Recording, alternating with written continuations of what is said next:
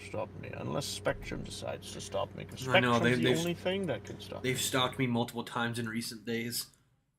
Same. I'm no longer Spectrum, so I'm happy about that. I'm Who are gonna you try now? figuring, like, in this next few weeks, I'm gonna try figuring out. Fiber optic. Fiber optics. Fiber optic who? Oh, and I just get to say this to entertain. Who's fiber Probably optic? AT&T. No, not AT&T. I think it's just Connect. You mean OMUs? No, I'd have to figure out the name of it.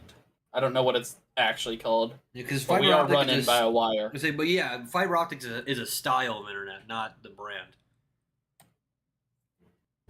Nice. Internet. Anyways, just disregard that I accidentally closed down my Roll20. Anyways, hi everyone. Welcome back? Question mark. We're gonna just go straight into the intro animation thingamabob. We'll see y'all in a little bit. Oh fuck. Brr.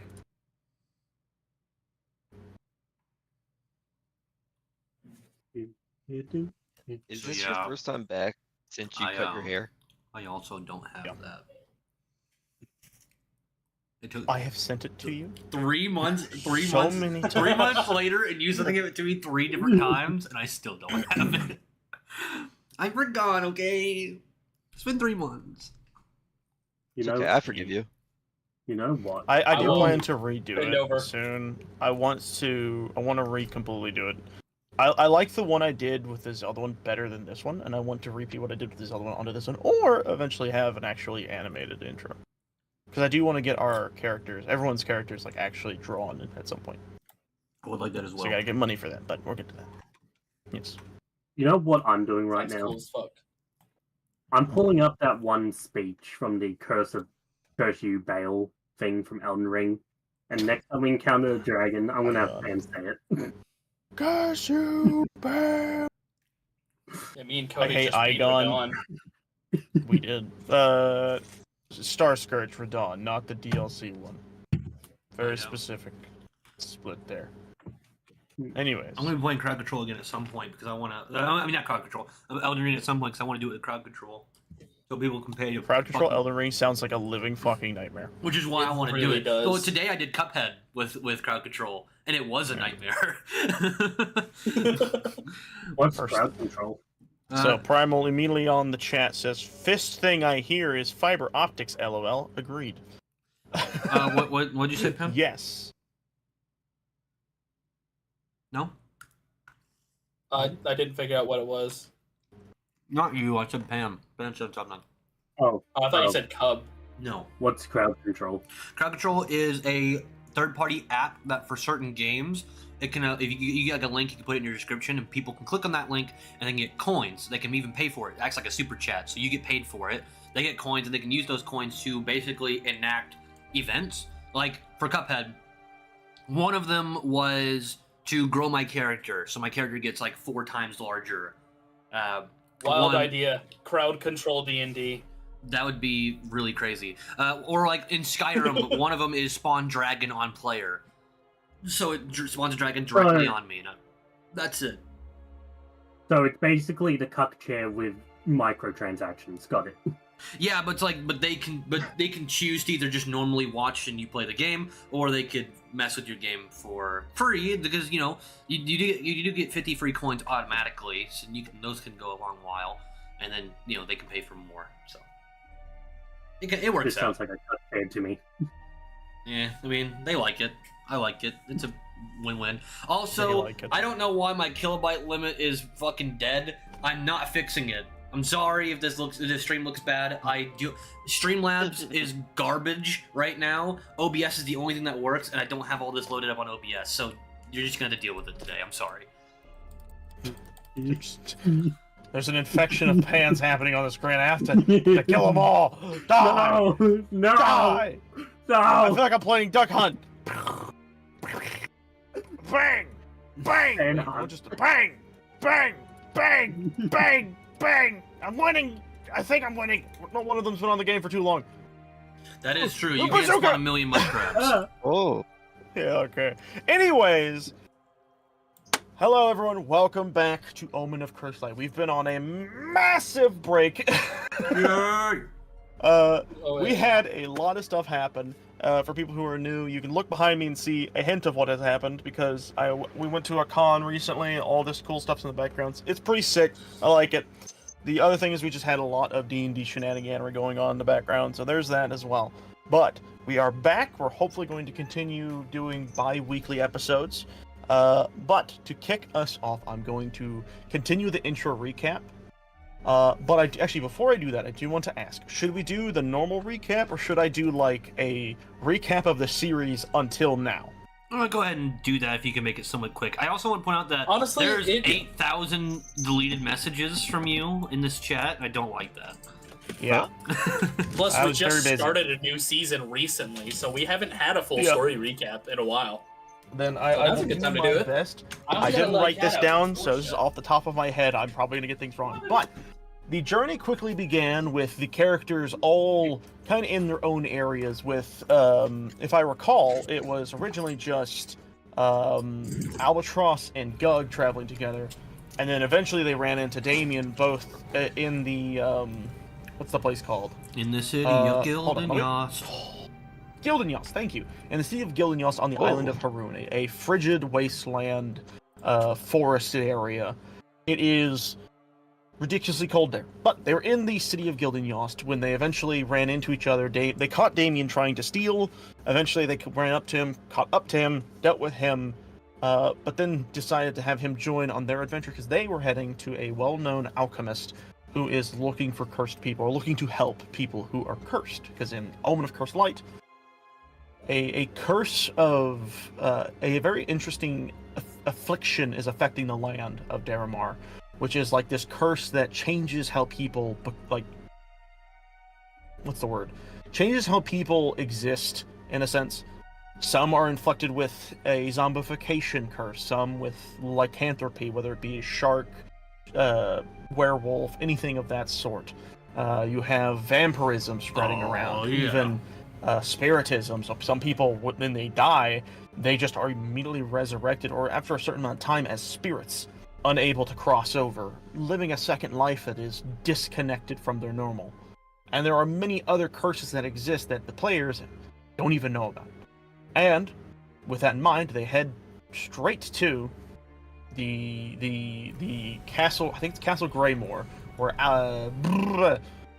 Arthur Blackheart exists, the alchemist who is supposedly has all the answers to everything. When they get there, they meet him. It basically is revealed that he has been awaiting their arrival, for he is a person of the divine. And after talking to him, and then having him introduce them to Pan, a zombified tiefling who is what's the class? What? Artificer. Artisan? Oh, okay, they're talking to someone outside. It's artificer. There it is. They are an artificer, and so they're obviously seen down in their little like laboratory tinkering. Things are exploding. Things are great time down there. Eventually, they all get together, and Arthur throws them into a bit of a test to see how they work as a group, having them fight his familiar, who then transforms into a giant yeti, and that is generally the first general episode. And then after that, we get to where the players sit down at a large feasting table, and they talk with Arthur and learn a lot about him, more than he had anticipated to give, but was willing to do so in the sake of getting trust, and hopefully pushing forward what is going to hopefully be a good teamsmanship, if you will. Eventually, he is able to send them on their way to the city of Baragnir, a dwarven city on the top of the... I should really just pull the map up so I can actually fully name things off, instead of just being mumbled because I can't remember my own place names. Arthur, we're going to Tahiti. The Crystalline Peaks. On the Crystalline Peaks here. I'll bring everyone over to the map so everyone can kind of just see. Oh, Yay. yeah. So, fucking hell. boom. So, they travel from Castle... I did get the name right. They travel from Castle Greymore straight to the Crystalline Peaks of Harun to enter into the city of Baragnir. But on the way to the city of Baragnir, they had discovered some very unsettling things. Creatures who had somehow been morphed or transformed into this cannibalistic forms of themselves, glowing with purple evil auras, and just literally eating their own kind rabidly. And also a certain vampire boy not being able to contend with the cold, which is kind of ironic. Wait, what? When they eventually reach the city of Bragnir, They said the cult. I was like, what cult did we go to? No, oh not my God, the he cult. forgot the cult already. Damn it. The one with Iris. When they enter into the city of Bragnir, they are not met immediately with welcome to arms, as they are first interrogated to see who they are. However, when they show the badges that Arthur had given them, they are immediately made aware they are allowed entrance, and so they walk in. From there, they are pretty much given a place of stay for the time. They are given a form of free walk of the town, so they can kind of understand everything, where everything's at. And then, at some point in the day, they are led straight to the King's Hall, where King Haldren, the dwarf, lays kind of chilling in his big molten throne. Eventually they get to talking to him. Some try to steal his cool-looking crown. Doesn't work very well. Who knew? And eventually they come to an understanding of what is happening in the city of Bragnir. A weird affliction of this cannibalistic nature has taken hold over their minds. A very important resource that the dwarves of Bragnir really need. It is one of their biggest sources of income and trade, besides their well-managed crops. After eventually deciding a plan, they are eventually buddied up with another dwarf who actually also happens to be cursed with lycanthropy, Burke. He is able to join with them, though very what's the word? Disgruntledly? I don't know. He's not very happy at first. Begrudgingly, that's the word I was looking for. He's not very happy at first, and eventually, while walking through town, they kind of all talk and chit-chat a little bit, coming to a little bit more of an understanding, but it is still a very loose, quote-unquote, friendship there. However, once everything is set up, and they all are ready, they head straight into the mines to see what is happening. And quickly they are made aware that the dwarfs deep within the mine have all become this morphed versions of themselves that are very cannibalistic, very aggravated, very rabid in nature. Once discovering this, they press forward, and then from there manage to basically slaughter every single corrupted dwarf in the cave due to having range superiority. Anyways. Oh yeah, automatic gunfire. Pretty much. This is what you get when almost all your guys have crossbows or some form of projectile. I didn't have a crossbow, I have a gun. Yeah. Eventually, they make their way deeper into the cave, where they discover a gigantic crystalline cavern that is filled with these dark purple crystals or amethysts glowing eerie lights. And directly in front of this massive crystal, they see what looks to be the reason they were sent in there. Because King Haldren had told them that his son had gone missing in the cave and was not seen leaving in a very long time, and he was worried that something had happened. And when approaching this man, it was discovered that this was not King Haldren's son at all. It was, in fact, a very interesting figure known as Severus McCree. What was this? A hairless black tabaxi in a very fancy purple suit and tie, with a southern accent, and a lot of very flourishing details, I'm sure, in his description. But if you want to hear that, go watch the episode. There's a lot to talk about with him. Yeah, for some reason he really didn't like Albatross, and he kept calling him Boy. It was really weird. Boy. Anyway. Because Albatross is half black. From there, they learned a lot of things about him, unfortunately. One of them being that he is, or at least seems to be, a follower of a long-gone, long-forgotten, pretty much, generational racist. No, a generational speciesist. A long-forgotten cult of people that basically followed the idea of just destroying everything. an effective death cult, if you will. And after learning of this, they were very quick to attempt to fight him. However, his magics being unknown to them, he was easily able to prevent their attack, but not before releasing what was secretly hiding behind him. A gigantic, distorted figure that, once released from the crystal in an explosive manner, was revealed to be an Elder Wendigo that was altered in some unnatural means by this evil energy that supposedly he has been helping infuse with. After this creature was released, a fight ensued. The players, pretty easily, honestly, managed to take this thing down. Yeah, we fucked that bitch up. Yeah, with the ending of the fight, basically having the creature have a giant column of stone slam down onto it, and in a moment of panic, it burst through the column and ran towards the door to try and escape. And a chase began, where the players had to get to it in fear of what could happen to the city if this thing was able to breach the doors.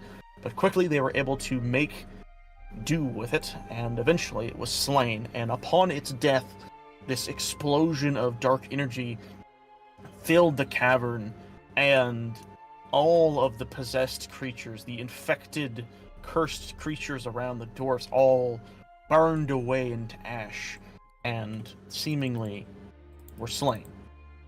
After this, they managed to gather some loot, but then, using a totem that Arthur had supplied Pan, were able to summon Arthur to their location so that he may investigate the corpse, or the remains of the corpse. And effectively, what they had learned at the time was that this being is, as you would expect, ancient in its age, but had been corrupted over time for an innumerable amount of time. And it would seem as if this thing was hidden here in hopes no one to discover it, but unfortunately, the dwarves eventually mined into the cavern and discovered the horrible secrets within their own mountain. Pretty much. With that, Arthur basically cobbled up what he could of the resources around him, and then they eventually told him of Severus McCree, which set him on an entire lore drop, which again, effectively what we just said earlier of him possibly connected to a death cult, sent him on a whole thing, and then eventually he left. The players, and Burke, I almost forgot Burke was there, all left the mines, and when they left the area, they were surrounded by dwarven guards, ready to pounce on anything that left the mines. But thankfully, there was no need to do so, as the mines had been cleared. I almost forgot about Burke missing everything except for us. That was because I messed up his class, but we're gonna move on from that. Yes, that was a bird. So, after all of that had been dealt with, they went to go back to the Golden Throne of King Haldrand. But as they were nearing the building, they had noticed that the door was cracked open, which it definitely should not have been. There are normally guards posted at the door, and the door is always shut, only set few allowed to enter. So quickly they burst in and noticed that down the giant hall, a lot of guards had been slain. Their bodies strewn about, parts of them flung and separated, scratches and claw marks everywhere. Some even burnt with this evil magic that seems to be emanating from their corpses. And eventually, they went down the hall straight into King Haldrand's throne room, where they once again stumbled upon Severus McCree. But this time he was in a 1v1 with King Haldrand, and unfortunately for King Haldrand, he was not looking so good. He was down an arm, down a hammer, and kind of just doing his best to survive. But when the players arrived, Severus McCree realized he had ran out of time. Realizing this, he talked a bit more about how the curse that everyone is afflicted with has something to do with him, though he does not delve deep enough into the idea as to why. And eventually he departs. But he states that they will all eventually see each other again, I'm sure, but be warned if they do. And with that, King Haldrand thanks the players for their help, thanks Burke, and King Haldrand is eventually able to try his best to mend his own wounds. There is something I had marked down from that specific encounter.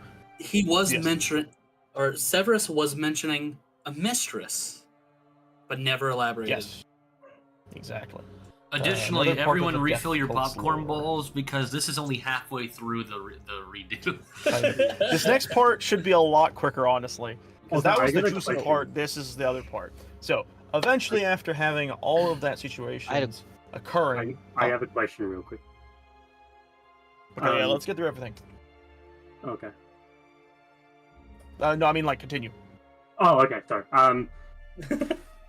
The dwarf guy, the king dwarf guy. King Haljan. Yeah, he told Cub that if we like did the thing for him, that he would give him his crown. Did he ever do that? Yeah. Yes, he did. Yeah, he did. We have that. Oh, I think you guys still have it, question mark. I think, Yeah. Oh, really? I think it was given to... Who was I think it? I think it was Albatross has it. Albatross. No, I think Albatross or Damien. I think I joked about stealing it from you. I think you actually still have it. Maybe. Or you might have sold it off or something. I don't really remember. I doubt we would have sold But- it. Yeah. Eventually, the Check my players were inventory, able to It's pretty much what it was. to leave the throne and kind of enjoy the rest of the day to themselves, to rest and heal up and lick their wounds. And while this was happening, Albatross decided to go and pick up on something he had set to cook.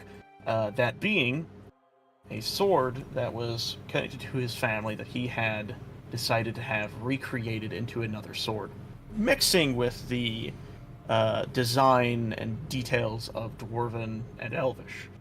And with his now newfound sword, he was ready for the adventures to come later on. And eventually, after a large feast was had, and everyone was partying,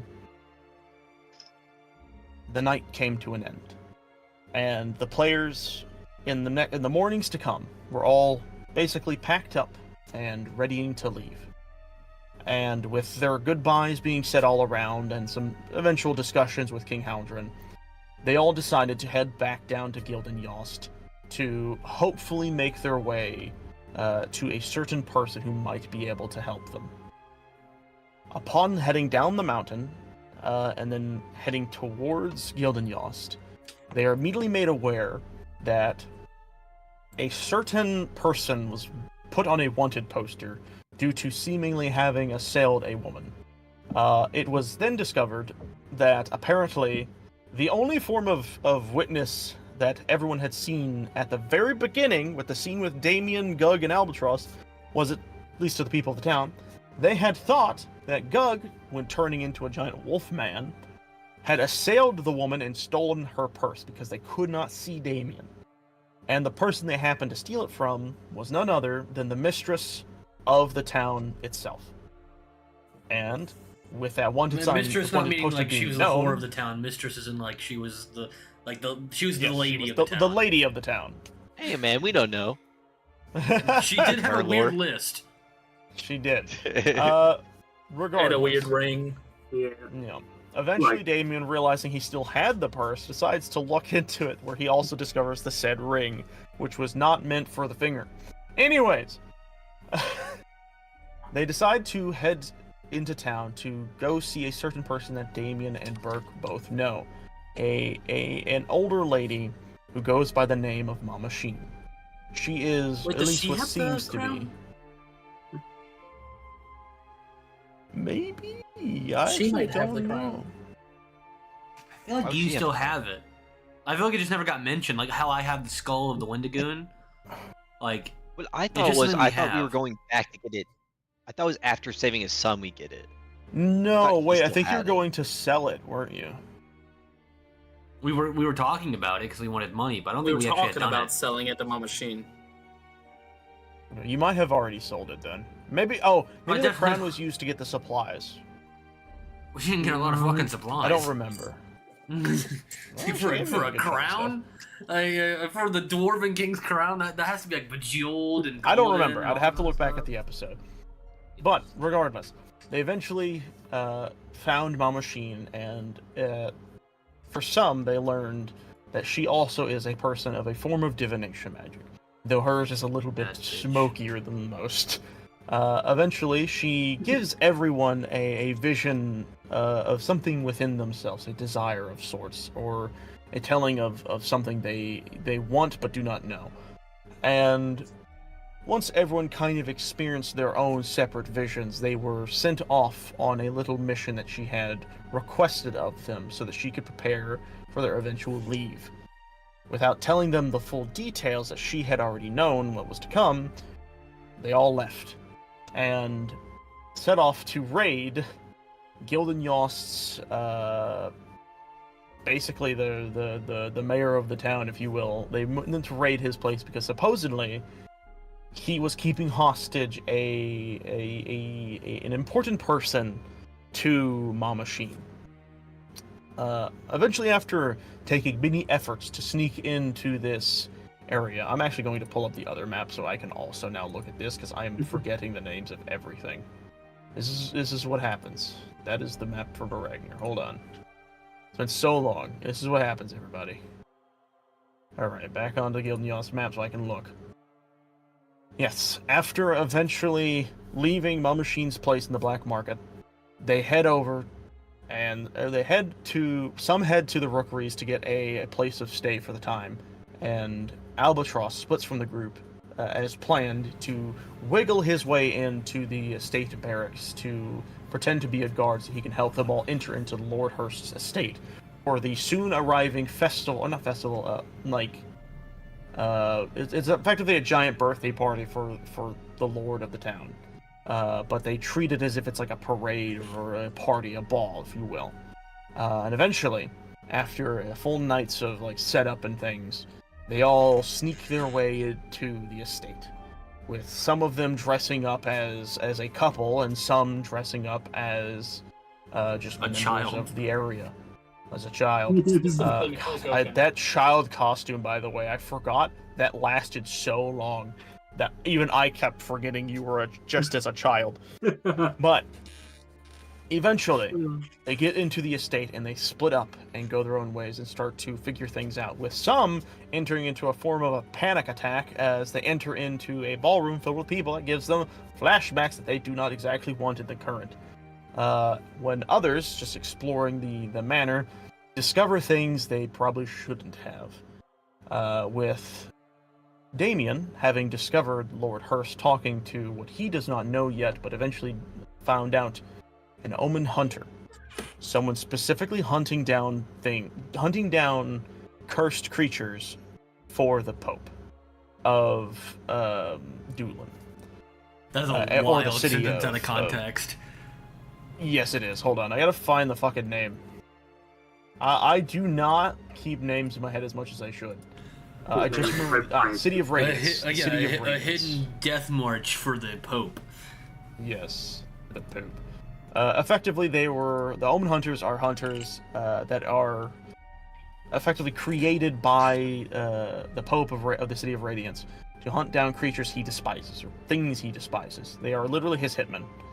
And eventually, Damon unfortunately stumbles a bit when doing this because he learns information he did not want to hear, which is that the person they had caught and unfortunately delivered elsewhere was none other than Damien's effective stepfather, if you will, or adoptive father. Who, if this ever gets redone, needs to be voiced by Vin Diesel.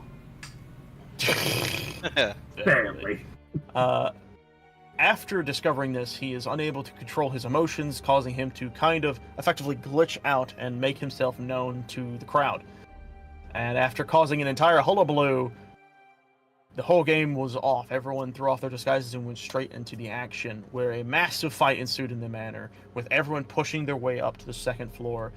Damien fighting for his life in the room with Hurst and trying to escape, but partially failing at times, but trying his best to deal with Hurst and the Omen Hunter. Eventually, the Omen Hunter sees the position he is in with Hurst in this one room and decides to bail, but warning Damien that it is not over and they will see each other again soon. And with that, he jumps out the building's the second floor window and is gone for the time being.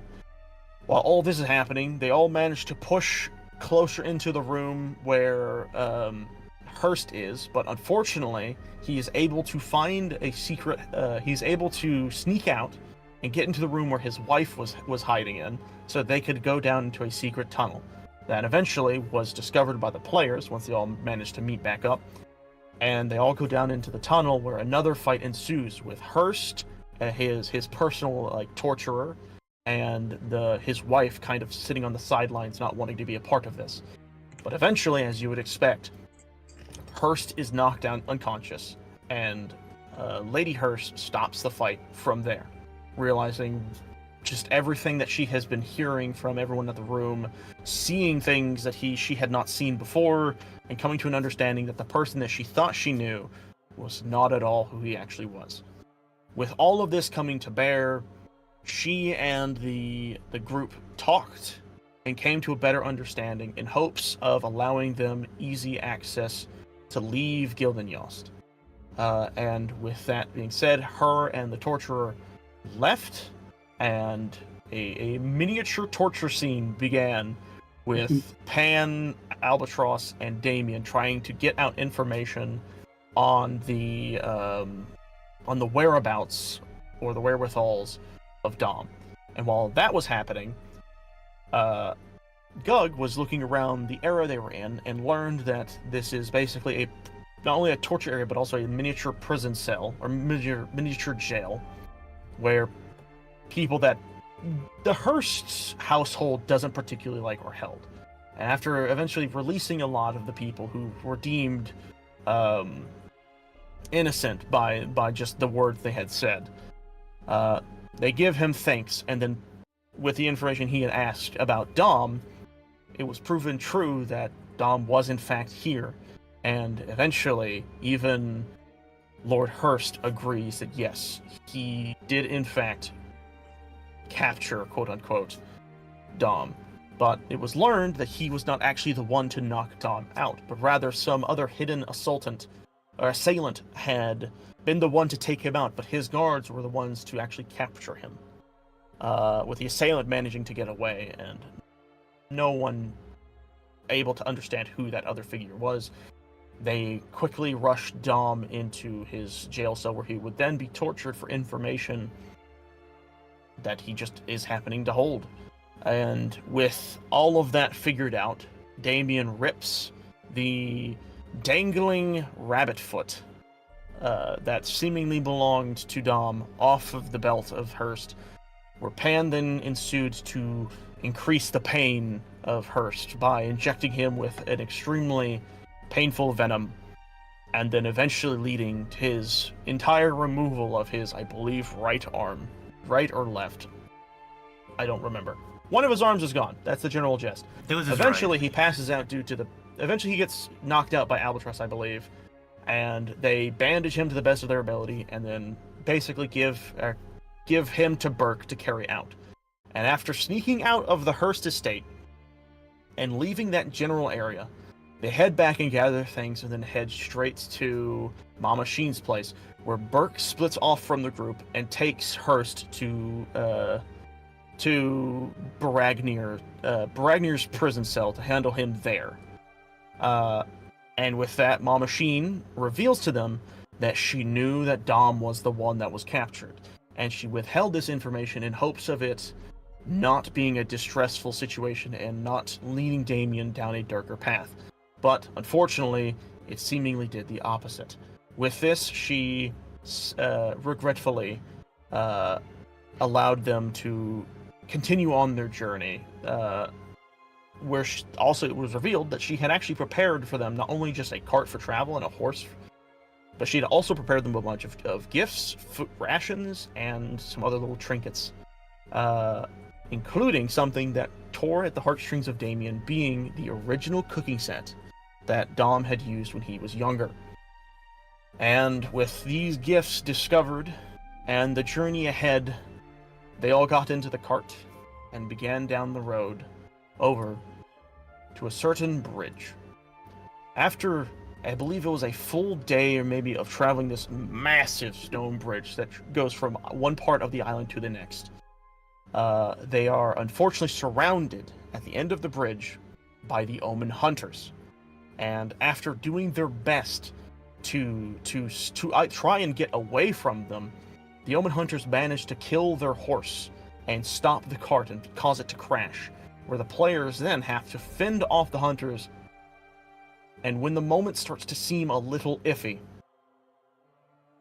the area that was originally surrounded by thick snowstorms and dense winds is suddenly met with the sounds of flapping giant membranous wings as a gigantic shadow lands behind the Omen hunters and shrinks and shrinks and shrinks down to a small humanoid size. And quickly, you begin to watch as one by one the Omen hunters are plucked out of the blizzard, the snowstorm that is occurring, almost as if they are pulled into the fog, and then thrown to the wayside. And then you witness that the crystals that are on their person that are rigged to detonate after their death explode one after the other, with the remaining few left quickly getting the fuck out of there, realizing what they're dealing with. And as this happens, and the battle seems to come to an end, the area around them clears. It quiets, as the storm seemingly disperses for a moment, as it is revealed that Arthur has arrived. Something to note for everyone: one of the secrets that he had given away in the very beginning was that Arthur was actually a dragon that was cursed to be stuck in the form of a human, but he has access to his powers for a limited amount of time. This being said, it was also revealed that he is, or at least was originally, a god of ushering people to their destination after death. He was known as Argathus the Divine. And with that information, and in witnessing his actual capabilities in full, they thank Arthur and begin a conversation where Arthur eventually lends off an item that he was originally planning to give to Pan a while back, but could not do it in the time. That being the mannequin that Pan now walks around with all the time. This horrific-looking humanoid-type doll, this marionette in a pink dress that has razor-sharp teeth and just seemings old, like aged bloodstains, possibly, is unknown as to what it may be.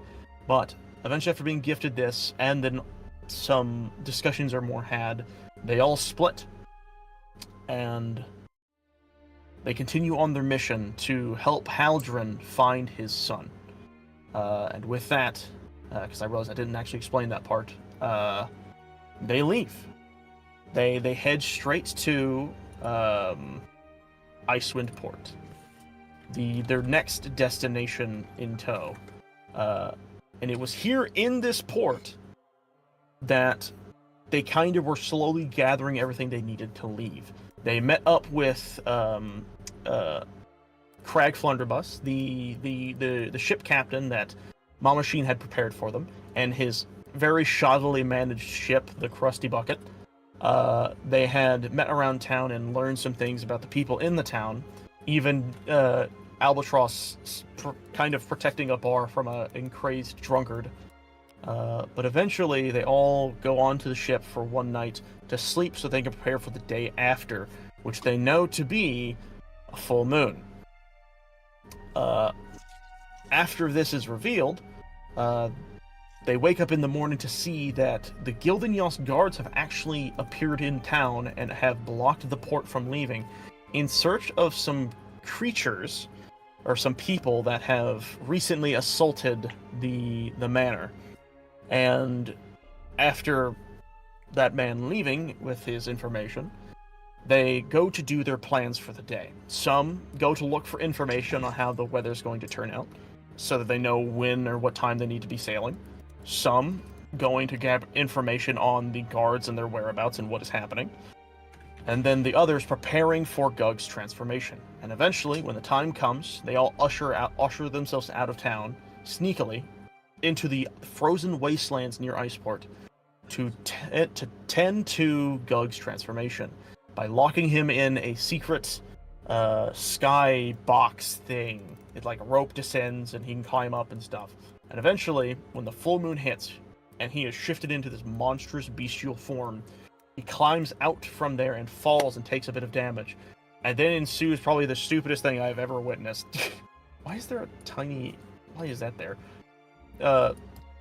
Eventually, what happens is Pan basically just keeps teleporting him into the air, so he falls and takes the full damage, or takes half the damage, but she just kept doing it. So that's basically what happened, and eventually he got knocked out because of it. It was really funny. That happened.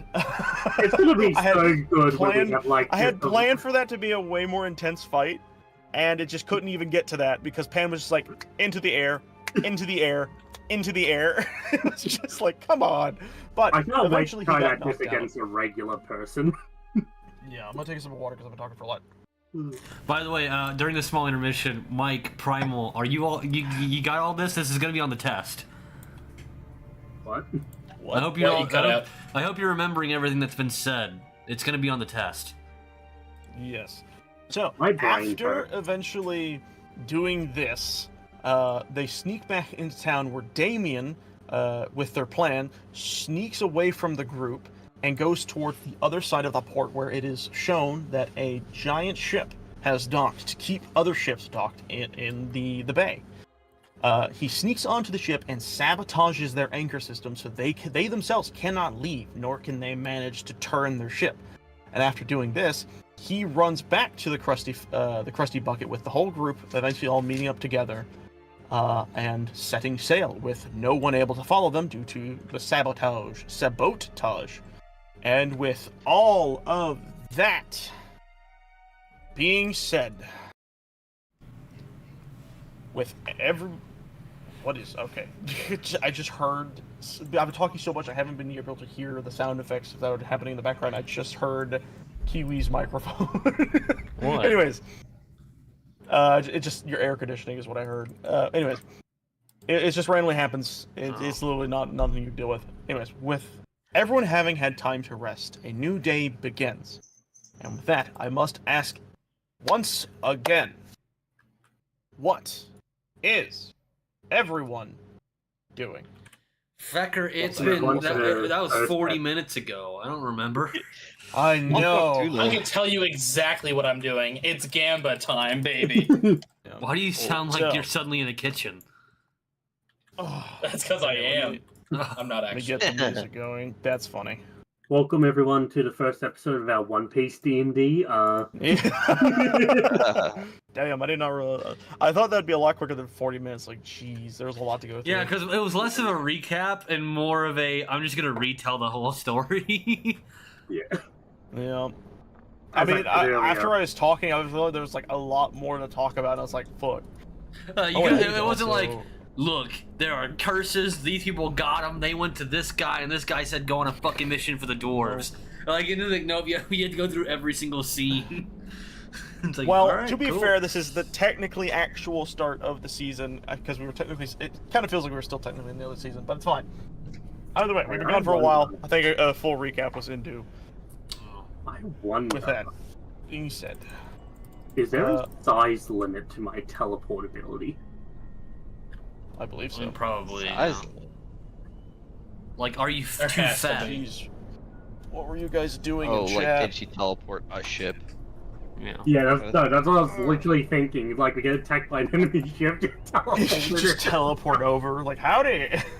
Teleport it beneath the water. You teleport the guy on the wheel. Yeah, no, like, I'm not seeing anything that says about a size here. It just has to That's be within a certain range. That's Like, big here, goofy. unless I'm missing something, you guys can read that. Magic to space.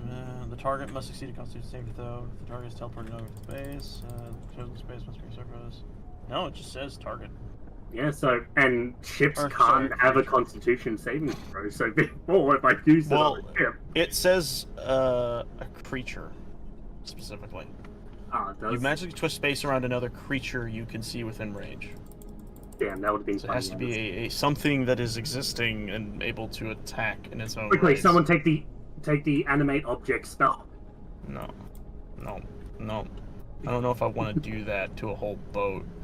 But anyways, with that being said, and we're all finally caught up with one another in this situation.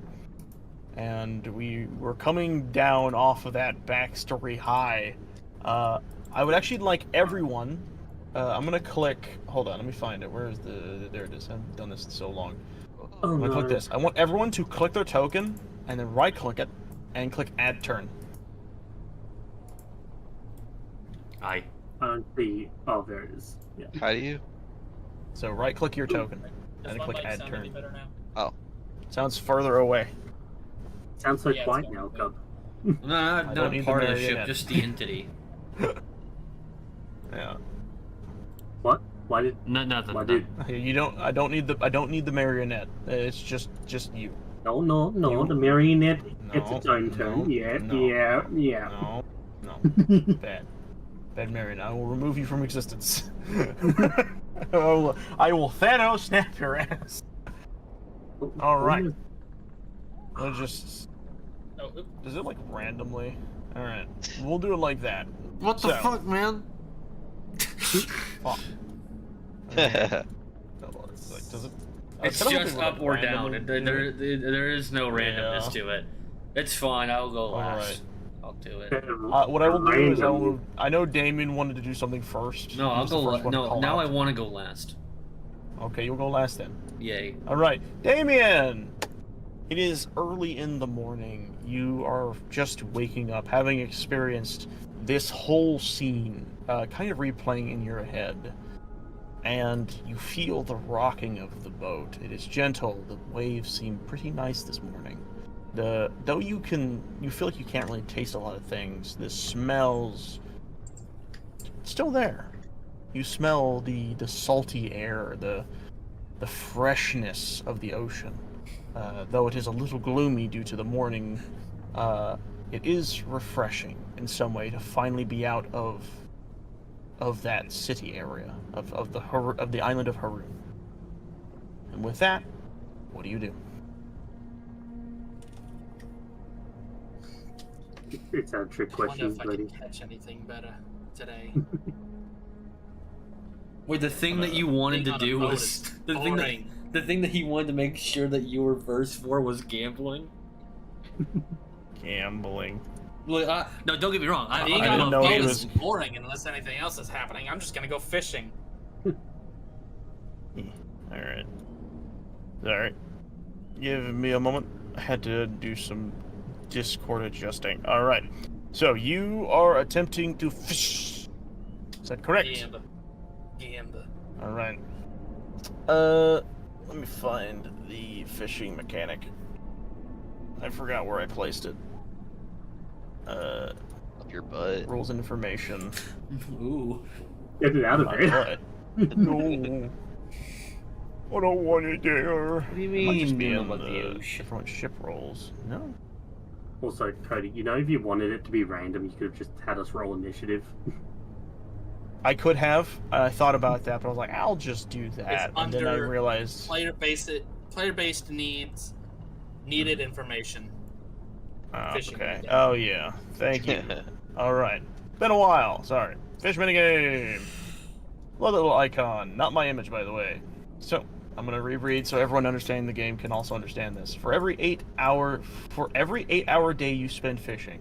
So basically, on a day like this is generally going to be what you're going to be doing throughout the day. Or at least for most of the day. So what I will actually ask is, do you want to do this in the morning, or are you going to save this for like a nighttime thing? I'm gonna do this in the morning. Okay, so this will take up a lot of your morning and into the afternoon a bit. Just be weary. So, Gotta make sure we have something to eat. that is Or true. They have something So- to eat. As I will continue. For every 8-hour day you spend fishing, roll 5d6. If you are proficient with fishing tackle, you can re-roll a number of dice equal to your proficiency bonus plus your wisdom modifier, minimum of 1. No, Otherwise- all I had was the fishing pole I bought. Yes. Otherwise, you can re-roll a number of dice equal to your wisdom modifier, minimum of 1. Afterwards, sum the results of all the dice.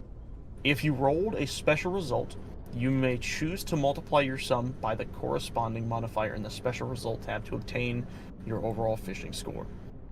Fish caught with a score of 60 or higher may have special or magical properties. consult your DM to determine what those properties may be. Now, before we fully begin, I need to state this is not my creation. I have altered it a little bit, but this is not my creation. I took this from the internet. I do not know who did it, unfortunately. I should have written that down, but I didn't. But to know, not my creativity, this is somebody else's. If they see this, thank you. Put your name down in the description, or not description, the chat. That'd be funny if you could somehow access my description. That'd also be a little terrifying.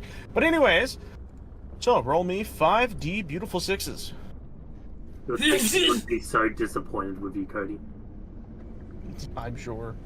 Oh. Alright.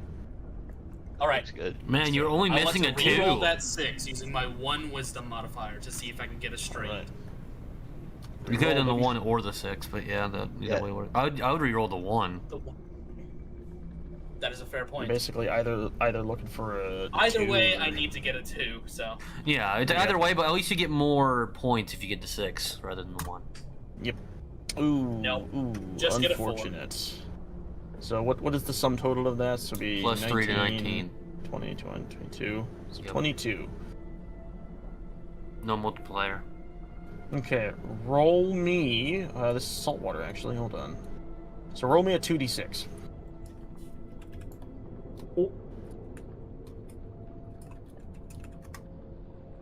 Oh, not bad. 11. Alright. Here, 11 So herrings. while you are fishing throughout the morning and a little bit into the afternoon, though you are able to catch a good chunk of fish, is nothing super impressive.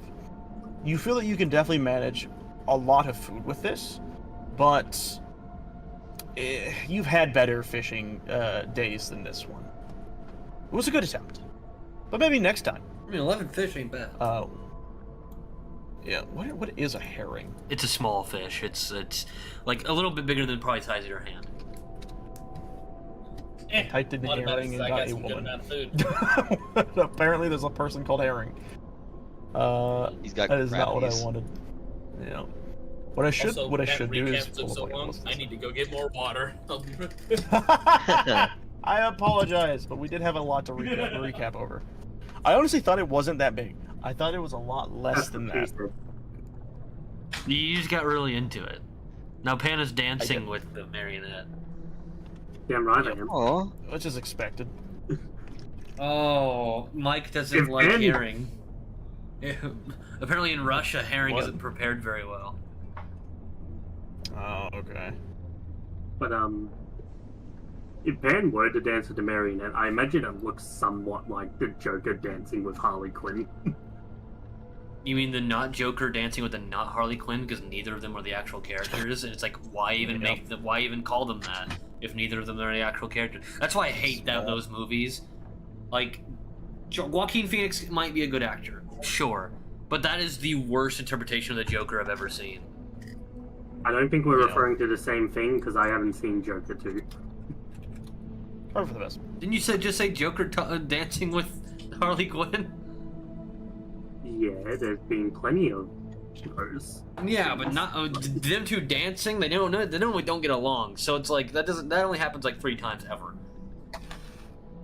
I'm obviously not referring to the one time that was the Joker 2 movie. Okay, It doesn't happen a lot. Okay, then So Suicide maybe we're Squad talking they about do the one it. that it does. So is it? And then there's one I was time in gonna the say. animation movies. So was it animated or was it Suicide Squad?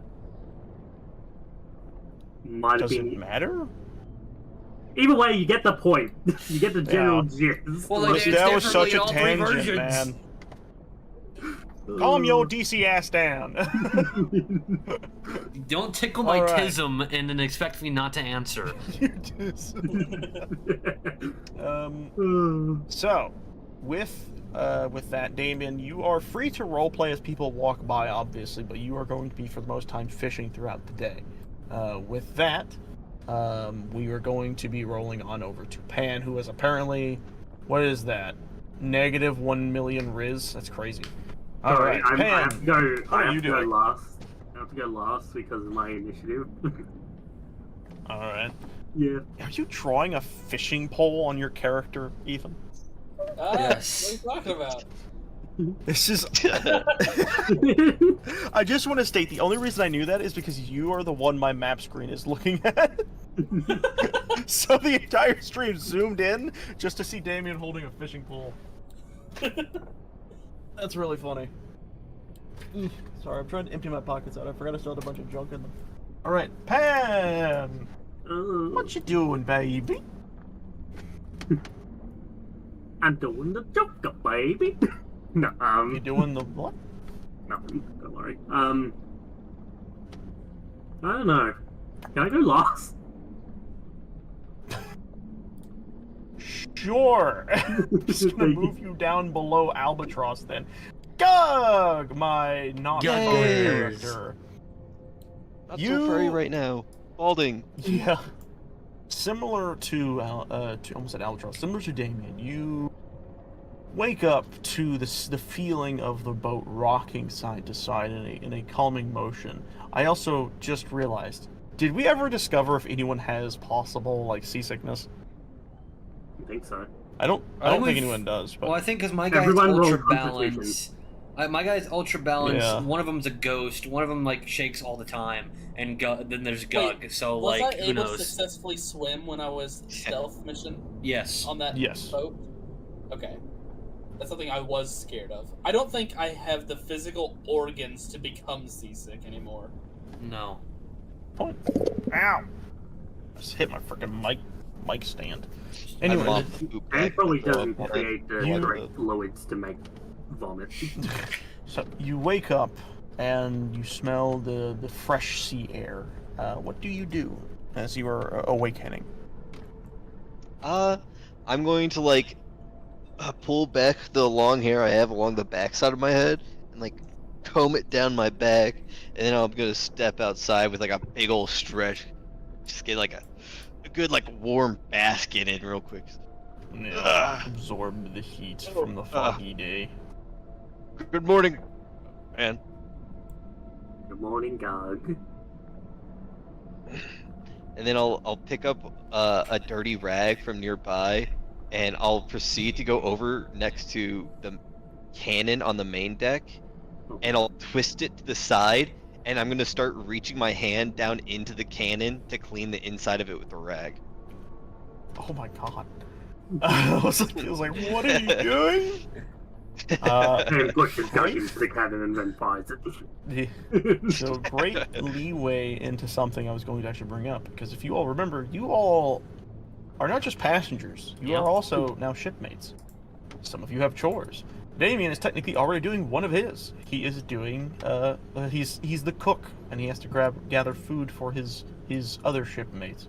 Whereas Gug is the swabby, aka the guy who cleans the ship and the decks and stuff, but he is also the medic. Pan, who is absolutely loaded with shit, is the shipwright, the sailor, the rope runner, and the boat swain.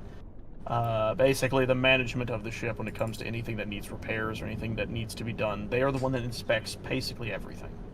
Albatross being the quote-unquote quartermaster with a question mark, he is also the lookout, the navigator, and the gunman. And Crag, obviously, is the captain and the helmsman. So everyone is aware. I should totally have Pan just put a giant coal of fucking engine on the back of the boat. I don't even think you have the resources for that. But anyways, all right. Thank you, Greg, for that little tangent. What are you doing now, buddy? You're cleaning the cannon, I believe is what you said? Yeah, I'm cleaning it until you can eat off the inside of it. Jeez. Good luck. Alright, yeah. Okay, so what we were going to be doing... He scrubs the rifling off so it doesn't shoot straight anymore. So, what we were going to do is we're going to have you roll a performance check to see how good you are at cleaning this cannon. Oh yeah, what's that like? Alright. Because there's actually rolls for this stuff.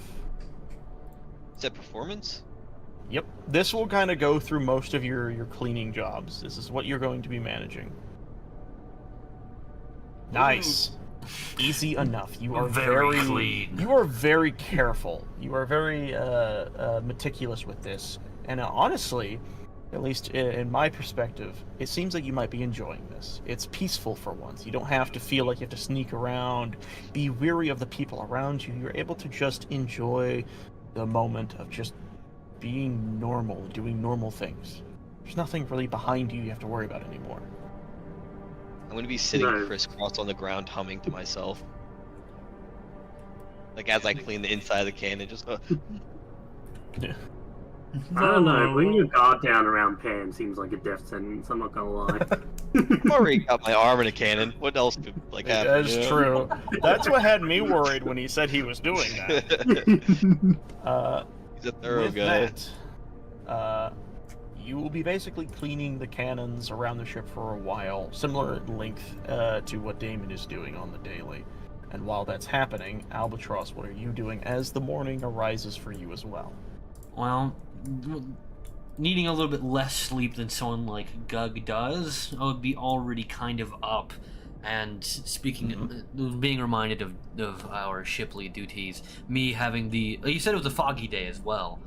So me Yes, having it's a bit the of a foggy great, morning. me having double the night vision everyone else has, I guess I'm just kind of doing my normal lookout duties. Of like, I can actually So you're see on- through this fog. Well, it wouldn't let you see through the fog. That is, night vision and fog vision are two very different things. Well, fog vision, I assume, doesn't exist. Unless you're gonna say, actually, in D&D lore, there is a fog vision. Well, no, I'm not saying that. I'm saying fog is not something that is like nighttime. You know, it's not darkness. It is an obstacle. Look, An I actual can physical literally, thing blocking your view. I created a fog that surrounded the ship, and I could see through that. But I can't see through this. This is some bullshit. This is just fog. But That also, was I never said it shadow. was dense fog. I never said it was dense fog. Look, just said it was man, fog. I'm just trying to do the things that I was hired to do, and Lookout Alright, Navigator cool. are two of them that we need right now, and we don't even really need that. Meanwhile, describing your eyeball vision as main character eyes. Look here, motherfucker. Anyways, Look here, asshole. I Uh, gotta just like fill in the void of something, okay? you're Look, okay. I'm you're looking. okay. My eyes glow. Are slightly more red than normal from the lack of drinking blood, and I'm a little bit. I'm just looking, man. I'm just looking. I didn't even do that. So, with that, give me a moment.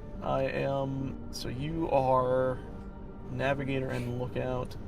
I'm trying to look at something because I think I have a roll for what. Yes, roll me a perception check. I think I have a roll for this. Oh yeah, perception check. The Oh, most. Well, no, I was just making sure it wasn't That anything one. other that I need to worry about. The I'm also most going common to... one. Yeah, bitch. I have Yes. the best eyes of the crew. I told you. All right. Nice. I'm going to roll, and based on what I roll, yeah, by the way, I will state this, so everyone knows. In cases of combat from here on out, I am rolling in game this time. But for things that I need to keep secret, I will be rolling in person, and they will not be shown on camera. Those are things that I will keep in my brain. No So, one's keep watching that your in mind. stream. No one playing is watching your stream, so you can go ahead and roll on stream. No one else I'm will know. sure. I'm logging says- onto your stream right now. I have 3 viewers got 'em. currently. No, I'm just saying like any of us. Like maybe besides Ethan now. You know. Oh wait, I can probably bring up my little. You're about to have 4. I'm keeping in the insider information now. I went upstream so I can watch the intro. We have pierced the veil and see through the lies. Got him. See, not my lies. Oh, how could you see through them? I thought I made them impenetrable. No, He I would have really never tried my guessed that his best. friends would tune into his own stream. Alright, yeah, totally. I'm gonna actually re-roll. You know, if real you quick want more of a because scene, I do forgot have could some. I just thought of roll something this. that we could do. Oh, Yeah, exactly the same number. That's amazing. Actually, a little better. Alright, cool. So, you are on the lookout. You are observing the surrounding area. I'm trying to adjust my wheels. Sorry, my desk chair is being fidgety. Alright. here, let me help you. You are looking out along the sea, and you do see like the horizon and everything, and a sun rising beautifully, mind you, in the sky.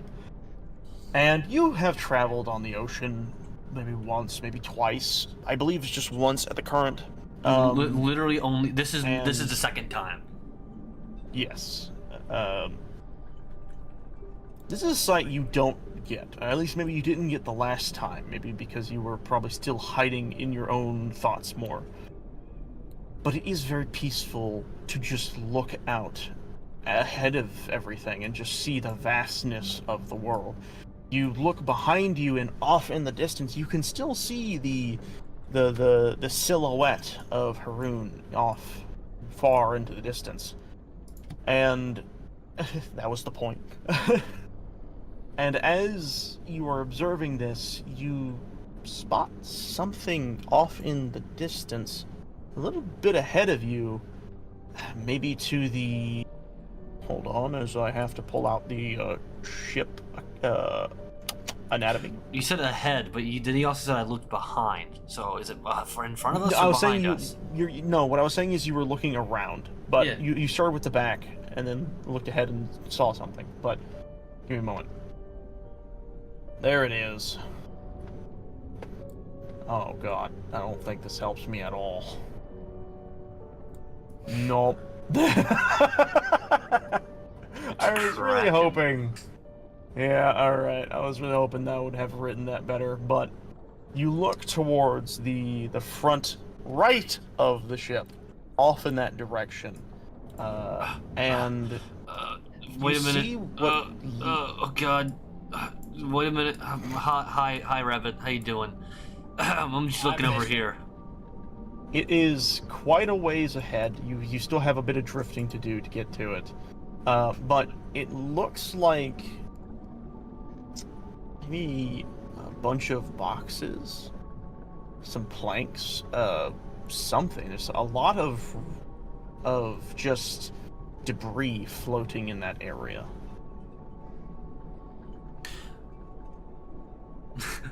So am I standing up in the crow's nest, or am I like walking around the ship? What I would say is you normally would be up in the crow's nest, but if you wanted to kind of get a closer look, you can move a little closer to the front of the ship. Well, I was saying for like RP reasons, I could be like, well, we're just gonna do this now. To get closer look, or to like make sure, I walk up to the front of the ship, still seeing it, as Damien over here is just, looking at his line. Damien, do you see that too? I just point off on the distance at all the boxes. See what? And as Damon, you are shown, you do see a faint silhouette of boxes, No, he maybe doesn't. some Shit. wreckage. I don't see shit. Did you roll? You didn't need to roll. He was showing you. It's funnier though. I mean, you could say okay. advantage and then he gets the 16 because Damien's pointing That it would out. make sense. He is helping. That does. Yes, you That get the does. advantage. Either way, you see it. There's no need to. I just like that's like Ding dong. him being totally disinterested. He's like, no, Yeah. I'm just here to fish, man. Like, I just don't care. Yeah. Yeah. Sure. He's You're ways going you off. crazy, Albatross. There ain't shit there. But Have we been out of sea too long? Yeah, he pulls the reel in. you Fuck, do another herring. see. You do see the fucking wreckage, or the small wreckage up ahead. Why would you guys do that? Fucking Captain, Captain, Captain, getting you, As Captain. you just I mean, we already have Beerus in this, so you're just gonna start counting all the other characters Shut up. slowly. I go will put some Hakai your burger. ass. Ah, damn. Hey, Beerus can Could Hakai I- the ghost. You're still in the line of fire. Captain, You get you rush. You rush through the deck of the ship, or across the deck of the ship, and make your way over towards the wheel where Craig Flunderbus is promptly stationed. And once you get over there, you will notice that he has a box that has been crudely nailed to the front area of the wheel so he can stand up and properly hold the wheel.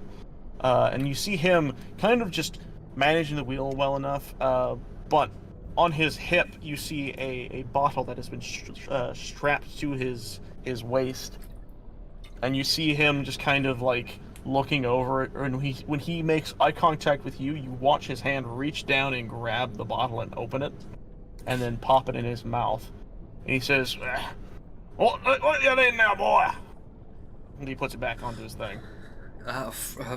I don't. Sorry, sir. I don't know much boat terminology, but the front right side, there's some type of debris, like maybe a wreckage in the water. There's a bit of wreckage out in the water. Hang on. Hold this! And he like jumps off the boat, and he like, just keep her straight. And he starts to walk his way across. I don't know why I'm doing the line. But yeah, this is how he looks. He gets over to here, and Damon, you see him kind of walk behind you. When he jumped off the boat, I genuinely thought he meant he went into the water. No, give me a moment. He jumped off the box he was standing on. Yeah, I am an athlete. But you see him pull out this little telescope, and he kind of flicks it up and stretches it out a bit. And he's looking down. He says, "There." He collapses it and puts it back in his pocket. Aye, there be loot. Just keep us straight. I'll fucking do the anchor up right here. And he just gets over to the anchor, and he looks, and he is kind of looking back at you and then back at the thing. And what I will say is, as you are keeping the wheel steady, it takes about 5 minutes of doing this, of keeping the thing steady, and him going to be like, look to the left, look, no, back to the right. What are you doing? There! Oh, keep it straight! Steady! Oh! And then you just hear this sound of chain drop and release as suddenly the ship comes to a quick halt as you all feel the ship lurch forward. Everyone make a dexterity save. I don't wanna. Too bad. Go. Oh. Jeez! Oh my Oh. god. Okay. I thought that one What's was mine insane for a is even when Damien got a nat 1, he was still better than Gug. So here's what's funny, and this is the good thing. Saves do not require or are not affected by netting. So it's the value that matters the most. So here is what happens. Pan, you are watching this, and you quickly, like, you realizing what he's doing, it's within an instant your hand reaches out and pierces into the mast, gripping onto it, and the moment the ship stops, you seemingly just do not move. Albatross, you're already on the wheel, you're holding it fine, nothing happens to you. However, Damien, for the unsuspecting two, one with his hand deep inside of a ton. You are seeing this. You're fishing, and you pull up, and you see this massive fish. It looks like a gigantic one, and you're like, "Oh, I finally got something different!" And suddenly, brrr, and your fishing pole gets dislodged out of your hand as you slam into the ballista next to you, and you see the rod and the fishing pole go into the water with the fish. No, he bought that. And as that pole. As this I happens, spent like half my money on that shit. God, no. As this happens, Gug, you are cleaning the barrel of this cannon. You are making sure it's nice, spick and span, and suddenly you begin to notice you are not standing straight or sitting down anymore. You are beginning to roll as you are suddenly flung in the direction of this other cannon as your head bonks against the other cannon. You will take 1d6 bludgeoning damage. Ow. Help! The ship's gonna kill me. That one. My cannon's attacking Said how many? me. So- One. As this happens, 1d6. Oh. Pan, could you roll a save also for the... Oh, wait, that was for the puppet. Never mind. Yeah. Yeah, no, the puppet just stands completely stiff. Nothing happens to the puppet. Puppet has perfect balance. As this occurs, you all hear, That was perfect!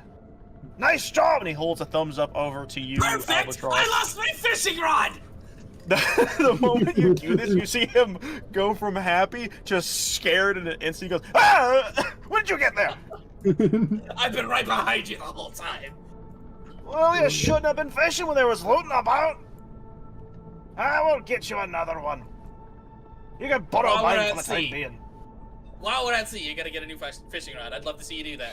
Maybe Pan could make one, so you might not be that much in trouble, but goddamn it. I kinda need that to Borrow make my our own. food. Oh, I'm sure you spent like a few gold pieces. Ain't that much. Stop your yipping. Look ahead. There might be a new one up ahead. And directly you all see it. I will circle this. Ships older ships stop. Not exactly like that, but similar enough to where this is a dramatic version of it. Yes. If those who have played Sea of Thieves imagine that similar form of stomping, that's kind of what happens. But in this little awkward circle of shits colored, why did I use that color? That is a very awkward choice. Because it's red, Noted, I I guess. will use a brighter one. It's like a weird brown. I will use a better color. We'll use. Why did it go back to brown? All right. I'll just put an X right over here. You all see a slowly. It's not there directly, but it's slowly drifting in that spot. It looks to be a part of a small mast that has been tipped over. There is a mass of planks. There is a few shipping crates and barrels, but I want everyone to roll me a perception check for those who are looking over the edge. Do I have to do mine again? Because mine was, I guess, to see it the first time? What I will say is, are you staying at the back of the ship with the helm, or are you moving at all? I don't see shit. Or are you going to the front? I guess, because like we just fully docked, right? Not docked, Yes. but you know, we just fully put our anchor down. So I Anchor might as well down. go up. Yeah, I'll go up. So everyone are you who on is D6 looking or am I? a D6. Oh no! Yeah, Yeah, you say it was roll a 1d6. It was Yeah, one. I don't think Pan would have any. So do I have to roll again? Sorry. Okay, what was that, by the way, Pan? I don't think Pan would have any interest in the loot. Okay. In fact, And I if you think she feel would. that you wouldn't. Yeah, I think she would actually turn to the captain and be like, "You're supposed to be getting us to where we need to be, not stopping for every bit of loot. We are on a time crunch here." Yeah. And, like, But this is interesting. And she carries like a tone of like unusual annoyance that for her. Yeah, my ship, my rules. We'll get to where you're going. Besides, I'm the only ship in the area that would ever go where you're going. So, If this pit just be stop is thankful what I'm even doing causes it. me to lose Dom, I'm coming back for your ass. Who? Oh, yeah, the other guy. Yeah, we'll be fine. Hey, I'm a great captain. The greatest captain. As a matter of fact, I bet we'll be there even before we take a few stops. We'll be early. Guarantee. As long A as that greater happens captain in would let traffic. us know when they're dropping the anchor. I screamed it, didn't I? Did I? I don't really know. I'm too drunk to know. And just sort of storms off annoyed. Oh my! More loot for me! It's Pan's time of the month. Oh, gross. Oh god. No, no, Oil. that is not at all what okay. is happening.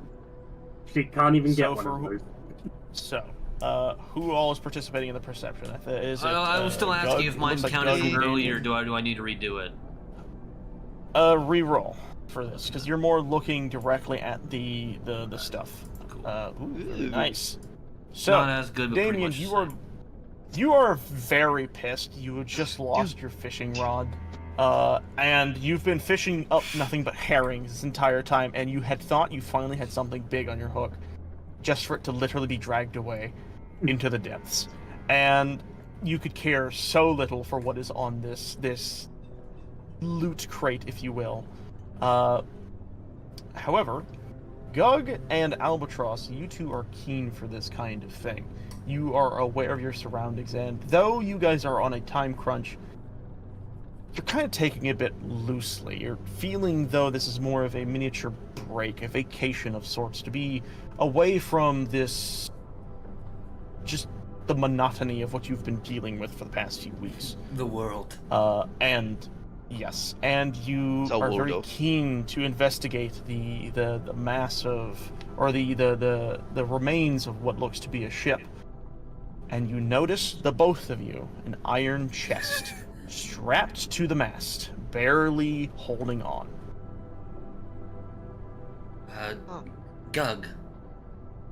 Not to be the one Yes. to point out the obvious, but if there is loot here, if there is a broken ship, that means something had to have broken it. And then the Kraken attacks. Oh god. No, I'm kidding, I'm kidding. The I was water's thinking like maybe red. like the Royal Navy or something. Like, For those who have played Sea of Thieves, the water turns black. I did not play Sea of Thieves. Oh god. It's a fun game. It's a fun game. No But one will play anyways, it with me. We should just do all our boating sections of this D&D on No. Sea of Thieves. No, thank you. That'd be funny. We That just would be jump funny. between games. Anyways, The funny thing is, my character on Sea of Thieves is Skeleton. of course. How All right. are we from the docks?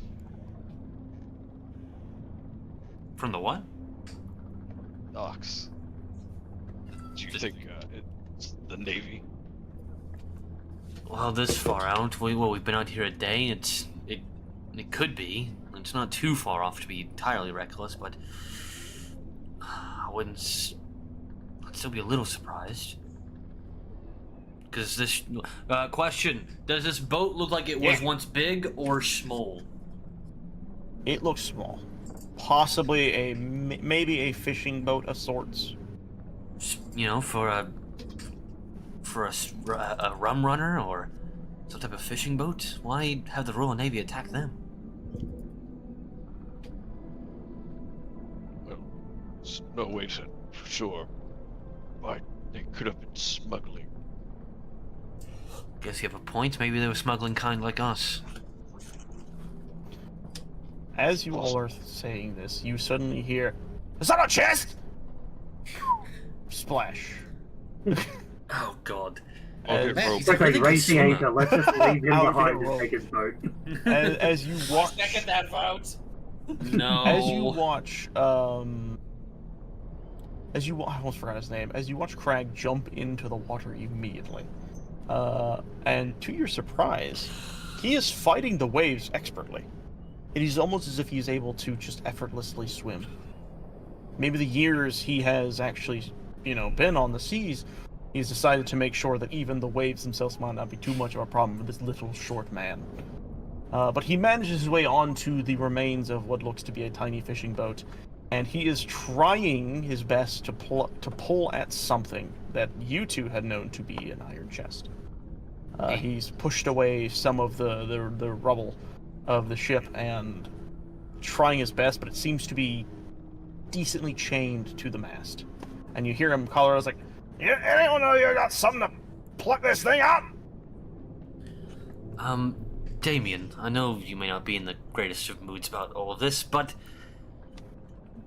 well, two questions. One, you do have a lockpicking set, don't you? And two, and more importantly, you were able to, when you swam before, did that worked? Did you interact with the waves, or do you just kind of like glide through them, or how'd that work? It's just kind of like water doesn't really affect me. It's almost like flying. At least it Well- was last time. Well, if any of us were gonna go into the seas and not disrupt anything, it'd probably be best we send you. I'll see what I can do. Meow. And you land down there with Crag. Jar Oh, Jar you Big fly down style up jumps close. up and dives. You see him wrestling a chained iron chest that is quickly starting to dip a little lower into the water. He's like, no. Hey, Damien, was it? Can you help me a little bit? I'm trying to get this chain off this chest, and I won't do it. Are you trying to get the chain off, or do you just want to open the chest here? I would rather do it when I'm not having to swim for my life. Also, if there's coins in here, I don't want it to get lost to the seas. Just swim me closer to the ship. Someone toss down a rope. Damien. Okay. Damien. Well, what? Extra question. How thick is this chain? It is your general average iron chain. Damien, stretch out the chain in any part that you can. All right, I'm gonna grab the chain and attempt to Alright. swim away closer to the ship with it. I'm gonna fucking bow and arrow this shit. I'm gonna break the chain with an arrow. Whoa! Yeah. Very interesting. Use the ballista. Really putting stakes on this. You know what? There you go. I'm- I'll just up the arrow by 50. Roll to hit. Shoot that thing. Nice. Right between his fingies. Immediately, the chain is split in twain, and you suddenly hear, "Oh! Oh! Oh, it's heavy! Oh, no, I'm going down with it! Ah! Ah!" I brought rope. And I'll I toss suppose I like one should into probably the help him. Just help him grab the chest, trying to get it above. Yep. Maybe Since I just don't grab have his to chest breathe, and leave I don't have to him. worry about drowning. I'm just holding it That's above my true. head. Did any of you, I just want to ask so I can make sure. I think Gug grabbed a rope, right? Or did anyone grab a rope? Yeah. I have. rope. Okay. Okay, so who's tossing the rope down? I think it was Gug. I don't know. I would assume it's go. Okay. I'm tossing an end So- of it down right now. Gotcha. You immediately, Crag sees it and he's like, nudges his head in that direction. He's like, swim that way! No, not that way, this way! Damien, do you know how to swim? Apparently. Well, good enough I'll for turn me. to- And he... I'll turn to Pan and I'll ask like, Do you think your marionette could help pull them up? Fine. Thank you. And... I see where this is going already. I don't want to get dragged over. I don't want to be a wet dog. What dog? That's funny. And just as you would expect, they get onto the rope and they pull down. And the Crag yells, "Pull us up! I got the chest!" Do we I'll both give roll it strength? Good heat. What I will say is whoever has the best strength will roll at advantage. Oh, Not me. what's your strength go? 1. Okay, well, the How the marionette's fuck am I stronger than apparently. you? Wow. I'm not a very strong boy. Oh, You gotta increase it. Oh! 6'2". 12. God. Oh no! So- Well, he didn't- I said at advantage. This is what's great about this. So you both start pulling and Well, Gug, Gug didn't the roll. rope is a little... Huh? Gug didn't roll strength. He doesn't need to. I just said whoever has the highest will have advantage. Oh, okay. Yeah. Pan is rolling the marionette's strength. And Yeah. as this happens, Gug, you are trying your best to maintain the rope, but whatever is in that chest is surprisingly heavy. But the marionette is directly behind you, and without even moving an inch, it is effortlessly pulling the rope behind you. And eventually, you all watch as Crag, one arm over the railing of the ship, pull himself up, and then throw the chest to the side of the railing, and then reach down and pull up Damien from the water as he pats him on the back, saying, "That a lad, that a lad." Don't fucking touch me. Eh? Are you still upset about that, man? You're Yes, of course pushing. I'm upset about my fishing pole. Hey, you might have enough I gold in this said I'd chest give in you order to buy mine. one. Jeez. If any of you have wire, I can make I can make Damien Just call a me. replacement. No, actually, I have the Is there a captain. bear Is over it here? not floating in the water? Huh? Is it floating in the water? Like, is it wooden? No, Or is it like a No, Oh, fish no, took no. it. fishing rod? Yeah, fish took it. Yeah. it's gone. Oh, yeah, it was. Alright. So, you get onto the deck, and immediately Crag, after having that little discussion, shimmies over to the chest and he's looking at it. Yeah, it's a little rusty, but it seems pretty fine. Must not have been floating for too long. And he kind of looks at That's the a bit of lock a worrying and- So is statement. anybody even more disturbed? I don't worry about what happens all the time. It's the ocean. Place is dangerous. Some people go out If you further said than they it's should. recent, that means it's just recently sunk. We should Not probably be on recent, the I said lookout. somewhat recent. Okay, fine. isn't there entire tales about people finding chests in shipwreckages and then the chest is cursed or whatever? How about you Nonsense. open the chest? The only thing then? cursed is the Yes. shroud. Yeah. We ain't there yet. You know I'm what? not opening that. Yeah, I think we're just gonna take a step back while you open that. No one's helping him. No. I'll help. No. I guess that'll be me. Right? And you see him fiddling, like he's got like he's got like a little knife, and he's got some like a hairpin that he just happens to have, and he's kind of fiddling with it. And you hear one of the pins snap. He's like, "Son of a bitch! You got anything I can stick in here? I just need a little bit more pressure." Fine, move out of the way. Oh! Hey. Just chink. And yeah, no, you see that he had the thing lined up perfectly. He just missed his last part of the tool, and you easily just put it in there and just went, and It's immediately not like the if chunk this the chest is chest cursed, I can get more cursed. You do have a point. See? Positivity! And then he looks over at the chest and lifts the lid up. And what you see is a few rolled up 13-year-old pieces girl. of paper. It's like, what the fuck? No. No. You see a few rolled up pieces of paper, some letters, it would seem. You see a little pouch of what seems to be coins, though you do not know the amount as of yet. But you will also take note.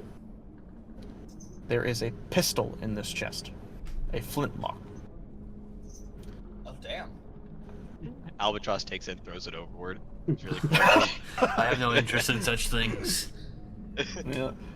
As you see this, you see Flunderbuss look over and he immediately sees the coin pouch and says, "Yoink! This is, let's see how much we got here." And he kind of pours it out into his hand, and he's just counting. Holy shit! Alright, that's not too bad. 50 gold coins, 20 silver, and like 5 copper. That's not bad, actually. Damien, how much was your fishing rod? That is a good question. How much did I spend on I that? don't think it Don't was super cheap. think it was much. He digs into the gold and he pulls out 15 gold coins. He says, "I'll give you mine temporarily, but this will pay back for the fishing rod you lost. I'm sorry." And he hands you the gold coins. I mean, it's fine. I just want something to do. I'm liking fishing. It's all I got right now. I mean, there's other things you gotta do around the deck. Fishing can't be the only thing. Yeah, I'm cooking as well, so I gotta cook with what I catch. That's true. That's very true. All right then. Anyway, No, just next time you lower the anchor, let us know first. you know, we do have a bell for that. Oh well. You guys can dig through the chest. I got my gold. And he puts the rest back in his little pouch and then ties it back up and then heads back to his helm. Oh, and because one of you left the anchor when you're done, we're going to set sail again. And he just makes me his way being back. the curious boy that I am, I reach for some of the papers and I try to open them. Is that all he So, cared about was I the read gold? it. Yeah, that's all he grabbed was the bag. So, I read over Albatross's shoulder too, by the way. There you go. awesome. I'm- So there I'm- are... I'm nabbing that flintlock, actually. There you go. You can have that. Okay. So first things first, there are 2 notes, a letter, and then the flintlock. I say notes. They're Wait. they're more like scrolls. Sorry. So two Two scrolls, scrolls. a letter, and then the flintlock. So that's 3 different. That's 3 Yes. different letters. Okay. I guess we'll grab the letter first because it's the odd man out. Yes. So you grab the letter, and it is, as you would expect, a little soggy, a little moist. It is not super wet, as the chest has managed to maintain its shuttedness. but when you peel open the letter and you begin to read, it is very clear that this was the last writings of a man who was hoping that Wait, this may reach What someone. language was it written in? This was written in Common. Okay.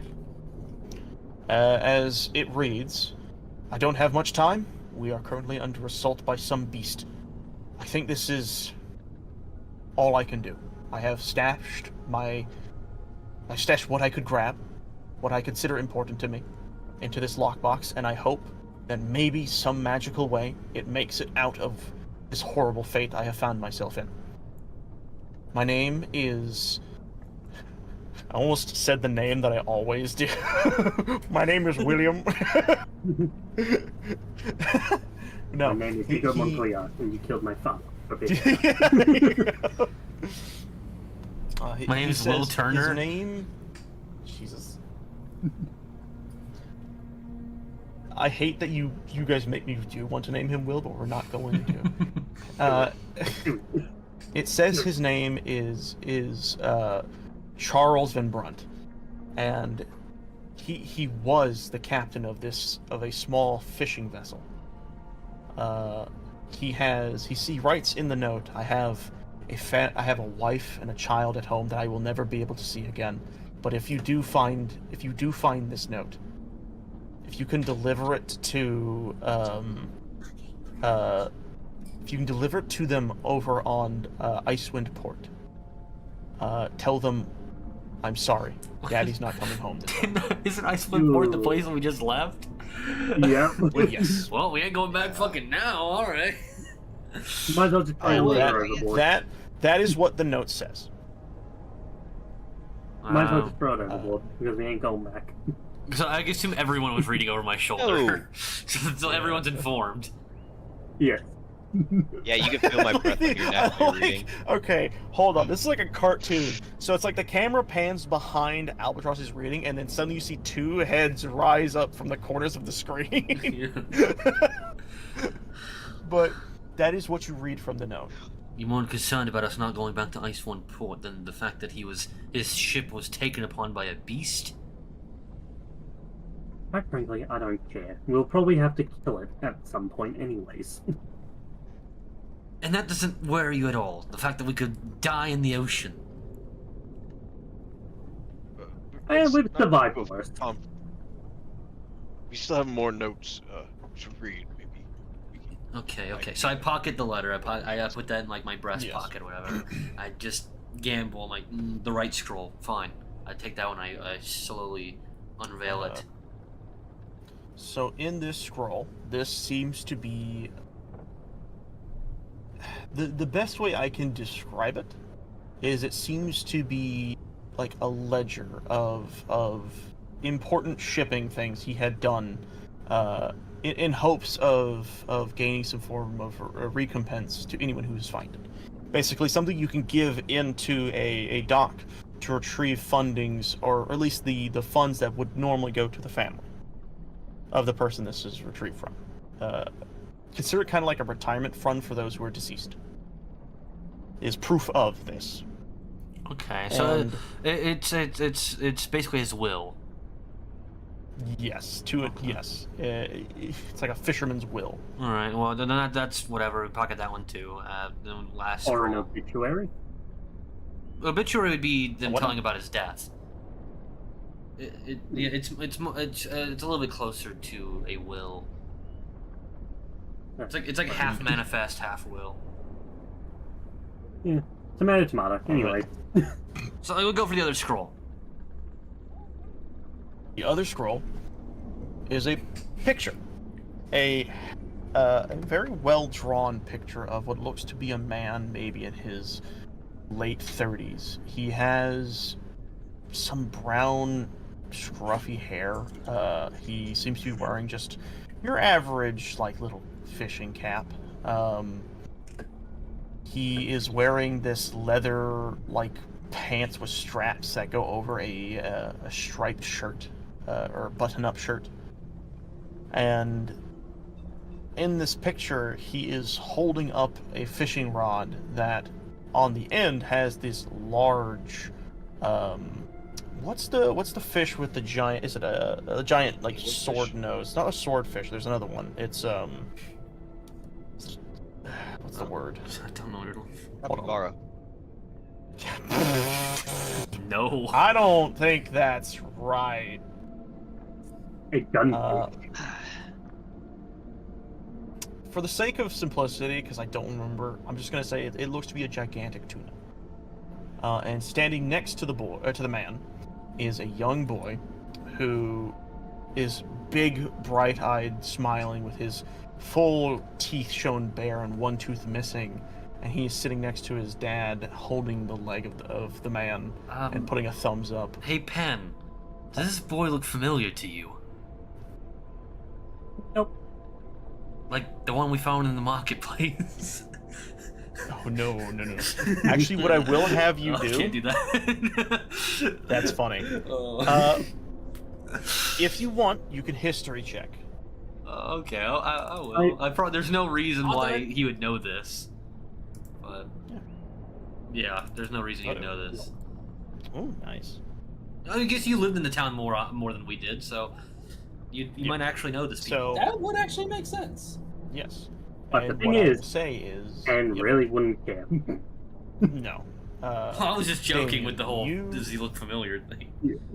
Yeah. Damien, you look at this picture, and the fishing rod thing's kind of still in the back of your brain, but it quickly leaves your mind as you recognize this boy. Oh? His name you didn't get, but you recognize the smile. He was always down running through Gildan Yost with his mom. They did, at least what you saw, you were checking her out for maybe hoping she would have some form of quote-unquote loot to take. But you noticed how her and the child always happily stuck together. And you caught some of the conversations where the mom would talk about her husband being out for a while, but I'm sure he's got the biggest catch he's ever had. And the dad being so proud of his dad, the son being so proud of his dad as a fisherman that he one day wants to become a fisherman. And you remember all of this, and you kind of now realize a solemn part of this world that some people don't get happy endings, and some people don't even know what ending others will get. This is not a world of fun and happiness all the time. This is a brutal reality that all of you have known for a little while now, but just even out in this open ocean where you hope to escape some of that bit of grim reality, it still somehow bears its fangs into your memory. Can we get the anchor up so we can keep going? I believe that's a Please. good idea. Thank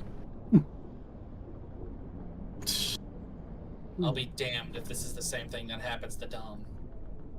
Well, he's not on the sea, but Not really the time, Albatross. Look, Yes. I'm just gonna go this way. Awkward And with that, shuffles. the day continues. Pan. Pan, I would like to ask. Never mind. Oh, all right, roleplay, go. You're busy. Pan, I Yeah, actually, what? I thought of something. You have, elemental, I guess is the word for it. I guess bullets for your flintlock. Yes. Mainly incendiary rounds, but yes. Do you think it's at all possible that you could make some in the form of arrows, perhaps? I could. You already know that you could, or you think that you could. You see this flintlock, you see my arms, you see my legs, my eyes. All this was created by me. You think making a little arrow that just goes kablooey would be any sort of difficulty for me? Like, I feel like a steel ball would be a little bit easier to make than an arrow shaft into an explosive, but yes, I assume that you had the technical knowledge to do it.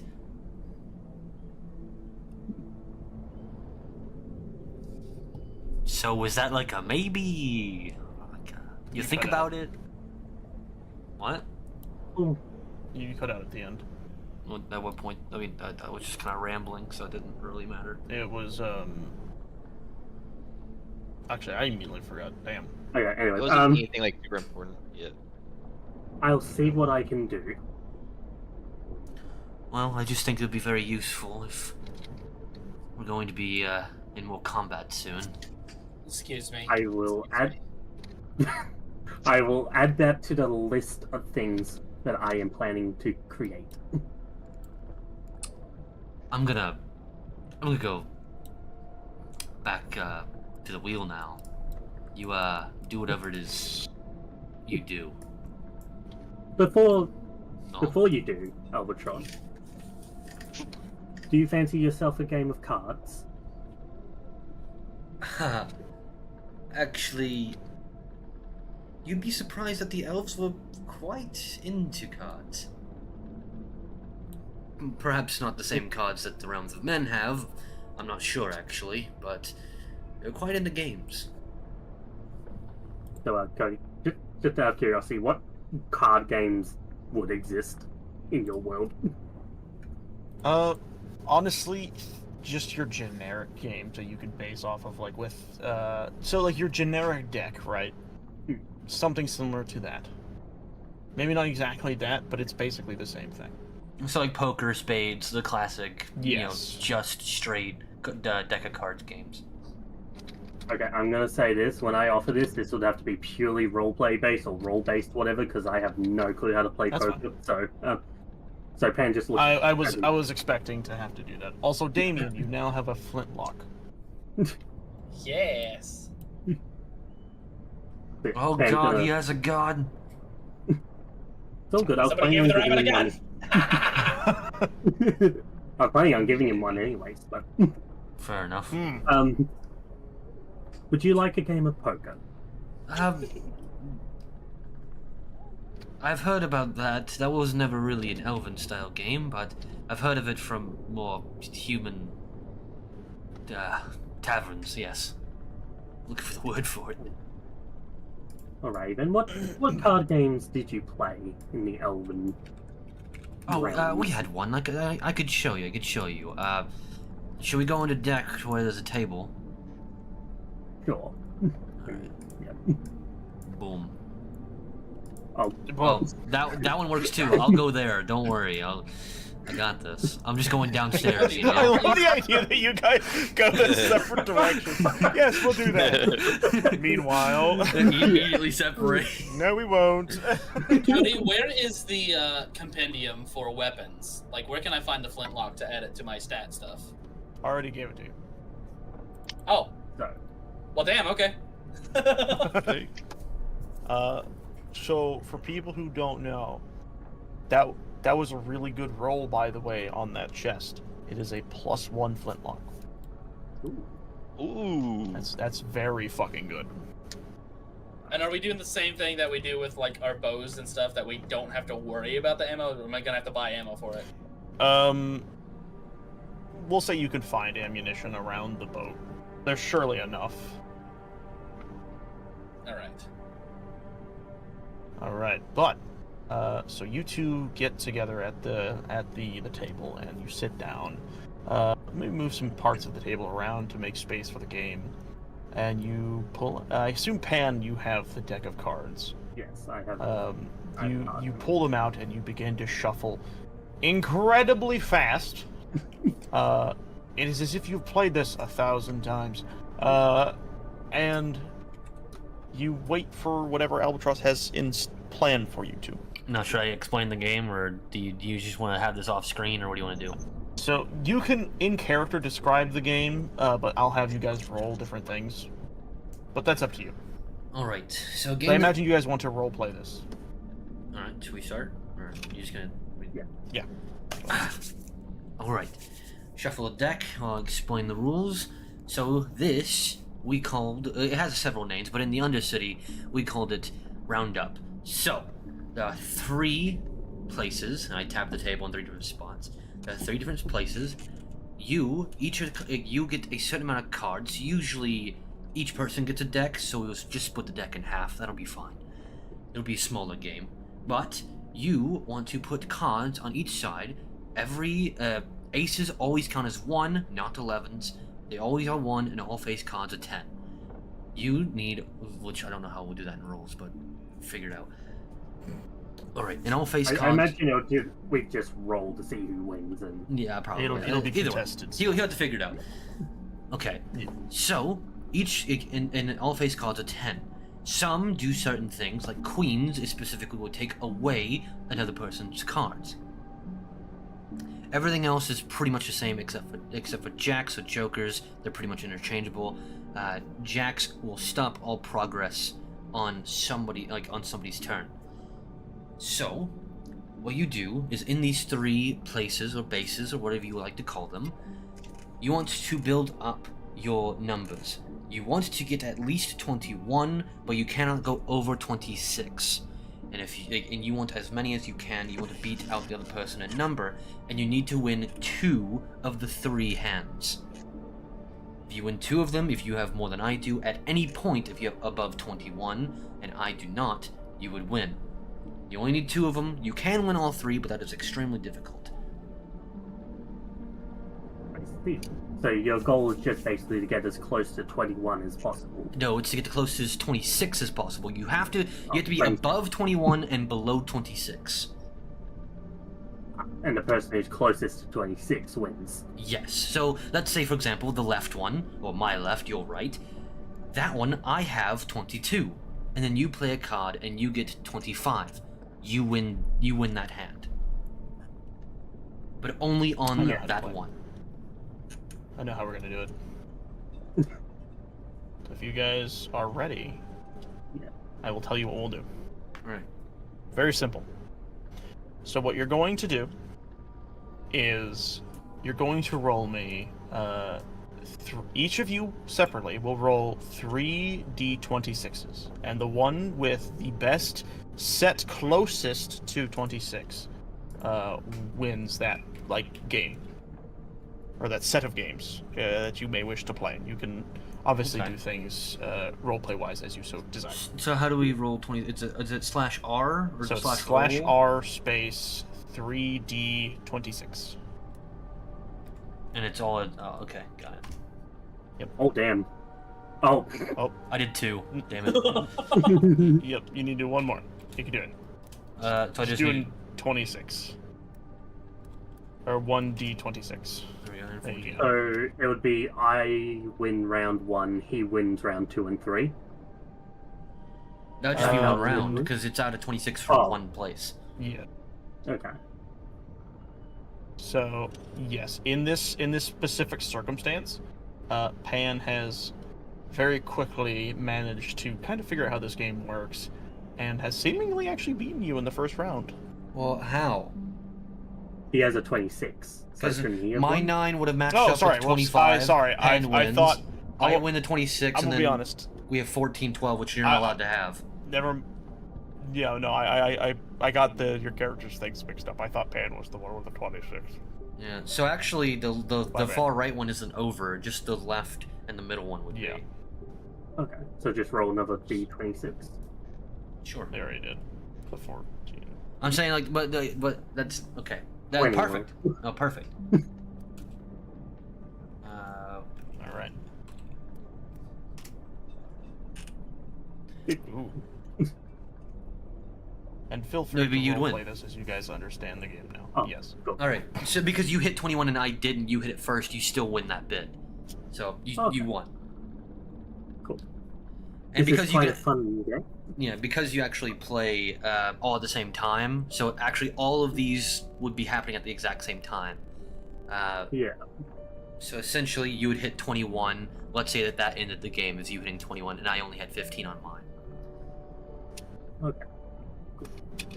Well, essentially, as we're playing, Pan's just gonna sort of look at Altrostinko, and she wants to say to him, like, So you Turn this used down to live so loud for some in reason. your own little village and all that. It wasn't really a village. It was the capital city of the elves, actually. My bad. But how did you deal with it? The whole sort of having to leave your home thing. Well, there was no. As you probably know already, I'm sure I've mentioned it. I was brought before the council. Luckily, they did it somewhat privately because they didn't want it to get out too fast. To control the narrative, you know. It's how politics works there. But essentially, I was taken out the mud gate where no one would be and practically no one would see me. They threw me to the woods and said never come back. There wasn't really much pomp and circumstance to it, sadly, but... Well, there is for me, but for them, it's practically just another situation to deal with, really. As to how I personally dealt with it, I was lucky that someone like Gug found me before anybody else did. So Gug for you is kind of what Arthur was for me. As it seems, someone of gentle, controlled nature, too. We balance each other. We actually met the Omen Hunters before, you know. Killed one. Barely. I was only out a month. Oh, sorry. Sorry, you go. I thought you were done. I'd only been out a month before we actually found each other. Yes, I believe even Arthur himself had mentioned something about Omen Hunters. I'm not 100% sure, as you know. My mind is a bit warped these days. Things are hard to remember. And it's weird for me. I almost didn't want to come on the ship with you guys. I felt as though I was leaving my home, the only place where I know what is, but then also I was excited because I don't know why, but the city of Radiance and the surrounding area, it brings back certain memories, and it's almost like I'm going to rediscover somewhere that once held great importance to me. Albatross nods. I can understand that. As you heard, I was willing to go. And I'm sure our road leads there no matter what. But Either way, I'm... No, go on. You can go on. Either way, I'm sure there'll be plenty of answers to questions that we have to be discovered down the line. Do you know what they do to people like us? The hunters, I mean. I imagine, in overly simplistic terms, they exterminate us. Yeah, but the devil is in the details, as they say. Me and Gug were traveling, and we had found this girl. She was beaten to near death. She could barely speak.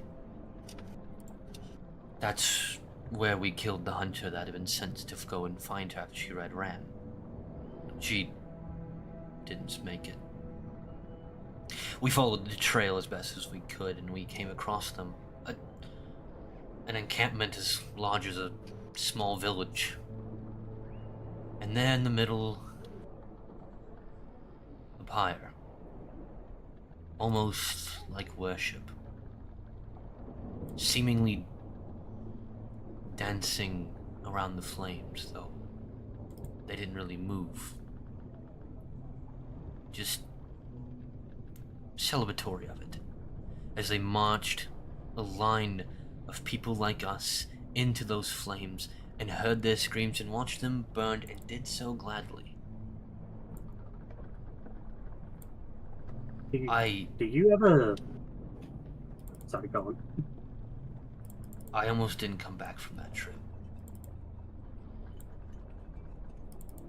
I see. Definitely not the best situation, but have you considered that maybe, just maybe, what we're experiencing isn't a curse? We oftentimes, our brain will connect all these bad circumstances to obviously what's happened to us, our inflictions, but perhaps there's some greater meaning to it. Maybe we're becoming superior beings, and that's what makes all the powerful people in the world currently fear us. Not the fact that we're cursed, but the fact we have been given the opportunity to overthrow their power. Albatross looks up at her after, for most of the conversation, randomly looking around the room or at his hands, the cards on the table. His eyes seem to glow a deeper red than normal. You could possibly think that this is a gift? I don't want the power. I didn't want to be anything higher than I was. I was fine right where I was. You see, I cannot believe that we are greater beings. Not me. Someone like them? Someone who may no longer be physical, but has all the mental same issues as anybody else would have, right? Or Gug, who seems practically unfazed by it, although I doubt that's true. He's always been stronger than me. But it wasn't any of that. There are the weak amongst them, yes. The ones who fear us because we're different than they are, but never in my life, even after. The only time my life felt normal, even when I had this, was the first week of it. When the people I wanted to know knew. My mother knew. Giovanni knew. My friend, he knew. Vashai, someone like that should never have even looked at someone like me. Purebred. Upper class. The upper class. She didn't care what I was. She wouldn't care what you are now. I do. There aren't many like that. But they're better than us. People, they fear what is unknown. They listen to the lies of those in power, and that's all they ever know. But if we can show them, like, look at our actions with the dwarves. We saved them. Sure, we made a little bit of a commotion in that icy place. Again, not very good, but yeah, that place. We made a bit of a commotion there, but doesn't it go to show you that if we use our powers for the right reason, that we can change people's opinions? In fact, I spent over 100 years with this curse, and not once did I feel like it benefited, but with just over a mere month of travel and fighting, mine, yours, Gug's, everyone's powers have seemed to have grown stronger. Don't you think if we can harness that power, we can change the world? Do you not remember our first conversation at the fire. I'm sure you don't, but I still have full intentions of going back home to get whatever semblance of revenge I possibly could for what was done to me, and more importantly, what they have likely done to her. I haven't changed from that. And these powers can help that revenge. Hell, none of you guys, and obviously neither do I, seem to care about using these powers when it benefits us. So why do we keep treating it as though it's something to be feared when we've seen the advantages it gives us? I can't answer for the others, but for me, let me answer your question with with a question of my own. Where do you think this road ends? What do you think happens when we get to the Golden City of Radiance? And if we get further than that, what do you think happens if you guys follow me back to the Elven City? There is no next. The reason I didn't plan for what happened after I got my revenge, or I didn't plan on even getting that revenge, going to the City of Radiance with Damien, is there's no way we survive it. This story, even if Arthur gets his way, does not end with us walking away happy. We don't need a happy ending. We need an ending for a better future. We don't need everything to go our way. Like, we could unite all the cursed people to follow in the cause and to show them just what we can do if we set our minds to it. Maybe. Maybe. And you might be able to convince someone angry like me, like Damien, but what about someone like Gug? What about someone like Burke? People who, at least in Burke's case, fit in with his society.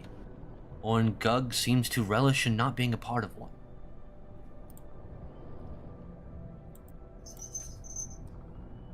Burke has control. Gug can learn to control as well. If he doesn't want to be a part of society, he doesn't have to. He can roam the lands for the rest of his life if he wants to, but the point is, we could change it. We could change the perception for everyone. What happens if in 10 years, more and more curse just start popping up and more just die and die and die until eventually we just kill each other to the point of no return? We should be learning to control it, to use it for the intention that we want. And what about someone like me, huh? You've seen parts, glances of what I could do. Even I don't know what I can fully do. And it gets darker every single day. I'm not like the rest of you. Damien is a form after death. Gug is where humanity, or, well, in his case, life meets nature.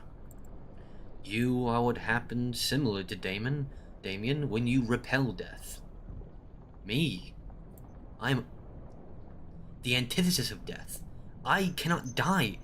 Well, in theory, because he doesn't know that they don't exactly how it works in the same way vampirism does. In theory, I can live indefinitely, or at least for thousands of more years than I was supposed to as a half-elf. I am a being of pure darkness and evil, and everything about it is vile. What is there to be gained by harnessing this? If you think vile and evil is what you are, then embrace it. If you want the power to destroy, you should be able to. I don't think anyone in this world should be limited from what they want. I do think, obviously, there are some routes better than others, and that there will definitely always be someone who will stand in your way, no matter what, cursed or not. There will always be people in this world who tell you you cannot do what you hope to achieve. But with these powers, we are far superior to those who are not cursed. I mean, hell, I'm halfway to a goddamn lich at this point. Fair point. You said from what they want. Obviously, I would like to make sure Shy is safe. And what had been done to her for being in association with me, done tenfold to her enemies. Damien would like to see Dom and Gug.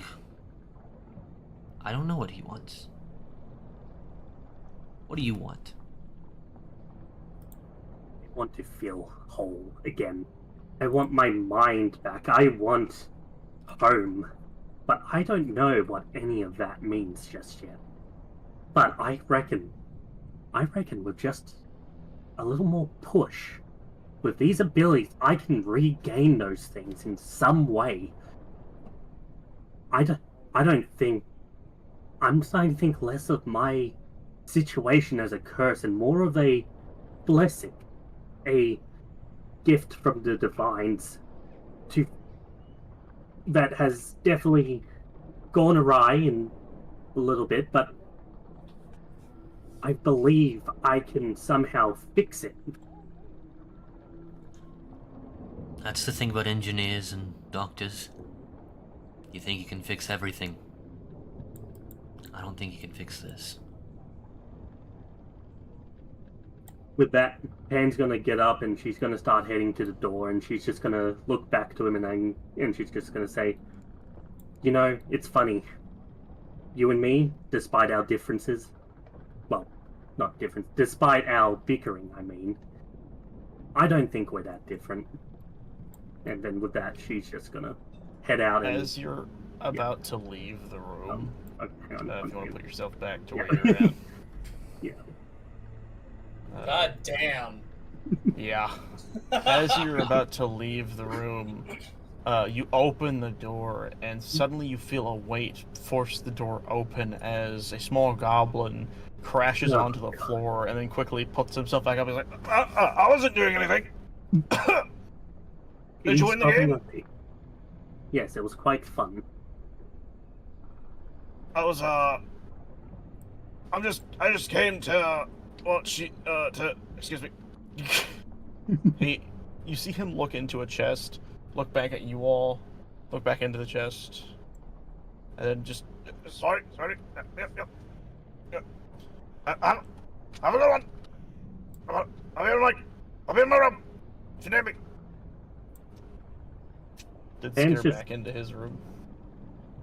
Pan's gonna just sort of nudge the marionette, and the marionette's just gonna follow him into his room.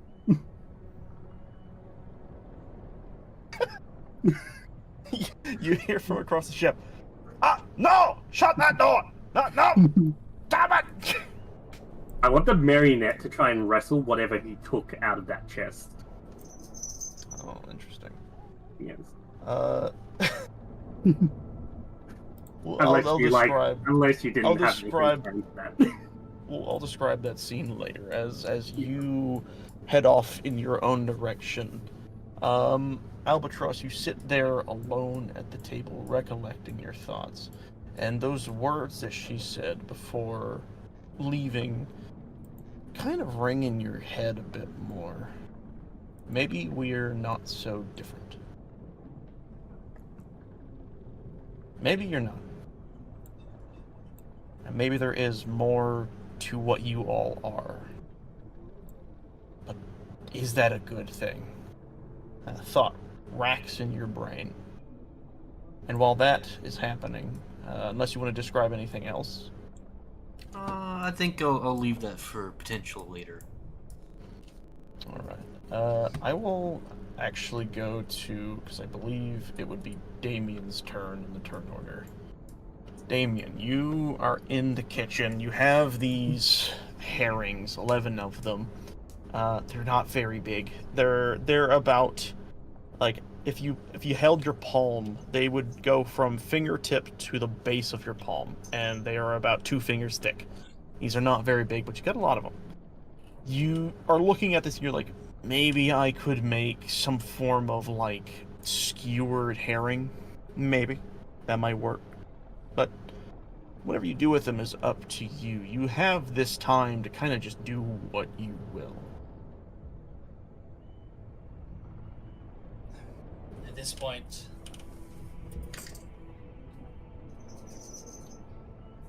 I'm definitely looking around to see if there's any other ingredients I can use besides just the herrings. Because all I really remember buying is seasonings. There is seasonings, but you will note that there is some flour, there is just your normal, just average, like toast or bread, stuff like that. Some eggs and such. It's your general cooking ingredients, some of the basic stuff. Is there maybe any even some oil? fruits. Yes, in 2 different regards. There is obviously, because you're in the lower deck where everything is stored, you see lamp oil. But you also note that there does seem to be some cooking oil off near the side of the stove, just kind of resting there in a little container.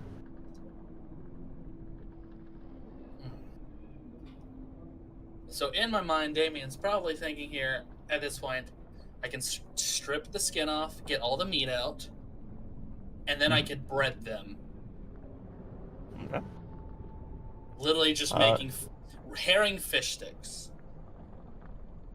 Yep. Let me look at your character sheet real fast. So I gotta check something. I have something written down for it. Okay. This works perfectly. You are just going to roll for your cooking utensils.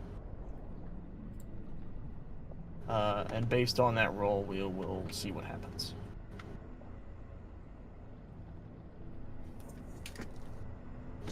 You've had an interesting day.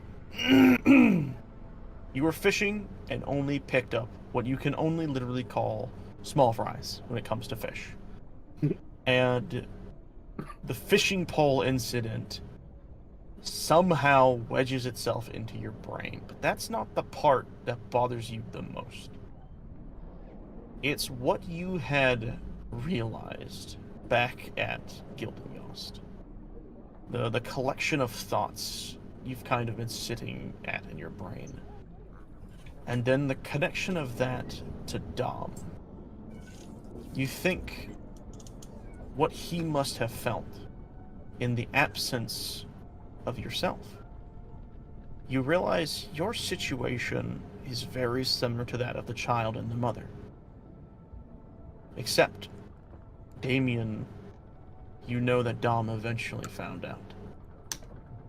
And as you're doing this, you suddenly begin Jody, to you smell... literally ripped this from me. I was going to talk to somebody else about this if they asked about it. How fucking dare you? I'm sorry, I'm just in your brain right now, man. We're literally on the same train of thought. Awesome.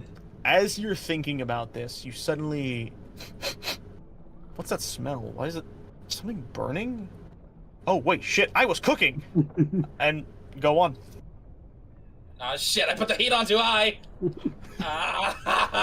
As unfortunately... Can this go right? You have burnt half of the herrings you had made. You are left with about 5 that are decently cooked, whereas the others are completely charred. Unfortunate! I'm sure somebody here will still eat the charred ones. Something smells good down here. Something burning. Hey, God, Oh my how God. crunchy do you like your fish? Oh, fish. I love fish. Meat. Anything meat, honestly. Would you like a few extra crunchy ones? I wouldn't mind it. I burned some. I fucking burned some. Damien, I swear to God, you better not burn down this ship. I'm not that much of a dumbass. As you all are gathering at the base of the staircase, you suddenly hear from atop the staircase, "Take this fucking thing and keep it away from me!" And you hear bunk, dunk, dunk, dunk, dunk, boof. And at the bottom of the staircase lies a wrapped marionette in rope. As you hear this pitter patter walking away. Ben's just gonna cut her free. Did he just run away? Does he not want to eat? I know. He's hiding something. Oh, well, fucking course he is. No, me and Damien were in the middle of the... Not Damien, me and Albatross were in the middle of quite the intense conversation, which he was eavesdropping on, and as I tried to leave, he rushed into the room, grabbed something from a chest, and ran away. I think he knows something. Or maybe About just what curious. specifically? What do you think he knows something about? Something to do with these curses, perhaps? I'm sure if he had information to share, he'd tell us. At this point, I don't care to go into his room and look for it. I can get in there and find it. I don't sleep. Fair enough. That's only if you genuinely think he's hiding something. Albatross? He's almost seeming Did you see zoned any out of that? for a second. He blinks. What? What? Pan suggesting that the captain here might be hiding something about our curses. He's a pirate. He's curious by nature. I doubt it was anything. I just found it odd that he, decided to rush in, quickly grab something from a chest, and run off with it. I think he was just being. I mean, awkward. he is a pirate, so he might just be making sure he doesn't steal your gold, or we don't steal his gold. Could be. As much as I may, And again, may he not. so willingly gave me 15 gold pieces. That's very unusual from a pirate. Well, remember, Damien, whether I liked it or not, it was your Mama Sheen who led us to him. And she's normally very careful about who she chooses. I'm not saying he has bad intention, just that there might be something he doesn't want us finding out. Hold on, I got a cat meowing at the door. Yo. So, Gug, how are you this day? He's just over there, handing burnt fish into his mouth. Yeah. Salivating. You say this, and he turns around and looks at you, and he's just got 4 burnt fish sticking out of his mouth. Oh, I'm not doing good. Can you even eat those? I think he's also eating the bones. You hear snaps and breaks. Yeah. But, I'd also argue that the fact he's in deep with Mama Shine, I'd say that's even more evidence that, he probably has something he knows that he's trying to keep from us. Possibly. Then again, she was hiding shit from me, so how can I even trust people that she has selected at this point? What other options do we have? We're already on the boat. Well, goddammit. Damien could always, as he said earlier, sneak into the cabin while he's asleep. Sneak? There's, technically 5 of us and 1 of him. You don't need to sneak anywhere. True, but probably, threatening the guy who's driving the ship is probably not the best idea. I agree, with your mentality, I'm surprised you even thought twice about it. You know what, It fair shouldn't point, be let's do hard it. for me to find out what he was hiding if I really look for it. I don't care to do that anyways. It's not like I wouldn't rob him blind. Yeah. Well, let's I think not we should just rob. keep that on the back of our minds for the time being. Sorry, Doug, I didn't mean to kidding, though. interrupt I'm you. not actually gonna rob him. Yet. Just don't want to end up on a small ship in the middle of the sea. Yeah.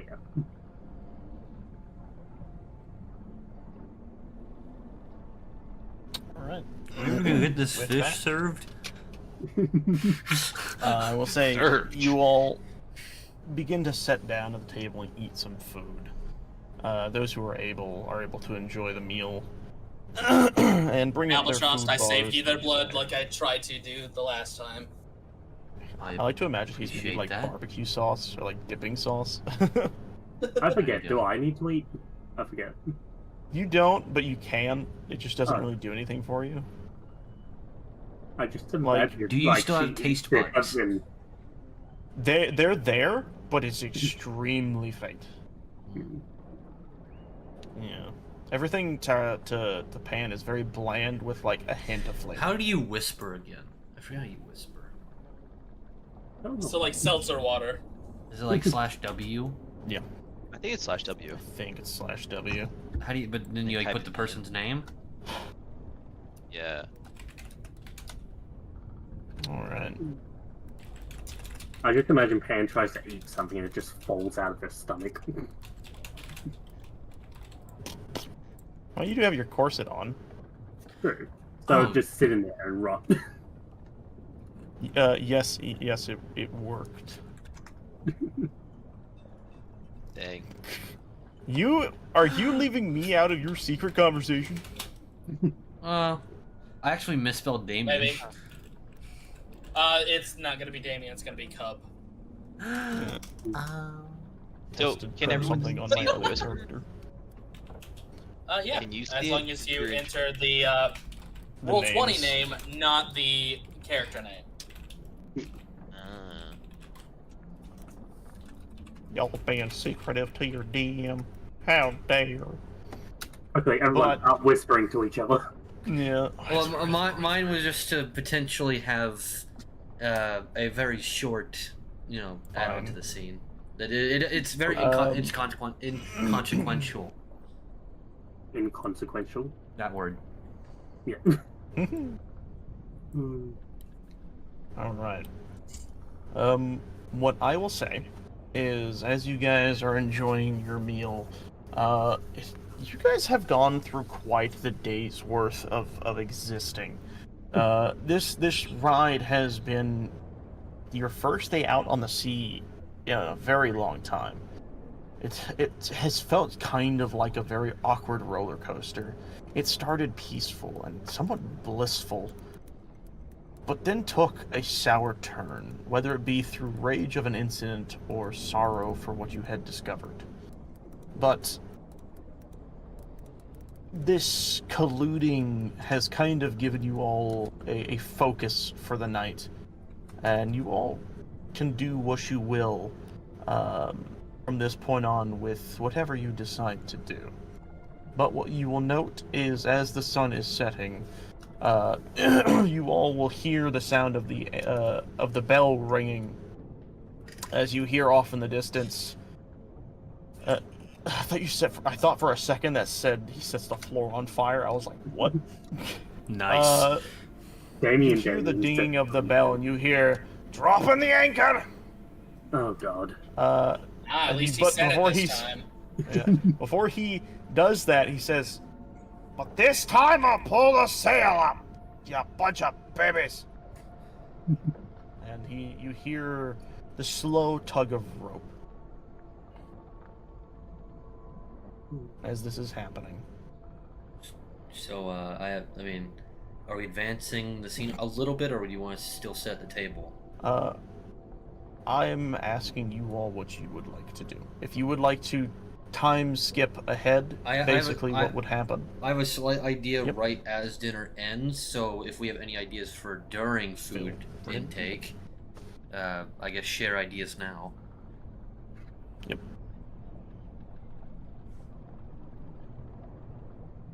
I'll take All that right. awkward silence as no.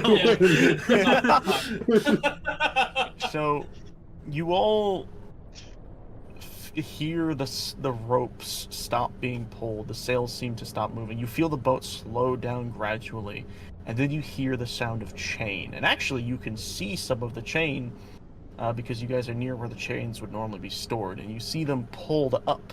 And eventually, you feel the ship come to a complete stop. It's not jarring like the first one, but it does stop.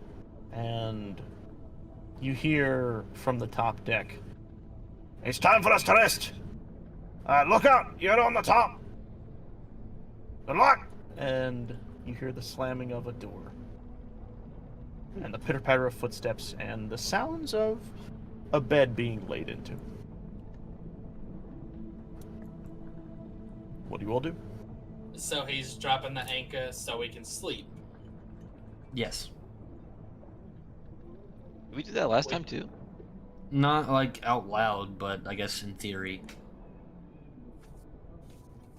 It was never explicitly said. Is there any reason why we don't travel at night? I honestly was thinking the same thing, like why wouldn't? Especially when we have two people who don't need sleep, that seems pretty...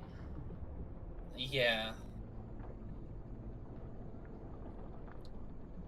Is that you asking guess the DM? Yes, It's that's probably asking best, you. It's like, we have two people who don't need to sleep, why wouldn't we just keep traveling? Because we are that's on a probably something we're timetable. gonna have to talk to the captain about. Yeah, what I will remind you is he has been single-handedly sailing this ship.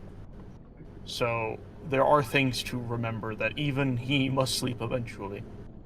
Oh, I can drive the ship and start going to the end. No, God, no. God, please A don't bed. make sure she never touches that wheel.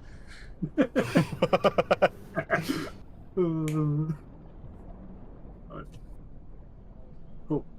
Well, okay, so my idea was, as everyone was finished eating, and assumedly because he's doing the cooking, Damien goes around to grab the plates or bowls or various. Yeah, I'd be starting the process of cleaning everything up. When he gets to Albatross's cup or whatever it was that was containing the blood, as he reaches up to it, Albatross grabs his wrist. You're good. You're a little bastard sometimes and a thief, but you're good. Don't be so quick to forget that. And with that, he lets him go. Thanks. I like being friends with you too. It's good to have somebody reliable around. And he's gonna continue to start cleaning everything up. I suppose, as far as company goes, you're all not the worst that I've probably had. He says bashfully. Yes, everyone is pleasing here. What I We're at least trying our best. What I like was that was not really the intent Albatross is going for, but I guess it all works out. You all hear from the clouds above, "God, this shit is cringe." Well, I guess Shoot the fuck up, God!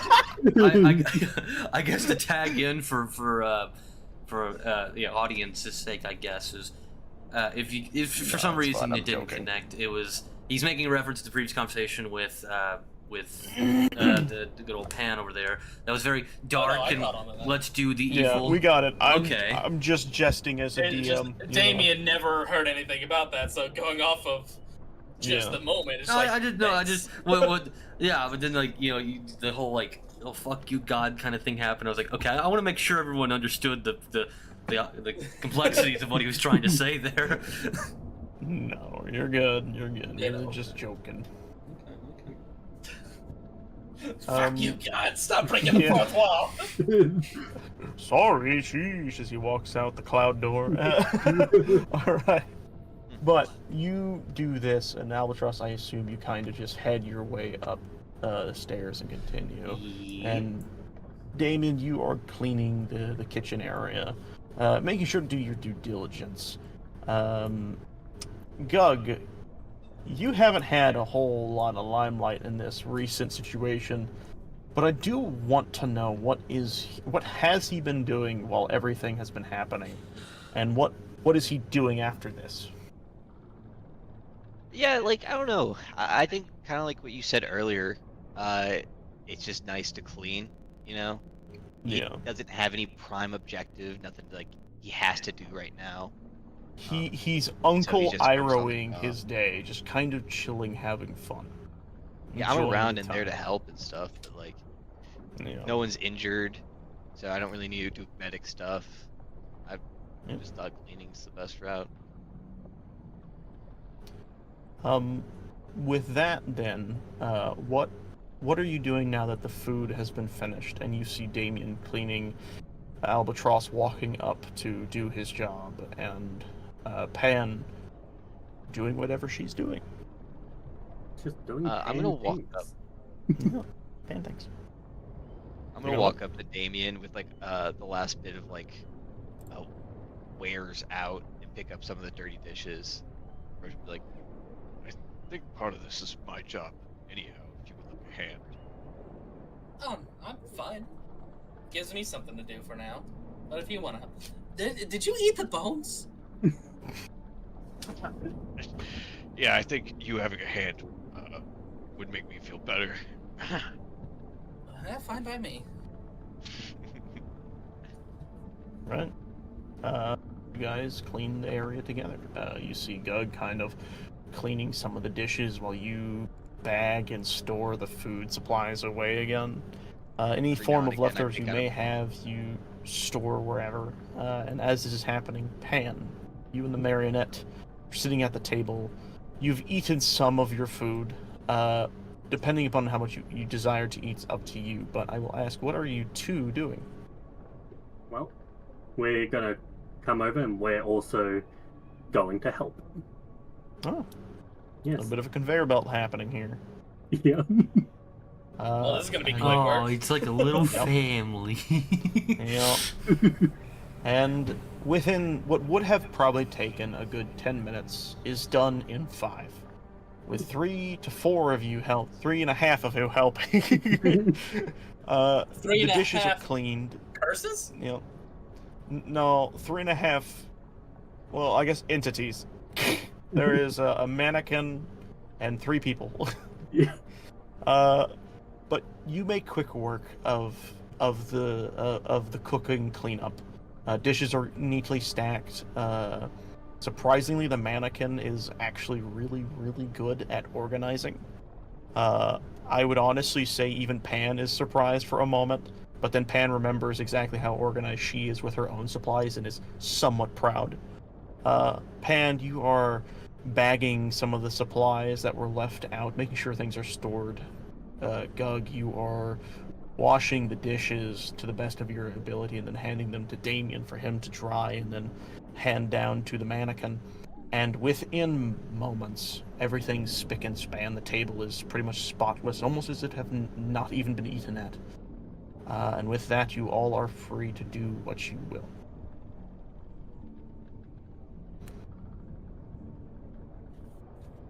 I am curious now. Do you genuinely think the captain was hiding something? Believe so, yes.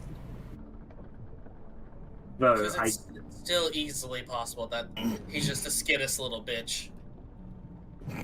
and I suppose that it is possible that I am a bit of a paranoid person. Tell you what, you got a coin? Yeah, I got the coin. Heads, I go explore his den area. Tails, I just do fuck all. Hold on. I don't feel like being here for this. I am pulling out a D&D coin. Here we go. I'm pulling out my Zelda one. Alright.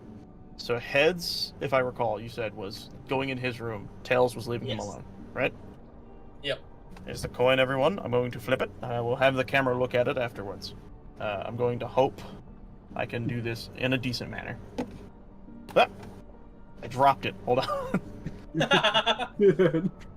Go figure. Whoa. Eh. and slap onto the desk. All right. For everyone looking, that there is a tails. What was that again? All right. I'm not doing shit. I gotta Okay. readjust my webcam. All right, there we go. You all have witnessed the coin fly and then immediately be caught by Damien, and landing on tails, you admit exactly as you had stated. Alright, so at this point, if you see anything else weird, I am still curious though. You mean weirder than he normally is? Precisely. I don't express things well, but just know we will find Dom. And with that, she's just gonna sort of awkwardly shuffle away.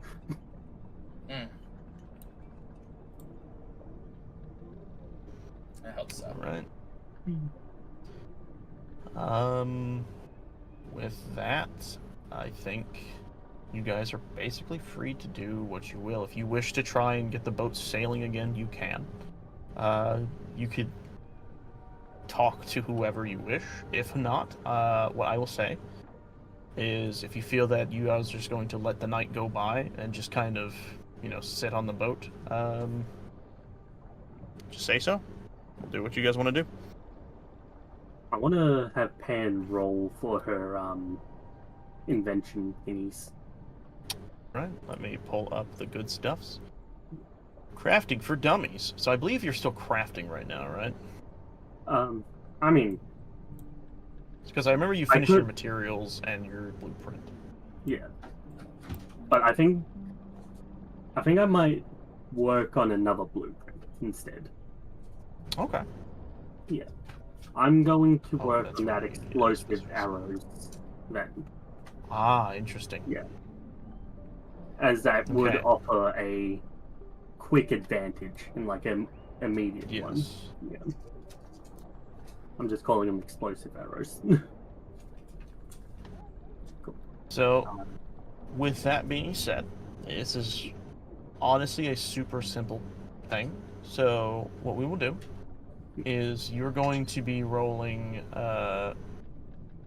because this is a much simpler design, I'm only going to have you roll once. Like, you only need one success on the blueprint design.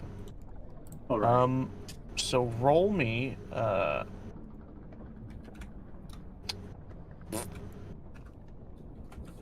is this a roll? 20? Hold on, what's this? Okay. My intelligence saving. Roll me an throw? Arcana check, sorry. Oh, an Arcana. Oh yeah. It's... Jeez. Oh As my you had God. explained to Albatross, this shit is easy.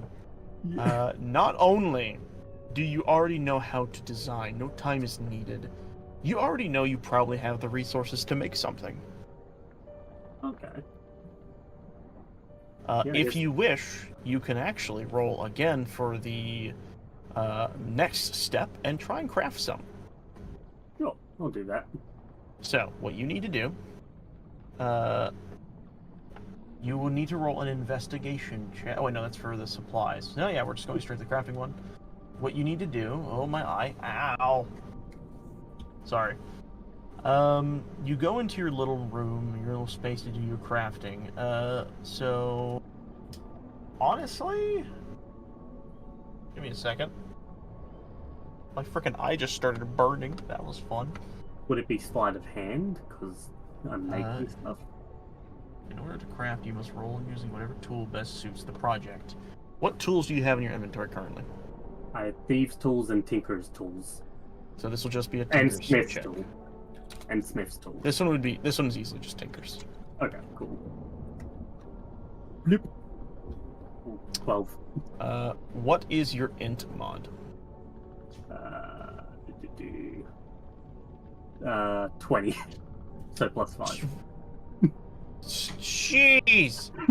That's crazy. I'm gonna have to rework that. Again, she's so- like, She's kind of smart. Yeah. Okay. Understandably, Yeah. I will rework the. Cause I think we talked about this, but the way I have this is a bit corny, and I've learned more. So, what I will say is, it's easy enough. You will, within the span of the rest of the night until you eventually rest, be able to craft a bundle of explosive arrows. Yeah. The amount, I think, would be based on how many arrows he would have given you. If I may ask. Well, so far, because so far, this is more just me giving the idea. So, at least in theory, I haven't given. This was more just Albatross giving the idea. So far, he wouldn't have given any arrows outright. Okay. But more importantly, Then, while we haven't been keeping track of the actual physical arrows that he has, I would yes. I would expect that we do have a very strict count on these. Yes, this one is going to be a bit more strategically counted. What I will say, just to kind of keep it simple, you will have made, with the amount of resources you have, probably about 5 of these. These will pack a punch, but can only be used so sparingly. You have Sparingly, designed they can only be these used to not- once. It's like each of them can only be used Yeah, exactly. one time. You have designed these also to not be, because you are smarter than most people, to not be something you have to light. These are something that just, once they impact a target, immediately explode. Because you're smart like that. I'm sure. With that, I will deal with that later. We are going to do something, that being... End the session. Seeing Woo! seeing what everyone else is doing right now. So Pan's crafting. Albatross, you're just being the lookout, right? Yeah, I'm just going back to this job. He's in the lookout, kind of just glancing around, thinking, doing the Damien's thunk. beer being. Okay, now Damien has went to pee. He's gone to pee. Gug is, I assume, sleeping, because he instant Yeah. transition to the bed. Gug transport. And Pan's doing what Pan does. What I'm going to say is, seemingly enough, everyone effectively goes to sleep. There's nothing super special that happens in the night. It is a calm night. This is only the first day. However, I do need to check something real fast. So what I'm going to do is pull up everybody's ship rolls real fast. Yes, okay. Navigator. Alligator. Yeah. I'm gonna have you do something for me in a bit. Yeah. Yes. I want you to roll me a weather check. In that What case, the I need you to roll Feck. nature. Okay, let's say I didn't even know that weather was an option. Is now. Oh, that's not great on a plus 5. Unfortunately, you are unable to observe. This is something you would be doing kind of throughout most of your observational shift, and it seems you can't really get a figure on what the weather looks like. You've scouted before. Yeah, I know you've the tried weather your of the best to forest, understand. but this is the weather of the ocean. Yeah. That's completely different. It is unfortunately a bit different. You see a group gathering of clouds, but you don't know if it's coming near you or not. You can't even tell if it's like enough to actually cause rain. But from the most you can see, you'll probably be fine to sleep. With that being said, since Ethan has returned, Damien, are you doing anything before bed?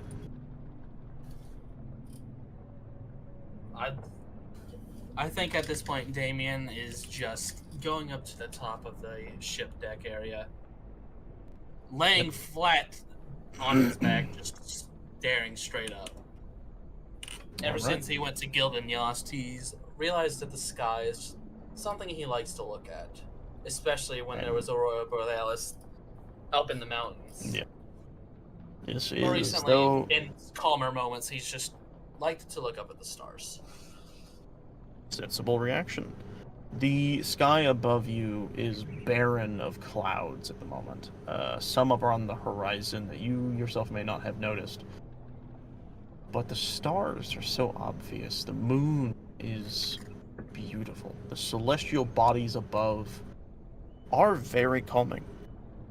And maybe because of this, you do feel at peace. The conversations that have racked your brain today have been somewhat calming, somewhat refreshing. Feels like everyone's kind of had nails on chalkboards, but this was a moment where it feels like everyone has kind of calmed down to an extent, and it is refreshing. You are free to go to bed or do whatever. But if you give me the go-ahead, we will move on to the next day. Go ahead. Damien doesn't really sleep. He just meditates. So he's very likely just going to be staring at the stars all night. And that you do, as eventually, you all get a long rest if you haven't already. And the sun begins to rise over across the horizon, as I am going to do something real fast, because I need to make sure I do this. I actually need to, move the days forward a smidge. Actually, quite a bit. Boom. Alright, then I'll remove that. Awesome. Save changes. Just so everyone knows, earlier that was the day of Danon, which is the...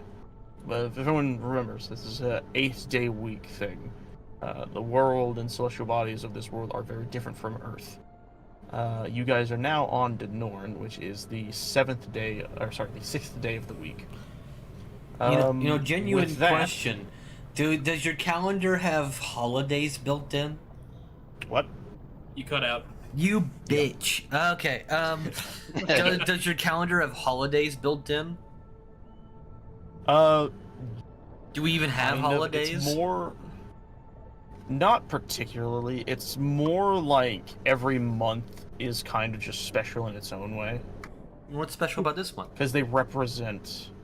so you guys are currently... Let's see. Okay, yeah. You guys are in what's called Argith. This is the month that represents the divine dragon that once was. Yes, convenient. Yes. A day of remorse, or a month of remorse, of moving on, basically. From there, however, I have to make a fun little roll.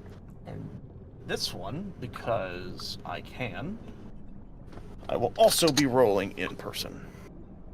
I'm gonna choose the white dice this time. Ethan, open his stream right now. So give me one. You're not gonna be able to see it. I don't have that screen anymore. You, how dares you? Secret rolls, baby. He rolls, we all die. Everyone dies. You're all just dead. Oh no. And you hit an iceberg. We didn't have enough light I bars. think I saw this in a movie once. Jeez. Hey, the main girl in that was a whore. Good lord. Rose was a slut, man. Like, she got around. Oh wait. Did I roll the right? Okay, I did. Okay, good. Whew. All right. You all awaken to a lightly cloudy day. The weather is calm once again. The days are probably somewhat slow going. But things are nice. The weather, as stated, is very calm. There's nothing happening really.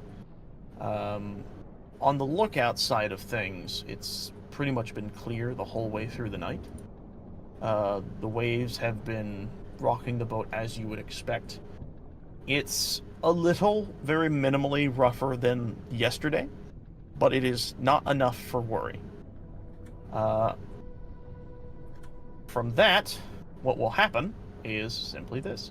Damien, though you do not need sleep, and you do meditate more than anything, you will wake up with something next to you. You will see that there is a fishing pole resting next to your side, and a crudely written hand note that says, "Sorry you lost your own. As I promised, here's mine. Don't lose this one, too." And here's my favorite part about that. Damien doesn't sleep, so he had to have walked up right next to him as he's looking up at the sky, put this down, and just awkwardly walk away. I'm It more is more of a surprised by the fact that situation- I didn't notice. It's more of a situation where Damien kind of like meditates, closing his eyes type of thing. Where it's like he just kind of drifts into his own thoughts. Because though he does not need sleep, he still needs a form of rest. A form of shut down personal time. And in that slim moment, that is when this was dropped off. And with that, I guess I'll ask the players a interesting question. Do you all want to continue into this next day, or do you want to stop? The only Yeah, asterisk that's I up to you. would say is that we're reaching 3 hours. So I guess We are. feckin' microphone. We're reaching 3 hours, so I guess take that into consideration. Yep. Yeah, it would just suck to get into combat and then either finish out combat for like the next hour afterwards. What I will say is there is no combat ahead, not yet. But most likely not for this episode. This is, again, these coming episodes are going to be a lot more roleplay, a lot more chill, because you guys are going through the ways of traveling. I do plan to hone in a bit for this, to kind of prepare for what is to come. I already have things planned throughout the day, or throughout the weeks you guys will be abroad. But it's not going to be like every episode's a day, out in the ocean. We will eventually start skipping ahead a bit. I haven't slept So yet, so I'm happy to end if you guys want to, but if we want to keep going, I'm Yeah. also okay with that. I can see a few more conversations I'd like to see, but for the most part, they can either wait, or I guess it depends on if those people would want to do it. I don't have anything huge right now. Yeah, I don't I'm have fine to anything continue. huge going on unless there's like some story plot going on. Right? I would say the only two things I can think of is continuing the plot with the captain, which Damien already said he would drop it, so it had to get reintroduced, or basically part 2 of the conversation that Albatross had with Pan, but this time he'd probably go to Gug and be like, "Hey, you're basically my mentor. How do you think about this mentality?" Like that conversation is do stuff going to like that. happen, I- but basically, do There you is want to also sit the through chance another that Damien conversation? just becomes curious anyways and does it anyways. That is very And true. that's what I mean. We're going to do this like bit by bit. We'll explore things as we go. So what I will Actually, do really, is, I'm actually really curious to see how that conversation would go, so I'm down to just literally. You want to sit through another 20 minutes of conversation with Albatross? All right. Well, you'd be doing it with Gugbo, you said. No, that's Yeah. yeah, that's true. Yeah. So here's what we will do, just to make everything right. Yeah. We're going to do a vote on play or no play. 1 is play, 0 is no play. In the chat right now, type that and then press enter. Wait, 1 is play and 0 is no play? Yes. Do we get like a 3, 2, 1, or do we just kind of extend it? Like, Tell me when everyone's ready to press enter. Okay, I'm ready. I'm ready. Ready. All right. 3, 2, 1, enter. Oh, Oh, I would. Wow, wow! I can't believe I was up. I'm still good to play. Okay, I was gonna say the big asterisk I would have there is that Gug is like the forefront of the next 20 minutes, or not 20 minutes, but like however much time it takes to have this conversation. So if if you don't want to keep going, there's not really much of a point in doing so. Well, there's other things that are going to happen. It's not just Oh, yeah, you guys I'm having your own sure. conversation. I do have things planned for for our little tiny captain man. Oh, I'd hope so. I I'm am- saying that'll be like the bulk of it, probably. Yeah. I'm just really curious to see how that conversation goes between Doug and Albatross, to be honest. Then, with us having a bit of an overall vote, we'll go for a little longer until people are like, all right, we're tapping out. But what I will say is, the morning starts. You all kind of wake up, or at least open your eyes from your forms of meditation or self-rest, and go throughout your day. Damon, you've already witnessed the little awkward bits of kindness, quote-unquote, and have experienced that. Pan, where did you sleep? In the crow's nest. Okay. Wait. Isn't that Oh. No, I was there. I was there. Oh. Okay. So I like to imagine Pan is just shut down, sitting like down onto the crow's nest, and you're just kind of like awkwardly spaced away from her. But you are abruptly awoken by this sudden sensation touching some of your the parts of your skull. Even though you can't really feel anything, you feel the sudden shake of your head as you reach up and wipe your face to find a white substance that you recognize as you look up and see a group of seagulls flying over, and you hear a sudden Get shot on, almost nerd. minor rain of Oh. as the deck of the ship gets shit on by birds that are passing by. Well, you know what my response to that is? Yes. Oh my god! Jesus. Yes, get some cooked Please, chicken. What's funny is all of these please are hits. describe this scene as you are abruptly awoken by this shitstorm. Pan just looking up at these seagulls and is like, "You motherfucking seagulls!" and then just starts unloading her entire clip. And I started blasting. And I by think the it's way, safe they those all go fucking shit. shots. Yeah. One of them misses, but barely. Every other, there's a single bird that's flapping away with his tail feathers singed, and he's just trying his best to get away, but a lot of dead, burnt birds start plapping onto the freaking deck of the ship. You don't have to roll damage, they're just little fucking animals. Damien, you were laying on the deck when this happened. You were staring up. Roll me a dex save.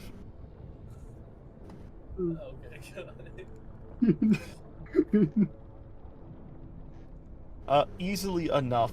You see what's about to happen, and you start moving around. The shitstorm nearly hits you, but you were able to move, and then you just start looking and seeing birds fall from the sky and land in the water, and then some hitting the deck next to you.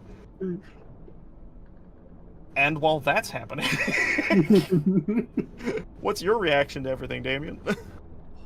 Holy shit! What the fuck? Either they're shooting stars out tonight, or Pan's doing some. Wait a second, I could cook these. You hear from out from the captain's quarters that the door fling open. He says, "What's all that racket? I was trying to sound the fucking birds. Oh, it's everywhere. Oh, well, that works too, actually. How did you shoot down?" I don't think shoot Pan down. would be able to do I think it was that one up there. Looking at Damon, he then looks up and sees Pan with her flintlock smoking. He's like, "Oh, great aim! Next time, shoot them before they shit on my dick." You're not the one that has to clean it. Oh, speaking of, stomp, stomp, stomp, stomp, stomp. He pokes his head in, and Gug, you are probably just awaking due to the sound that are echoing throughout the area. And he pokes his head and he says, "Hey, Gug, was it? You got your job set for you today. I recommend bringing a mop and a bucket and a lot of water. Mind your step! And he walks back out. And he seemingly just Oh. goes downstairs again. Oh, good morning, Albatross. Well, it doesn't really sound like it is for everyone else. Yes, it sounds like it's unpleasant for me here. Do you need any help with that? Well, we'll see. And I'll step outside. Oh, God! You see, Gug, the cannon you spent so much time yesterday cleaning, caked. The floor covered. And then you see a bunch of dead birds with their blood splattered on it and charred feathers everywhere. This is a No. nightmare. Oh, blood. Oh, poop. Oh, God. Where's Gug, the I know mop? this sounds crazy, but if you can handle the mess, I can handle the birds. I want to try to cook them. Yes. Pan's gonna climb down. What you want with them? Like, Damien's getting unreasonably excited about cooking because he's so bored out of his mind.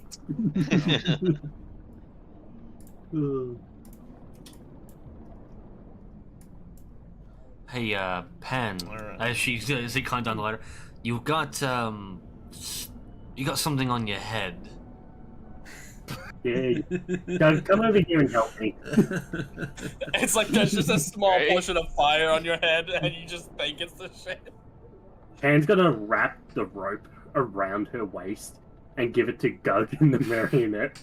And she's gonna Jump off I'm the gonna side. jump in. I'm gonna jump in so I can like get all this shit literally off of me. Yes. I need you guys. I need you and my marionette to like pull me back up after. I don't think this is very wise. Oh, don't worry. We got this. What's the worst that could happen? I'm just gonna conveniently be right here, cause Alright. You jump in. Whee! Marionette and Gug, similar to before, the ones with the best strength gets the thing. So Oh, advantage, thing. right? it's advantage though, so Yeah. we're good. Indeed. You easily enough, just like before, though this one's much lighter, you were able to reel up Pan after she has dunked herself into the water. Ah, refreshing. You want to turn Gug? I promise I'll pull you up. I'll be fine. I'll find a rag or something. Alrighty. is salt water good for your entrails? Yeah. If I'll be honest, I think that's not something that Pan has to worry about. Well, she will eventually degrade. Yes, eventually, but not right now. Screw you, Death. Okay, does anyone else imagine, like, if she had human eyes, like Papyrus-style big eyes, No, if she had exactly like that. that? Like somewhere between Papyrus and Skeletor. Like, Yeah, exactly that. Yeah, big eyeballs. It's so visible in my brain. Alright, you go to clean yourself off. Gug, you spectate the area, and you now realize the depth of your specific job. I better get to work before I run out of day.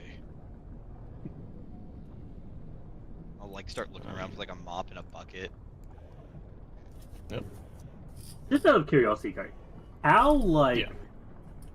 good condition is the ship in? Because like Pan did spend a good like couple of days Yes. doing a lot of repairing before we even set sail.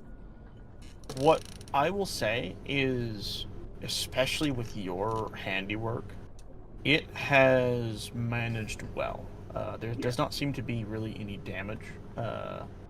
It creaks as you would expect, maybe a little more than you would like, but everything seems fine. The only thing noticeable to you is the claw marks you dug into it when the boat came to a sudden stop. But you know you could easily fix that. Nothing to worry about there. I just imagine the other four, just at random points in the day, will just see Pan just like get down on the floor and just smash her hammer into a nail, like that's just gone loose, just randomly throughout the day. Doing your thing. Actually, if you're gonna do that, let me. Has anybody else noticed that his Jolly Roger's upside down? What? Oh, I should probably describe that, shouldn't I? Actually, so here's what we're going to have you do, Pan. I want you to do me two things. I want you to roll me an investigation check. I want my brain stopped. Oh god, okay. 20. Easily enough. Oh yeah. You exactly as you started doing. You look around. You notice the holes that you yourself have made. Know that to be easy. You do notice some nails that are awkwardly sticking out of the boards. A horrendous trip hazard for those who still have toes. And you notice that there is just some of the railing that looks and feels a little looser than it should be. And with that, I will have you roll a survival check. Why would you do this to me? 21. Because I knew you'd be fine. Nice. All of these problems are nothing. You are more than capable of doing this. You go through and meticulously repair the rails that are wiggly. You even kind of chisel some just with your metal hands to kind of make them look a little better in shape. The nails you easily just grab with your fingers and pull them out. No hammer needed for that case. And you start replacing them with better, much better hammered in flathead nails that you have been storing and keeping with you. I just imagine. Yes. I just imagine if she's like throwing the nails away, the other three just start getting pelted by him. Oh, jeez. But needless to say, you go through and you are very meticulous with your work, and for a while, this is what you'll be doing throughout the day. Yeah. It is your job, after all. Yeah. Gug, you said you were basically spending the time cleaning, if I recall. Yeah. Albatross, what are you doing? I actually wanted to see if I could perception check to see if there. You stopped at fecker. Aim at me. There we go. I wanted to potentially perception check to see if there was, much to his chagrin, a second mob. It's easy enough. Though not up on the top deck, down below, you will travel and look around, and you'll see leaning up to one of the shelves another mop and another bucket easily. So and you see when you go down there. Actually, if you can, yes. I want you to roll me a perception check while you're down in the lower parts of the boat. All right. You walk down and you see I have to keep remember his name for some reason. Crag. You see Crag sitting at the table, and you at first assume he's probably just eating his breakfast or maybe downing some other bottle of alcohol. He's like doing a 5-finger fillet. But when you go down, you actually spot a book he is writing in. And he doesn't notice you at first, but when you come in from behind him, you see his goblinoid ears perk, and he immediately, not very fast, but very nonchalantly closes the book and puts his writing utensil inside. And then just deeply sighs while he's sitting at the table. And then you hear him and see him kind of turn up to you, and he says, "It's a little... I'm still not used to having a lot of you all on my ship, not gonna lie. It's a different environment when there's more than just yourself." What's the ship's name? Crusty Bucket. Who would have suspected that the great captain of the Crusty Bucket would have a diary?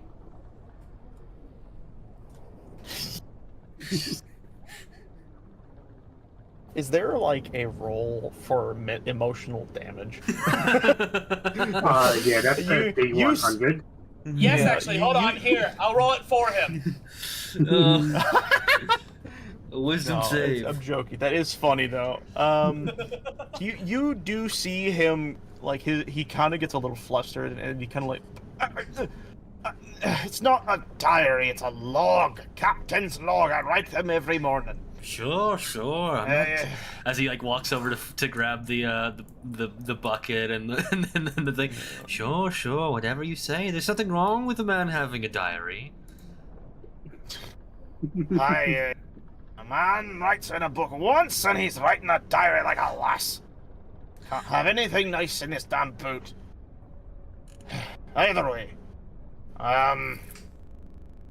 what I was getting at is, you're doing fine. I'm not much of a sap. Just gotta grab some food, some bread for the go, and I'm gonna head back up to the helm. If you need me, I'll be up there. Spot anything, and we'll gently stop this time, eh? I wasn't the one you need to worry about. True. Anyways, I'll be gone. See you when you get over. And as he starts walking, makes and his way. Captain, you're going to want to take better care of hiding that. If Damien sees it, he will take that diary from you. What? It's not a diary, it's a captain's log for... Never mind. What can I say? He's a He curious walks out. boy. Damien, perception check now. Oh no. As he walks up and you are standing right next to the thing, and the moment he says that you hear this, No. luckily Oh. for him, he sees I'm way you and too immediately... invested into the birds. Yeah. He immediately turns, puts it in his coat, and just walks over and just does what he normally does for the time. And while that happens, Damien, you are picking up the birds off the ground. There is about maybe 4 of these things that have clattered onto the deck of the ship. Some of them very clearly charred, but you feel that you could still cook them in some form or fashion, and a few of them are completely fine. They are hurt, but enough to be cooked. With that, I would like to ask, what exactly do you do? I'm taking these all down immediately. Not too far. Alright. Oh, jeez, splash! You phase through the boat and then immediately fall down. All the tidying that was done last night, it's gone. I'm going through all these pans trying to find what I need immediately. Yeah, no tidiness when the cook starts going. It's almost as and if you I'm do that. already going insane just from one day on this boat. Alright, what we will do then is, similar to before, I want you to roll me a utensils check. Come on, if anyone... We'll see how well you please prepare. let it be this. Please. Easily enough. Yes! Describe to me what you're doing and how well you're doing it. So out of the birds, you said a few of them were just fine. Maybe 1.5 of them was charred. So I'm looking at those Yes. being like, the outside's charred. Maybe there's still good meat on the inside. So easily enough, I'm cutting it up, getting the feathers out. Good enough. Only the outside was charred. So I'm able to get these in, cut up into really nice pieces, getting them straight into the oil, starting them cooking, seasoning them up, all the good shit. Yep. What the fuck is going on with the music? That was weird. Did anybody else hear that? That was... that derailed me completely. Damn. Music hasn't been on for a while. What? I had to reload my page earlier, so I haven't had music for a long Oh. time. But this is going on the entire time they're cleaning. I'm taking my time, making sure I get this right. So that way when they get done with that mess, they actually have something good other than fish for what might be the only time during this trip. There you go, buddy. Thanks. Unless he keeps Yeah. rolling. We might just get some octopi, or what is it? Caminari. Calamari. That one. I was saying the My Hero character. That one. Where did my character go? My character's like... I don't know. You Well, I'm deleted not them, counting would on seem. it. The moment I see a creature that I think can be cooked, I'm straight down here at this point. Yep. Mannequin too. And easily enough. Oh yeah, that's weird. I didn't do that. Neither did I. And while that's happening, Pan's doing that. Okay, yeah. Albatross and Gug, you guys are both cleaning the deck. No, well, I guess to start, when he gets up and Captain shuffles to his corridors, and you get Damien rushing downstairs, and you hear the clashing of pots and pans everywhere. He sets the bucket down. Wait, there might be one other thing that happens Go for it. during this section. Yep. Since I know it's fresh, I'm immediately running upstairs. Albatross, they're bleeding. You want this fresh? I'm fine, thank you. Okay. I'm gonna go make sure he doesn't do something crazy. Alright. Well, And while Albatross- you are cooking with someone walking over your shoulder, continue.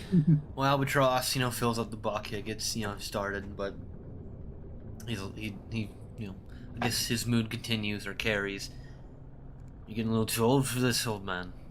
What the fuck?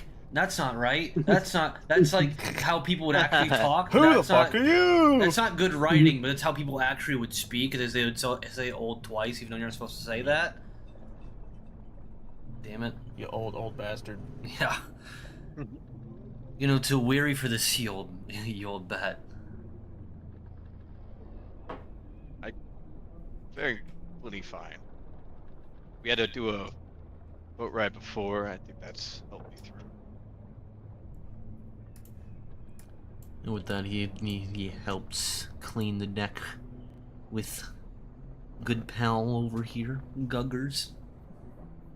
I appreciate your help, but you don't have to feel forced to help. After 3 months together, you haven't realized this is what we do. It's just always nice to offer an out. It's a lot of work.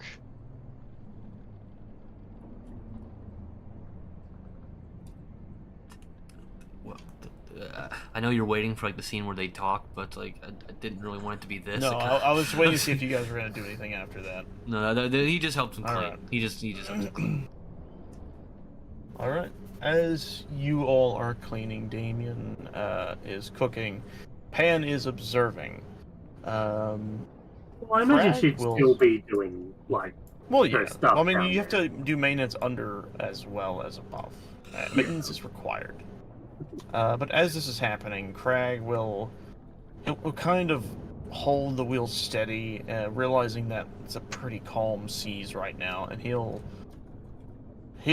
he's got this little contraption where he can lock the wheel in place for the time, and he'll do that, and he will hop off his little stand. Damien accidentally hits Marionette with a spatula. Bink. But he will hop off his little stand box, and he will walk down the stairs, and he will actually walk up to Gug. And he'll see that he is... Jeez. he will walk up to Gug, and he will kind of eye him for a bit from a distance, but then he'll actually go up next to him. He's like, sorry for pausing the moment from your work. But I've been meaning to ask you a few things if you wouldn't mind following me to my cabin. Yeah.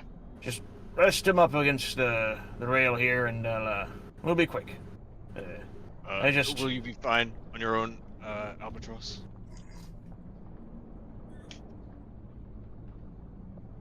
Damn it, my mic was muted. You'll be fine. You go ahead.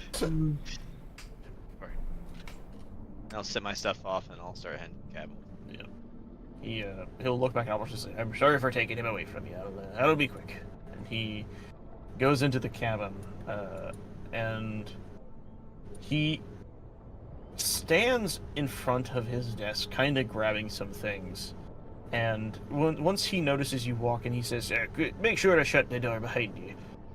I do want to ask a bit of something different than the norm that we've all jollishly had. He will kind of walk behind his desk, and he will pull out 2 pictures.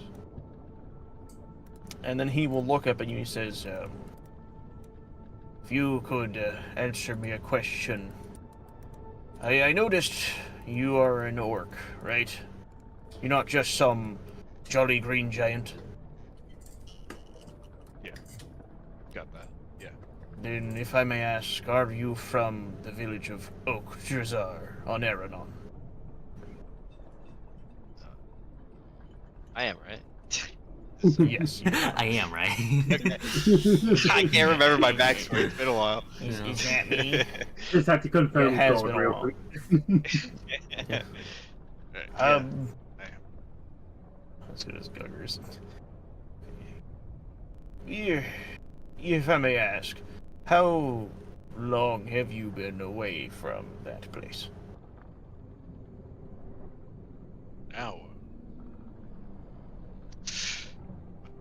Feels like a lifetime, but probably like a year or so, maybe a little more. Also, can I ask that Gug speaks up a little louder? You are very quiet. Yeah, you've been quiet the whole Sorry. time a little bit. I have you turn up to 200% on Discord, and it's still like. Yeah.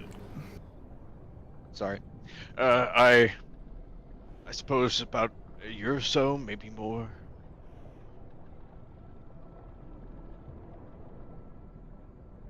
Year or so. No, I'm pretty sure we talked about that being way more than that. It's like 4. Well, so Like you got that. you got to think. Albatross has only been away at this point for about 4 Yeah, about like months. 3 months, wasn't it? About 3 to 4 months. So I've been like Yeah. off the island for I like about that, right? let me double check something, because I might be able to help in this situation with this specific memory. Because there is a reason I wanted to bring this up, and it feels like it's not going to get through if your character doesn't remember correctly. Remember? Well, I'm trying to be kind of Remember. vague in my number. I'm not trying to give him like exact details here. Oh, okay, never mind then. Because I'm the one just that like making sure. stood up and was like, "Hey, Pan, don't tell him anything because he might get in trouble." That's true. He will then kind of look. Actually, no, wait, what am I doing? Never mind. Okay, he will look down at the pieces of paper. He says, "Okay, then. That means you were probably around when this happened."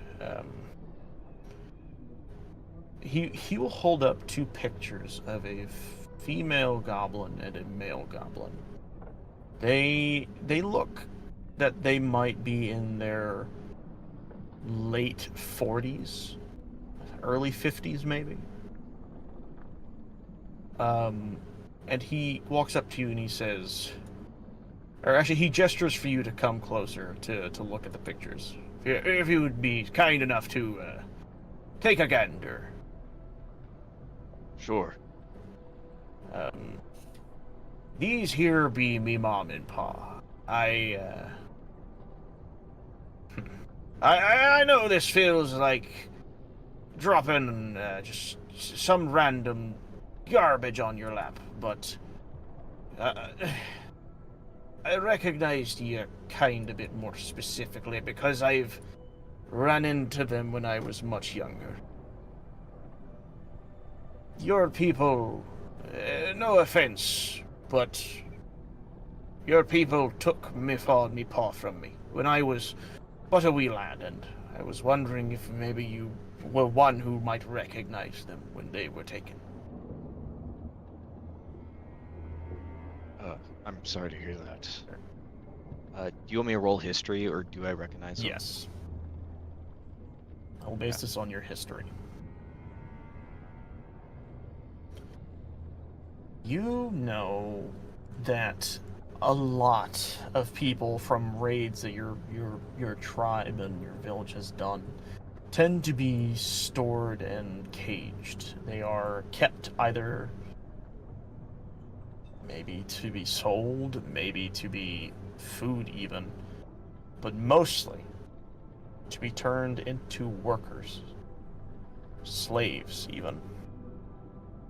And you look at these and you don't exactly recognize the face of these two people, but you know that there were goblins taken a couple times in the time that you were around the village. You don't know how old he was when he might have been talking, or the people he is talking about were in comparison to yourself. But you can wager a guess that they were probably around the time you were there. I'm sorry to say, but my village is, well, it was my village. It's ravenous and quite, well, vile people. I can't put a face to any of the goblins I've seen there. You see him lower his face a bit, and he kind of nods. He says, I expected that answer, unfortunately.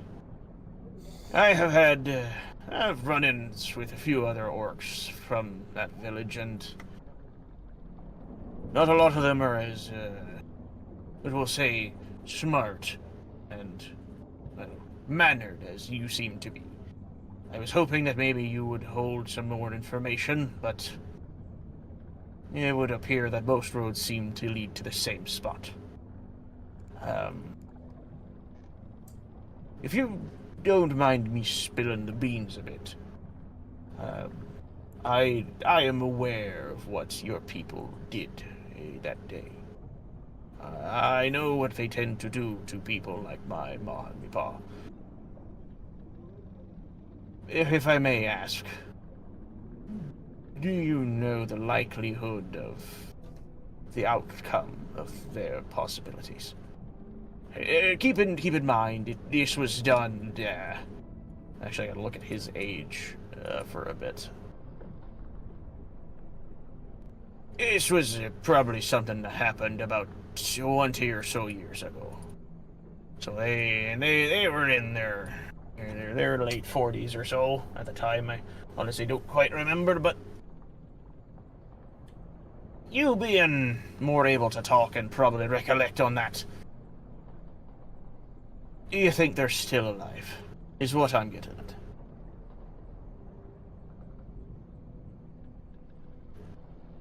I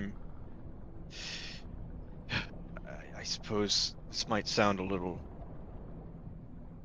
brutal, but if the slaves or the people that are captured work well, their life is prolonged longer than others, but there's only so long they ever live. I think I get your meaning. Yeah, I'm sorry for the sappiness. I was just curious is all. Would you care for a bottle on your way out for helping me with a quandary? Yeah, sure. Drink would be nice. Yeah. Oh, and he hands you one of the bottles that surprisingly is unopened.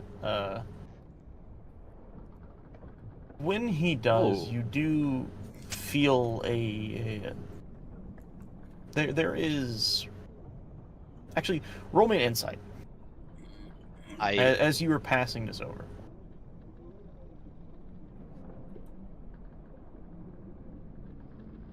It's hard for you to tell where his emotions are at currently. You get hints of possible disdain, of maybe just remorse, but there is reluctance with his tone, as if he has heard it before. Maybe just hoping for a different answer this time. But he hands you the alcohol regardless, and nods at you and says, good luck with the floor. If you need an extra pair of hands, you can always pass me and just be here with me. That's fine. And he holds up another bigger bottle of alcohol. And he kind of chuckles Did and Tony laughs just to become himself. one with the router, or is it just me? Yeah, I heard Yeah, that no, I too. heard I that. was wondering if it was just on my side. Almost dying again. Doing Yeah, a you're thing. you're turning into a robot. It sounds like it's a Discord thing, because Kelly's doing it too. Yeah. Oh, am I? Yeah, actually, I just noticed Freddy. it too. Might be a Spectrum Oh. thing. Maybe. Maybe, I don't know. Spectrum! Well, you sound good now. Do we sound good now? Yeah, you That's do fine too. now. Don't try and Okay. blame That's your weird. poor internet on your autism. I know, right? That's funny. But if you didn't catch what he said, he basically, he said, "I'll just stay here with me lad," and he holds up or me best lad, and he holds up a much bigger bottle of alcohol. He kind of laughs, and then starts to drink out of it as you manage your way out of the room. Before I leave, I actually will like turn to him and be like, it's maybe it's not my place to say, but I think the crew has become to grow a little concerned for you. It just seemed like you were keeping your distance. Is everything all right? He stops. He was like about to take a drink, getting the cork off the top, and he stops. And then he kind of like looks down at his desk a bit. And he waves his hand in the air. He says, "Hey, it's a story for another time. I'll tell you all that one later. It's just, I need me time with me alcohol. You just go and be by yourself. I'll sprawl you all with a much more interesting story later. Forgive me if I am separated from the bunch. I've sailed these seas for over 20 or so years on my own. Well, actually, probably not 20, more around like maybe 15. Either way. It's hard to get used to having a crew again when... And he kind of stops. And then thinks on his next words, and he says, "Have a good one, Mr. Gug, was it?" Yes. You too. And I'll he kinda downs make the my way out. bottle again. As Doug walks out, Pan falls through the door.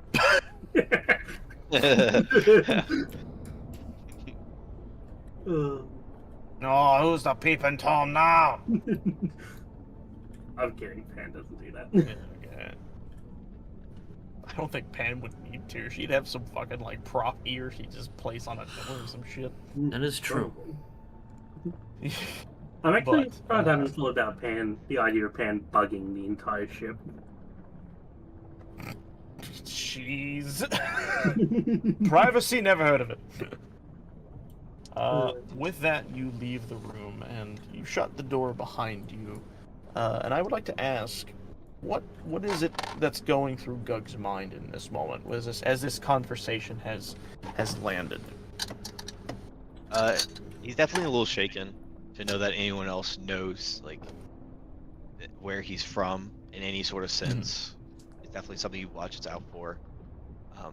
Though I think he's also has like a growing concern for the captain. Yeah. It's his kind-hearted ways. Could I roll perception on if Albatross notices that he seems off? I would say roll insight. You bastard. I'm not as... Not bad, though. Ooh. Of course, he's been I would say around it's- enough. He's been yeah. around for a while, longer than anybody else. He knows when things are wrong with good Yeah. old Guggers. Good. So, as you walk out and once again towards him, what's wrong? The captain, he had some things to say. Well, questions to ask. We're like, I'm getting thrown off the ship. it's nothing of concern. I think it's just a wandering mind at sea. He knows where you're from, doesn't he? Yeah, he knows where. Albatross I don't know if nods, he has any knowing. malicious. I don't know if he has any malicious intent behind it at all. It didn't seem like it, but it seems like knowing's enough, you know. As always, if it becomes necessary, we'll deal with it, but for now, let it be hopefully nothing. Yeah. Of course. Hopefully. Right. While that's happening, Pan, what you been up to, baby? She's just been doing her thing. Right. Just working around the deck. I imagine you have been running back and forth from piles of planks to some other storage bins, maybe even reorganizing, making sure inventory is as it should be. And you even sometimes see that some of the food barrels are a little worse for wears, and even patch those up as you're managing. And while you're doing this, Damien, you have thoroughly and perfectly managed to cook these birds. A well-managed meal is straight ahead. What do you do?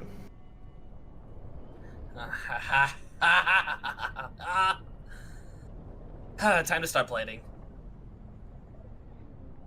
Time to what? Start Start plating. plating. Oh, okay. I heard start blading, and I was like, he's gonna Beyblade? I can only hope. He starts spinning. No, it's like that one Lethal Company emo where he just spins in a circle. Yeah, copter.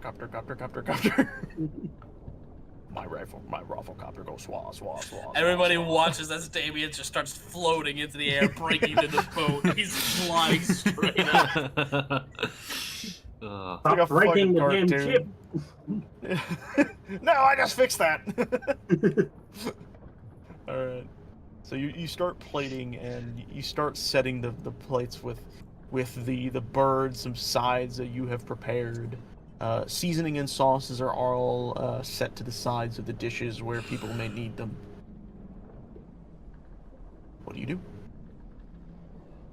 I wonder how long it would take for Gug to smell the food.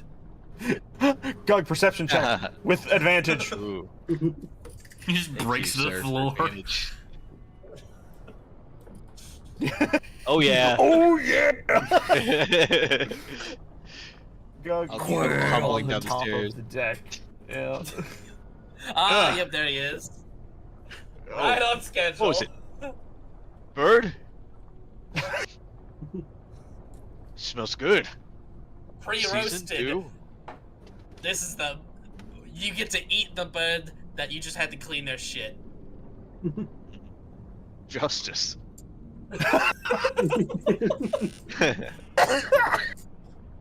Justice. I love Gug. God. Did you get Albatross to follow you, or did you just run straight here? No, notably, Oh, Albatross. Notably, Albatross does not come Oh, yeah. to the table. I'm gonna go get Albatross. Interesting.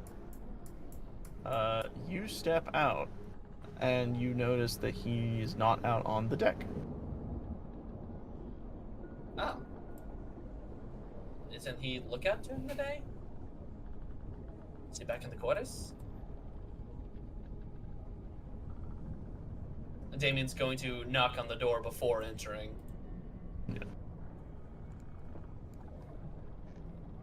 You know you don't need to. You know you don't need to knock in a public quarters. I don't know. I assumed something might have been going on. But the food's ready. I think I'm fine for the day. Thank you. Did something happen? Do you? No, nothing. Nothing too important. Did you know that our esteemed captain has a diary? Oh, son of a bitch. His diary? I found him writing in it when I went down earlier.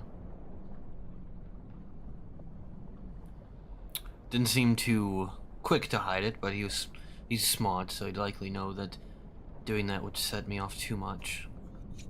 I mean, from what I know, pirates do have diaries. They like to write down their days in case they ever end up perishing. They want their story to be known in case that happens. Out of his breast pocket, he pulls out the letter from the dead previous captain of the ship they had already seen sunk. I guess I can understand that. It's exactly situations like that that cause that to happen. That does make me curious what he's writing about us, though. Well, I propose there's only one of us that could find out. Are you suggesting what I think you're suggesting? Not openly, but you've always been I'm good at on reading it. between the lines. Just fucking run out. Not openly, but You've always been good at reading between the lines.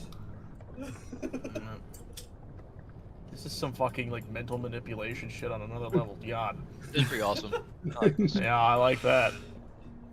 All right. While that's happening, Pan and Gug, you all have currently been the only ones at the table, and Gug, you wait after eating a plate full, and you're like, oh, no one's coming down. Maybe I'll get. Oh. Oh, I swear I was only my first plate. Actually, that's like his third plate. Just let me have this. Please. Just make sure you save a plate for the captain. I need to bring one there. I'm taking this plate. Bye. To be fair, 2 of your members don't need to eat. That's a good point. True. Oh, more for me. Alright. You head back out on the deck. Apparently the marionette follows. No, stop. I can't be creeping him out right now. Go, get, shoot.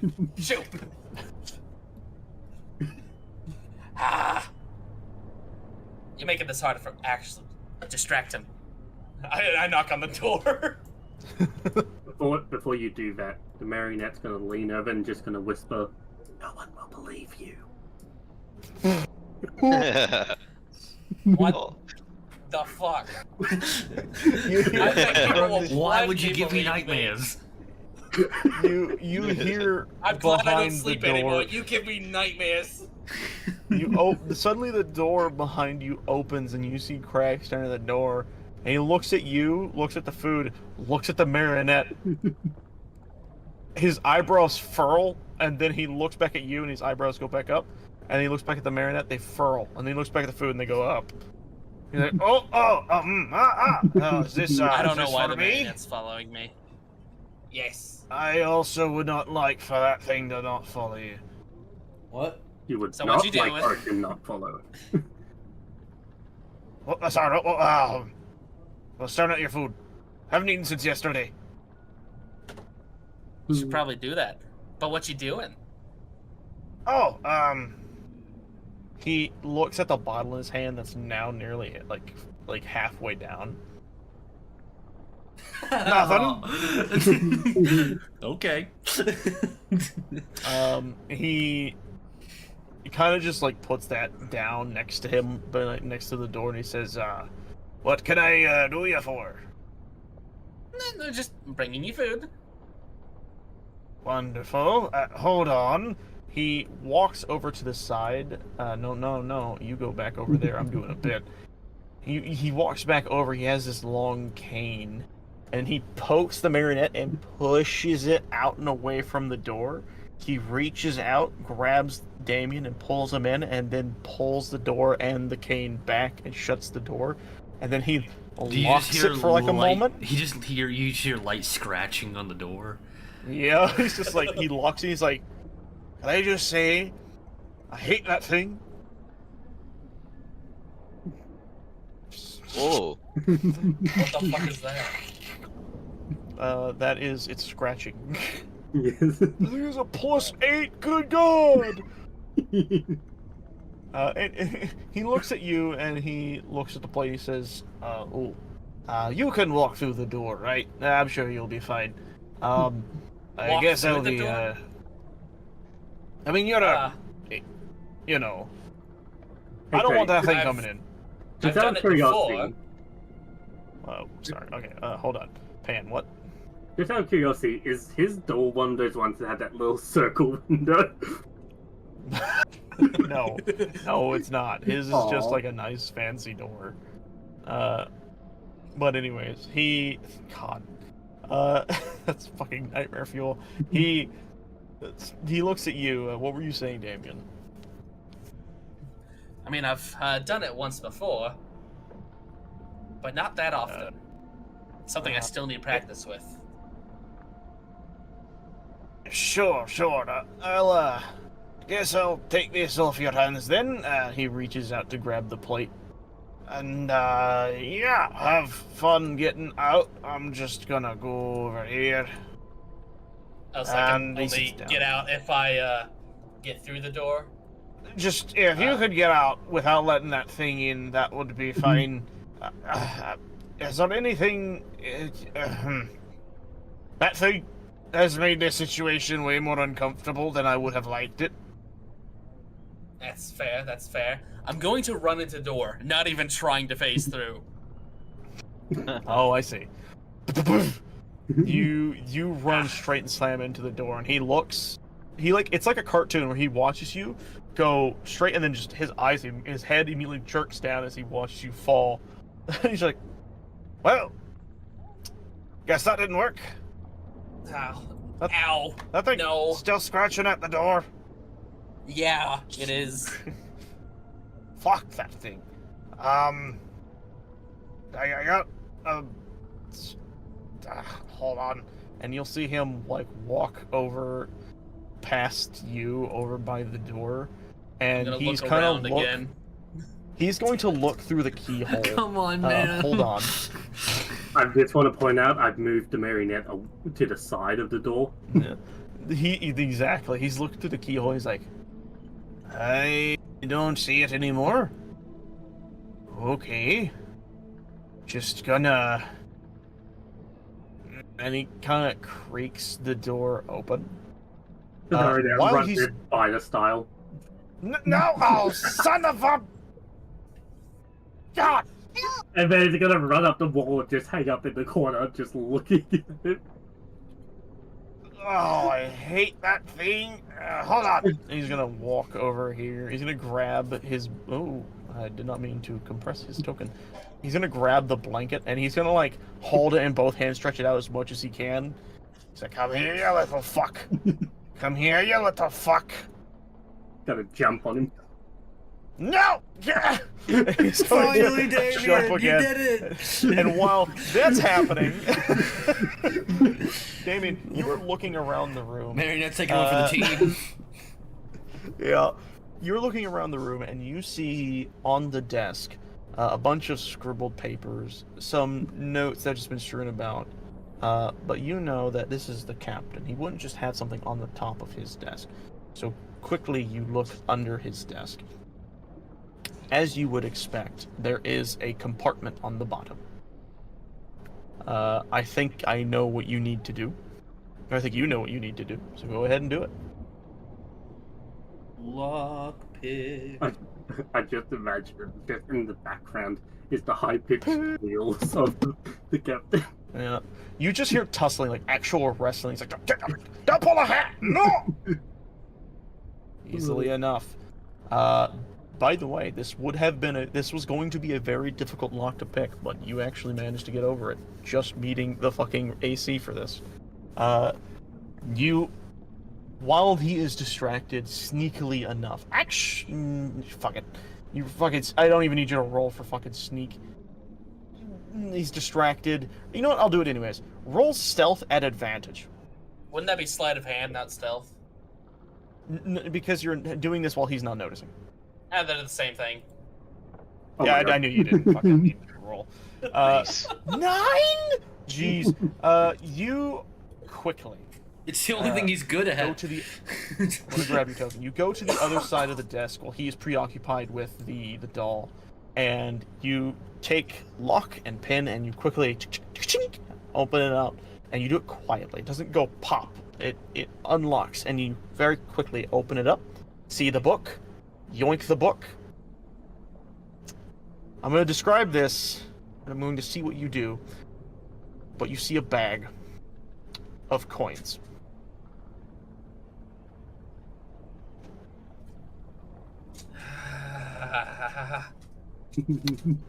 Okay. Do you want to roll a wisdom save? I don't need to touch that. All right. Especially when we shut- have so much time left. You sh- Later, you shut- later. Shut the door. You shut the thing quietly, sneak back over to where you were standing, and then eventually you hear, "Gotcha, you fucking bastard!" Yeah, yeah. And eventually you notice that he has wrapped the mannequin in his blanket completely, tied it shut. Make a grappling check. For the sake Rule of of the cool. story. Sucks to suck. Yeah. He has done this, and sleight of hand. As he's doing this, he quickly grabs the thing, and it's kind of like wiggling. He's kind of like wrestling as even bite this thing's a bastard. Quick out the door! I'm gonna throw this out there with you. It's gonna break out and just spider crawl its way back out. Come on, Mary Knight, get out of here. Get out He hands you the bag. He says, "Get this thing." And then he looks at you and says, "Thank you for the food." And then he shuts the door behind you with an audible slam, and then makes his way back to his table.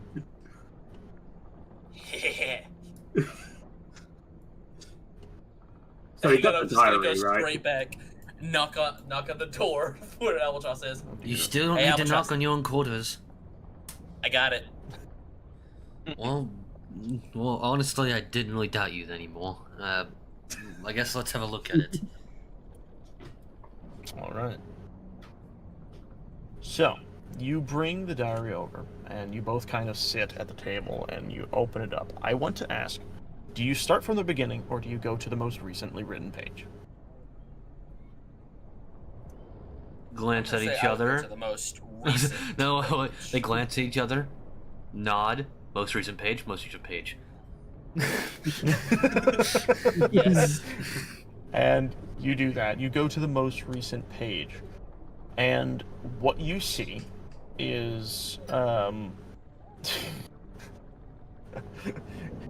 you go to the most recent one. You notice this one isn't fully finished, as he had just started on this one. And it says, woke up, drank some beer, tasted good, still need to eat, forgot to do that, too drunk to remember.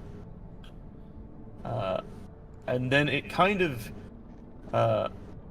continues on saying, was thinking about the thing I had originally thought about, and I think I'm going to do it. And then a bit down it says, I have spoken with the orc. His name, I believe, was Gug, if I can remember. And you see he only puts one G at the end. It's just G-U-G in how he writes it. And he says, I expected the answer, but always wished for a different one. You ask many other orcs, and they always seem to give you the same result. Pity. And then, as you read down, he says, I hope these ones don't end up the way the others have. And that's where he is currently stopped writing, on that page.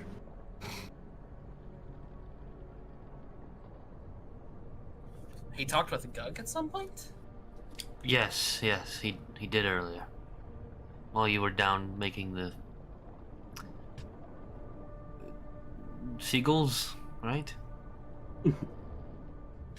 They were so charred I could not tell what they were, but they were delicious. I'll take your word for it. Because he's named after a bird. Yep. Do you go to the page before? Yeah, sure. Let's grab some Yes. context.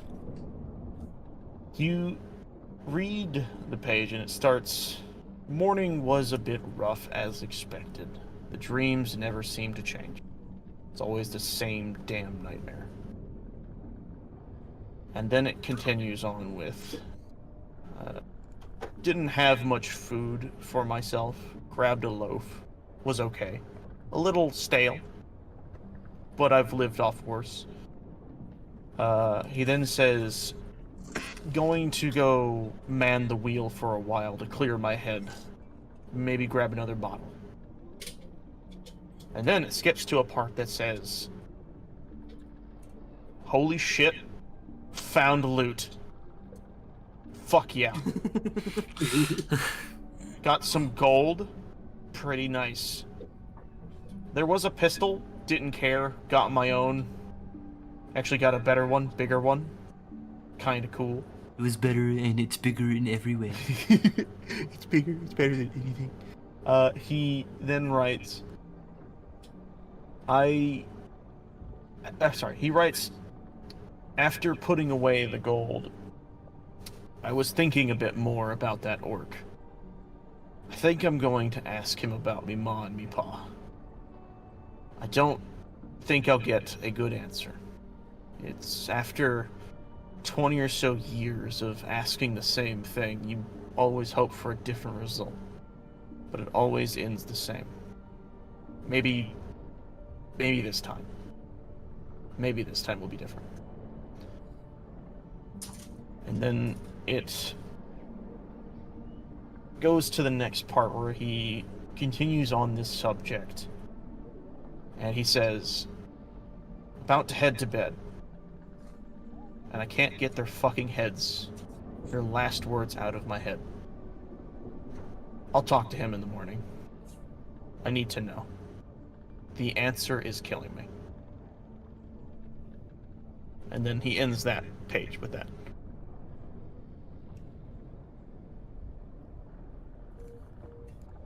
Perhaps you being not originally from here, Feywild or whatever, maybe what I'm sure this is referring to, and mind you, Gug never directly spoke of this, but the benefits of being from the same island, I guess. Did you actually know that, to some degree, orcs and the elves are very genetically similar? Not the exact same, obviously, but similar. Anyway, the orcs, unlike where the elves prefer to enact their violence in secrecy and behind the scenes, they would rather put a dagger in your back than You're one in cutting your... out a lot. You fucker! Stop it! Where do I restart? Just the whole thing, or what? The whole, like, sentence you just started. Did you get the whole part about the orcs and the elves not being too dissimilar? Yes, you said that. Okay. Yeah, that was the last thing I heard. Well, the orcs, unlike the elves, who would much rather stab you in the back and defeat you with secrecy and politics, they don't have the patience for it. They predominantly just prefer direct warfare or domination if they can. There's a bit of a pseudo-peace between the two, only very fractured. Only because one could not specifically annihilate the other. The orcs have previously delved into rituals and even slavery. I don't know which one our captain's parents led up to, but neither are great. At least,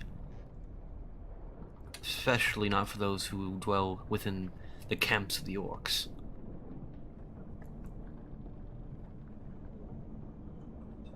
Makes sense. Just... the more we're reading into this, it doesn't really feel like he's hiding anything, but maybe there's something at the beginning that we could look at instead. You know what? How about you go take this and have Pan look through it? She's better at this kind of thing than we are, maybe. She was the one that was originally suspicious in the first place, so if we can make her less paranoid, probably the best Just need to figure out a way to get it back into that desk as soon as I can. You're right, but if there's anything in that book that's worth being suspicious over, she'll be the first to catch it. If there's not, let's just hope that she's willing to let this one go. That sounds like the best idea. Alright, I'm gonna go do that. The sooner I get it to her, the better.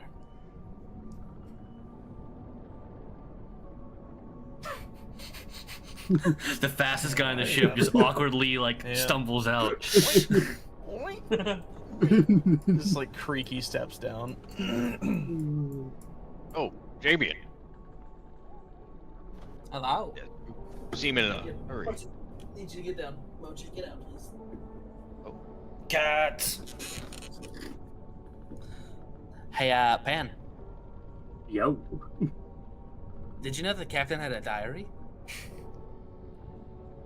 Probably more like a captain's log, but go on. I got it. I don't think I want to hear some secrets I'm not supposed to. I think I'll get out of here. I know you were suspicious of the captain. Why don't you read through this? Sounds like a good plan to me. He takes the book and just sits at the table. Marionette's gonna guard the stairwell just in case her reading gets interrupted. I can only imagine, like, he goes downstairs, see the medic, is like, nope, guess I'll starve.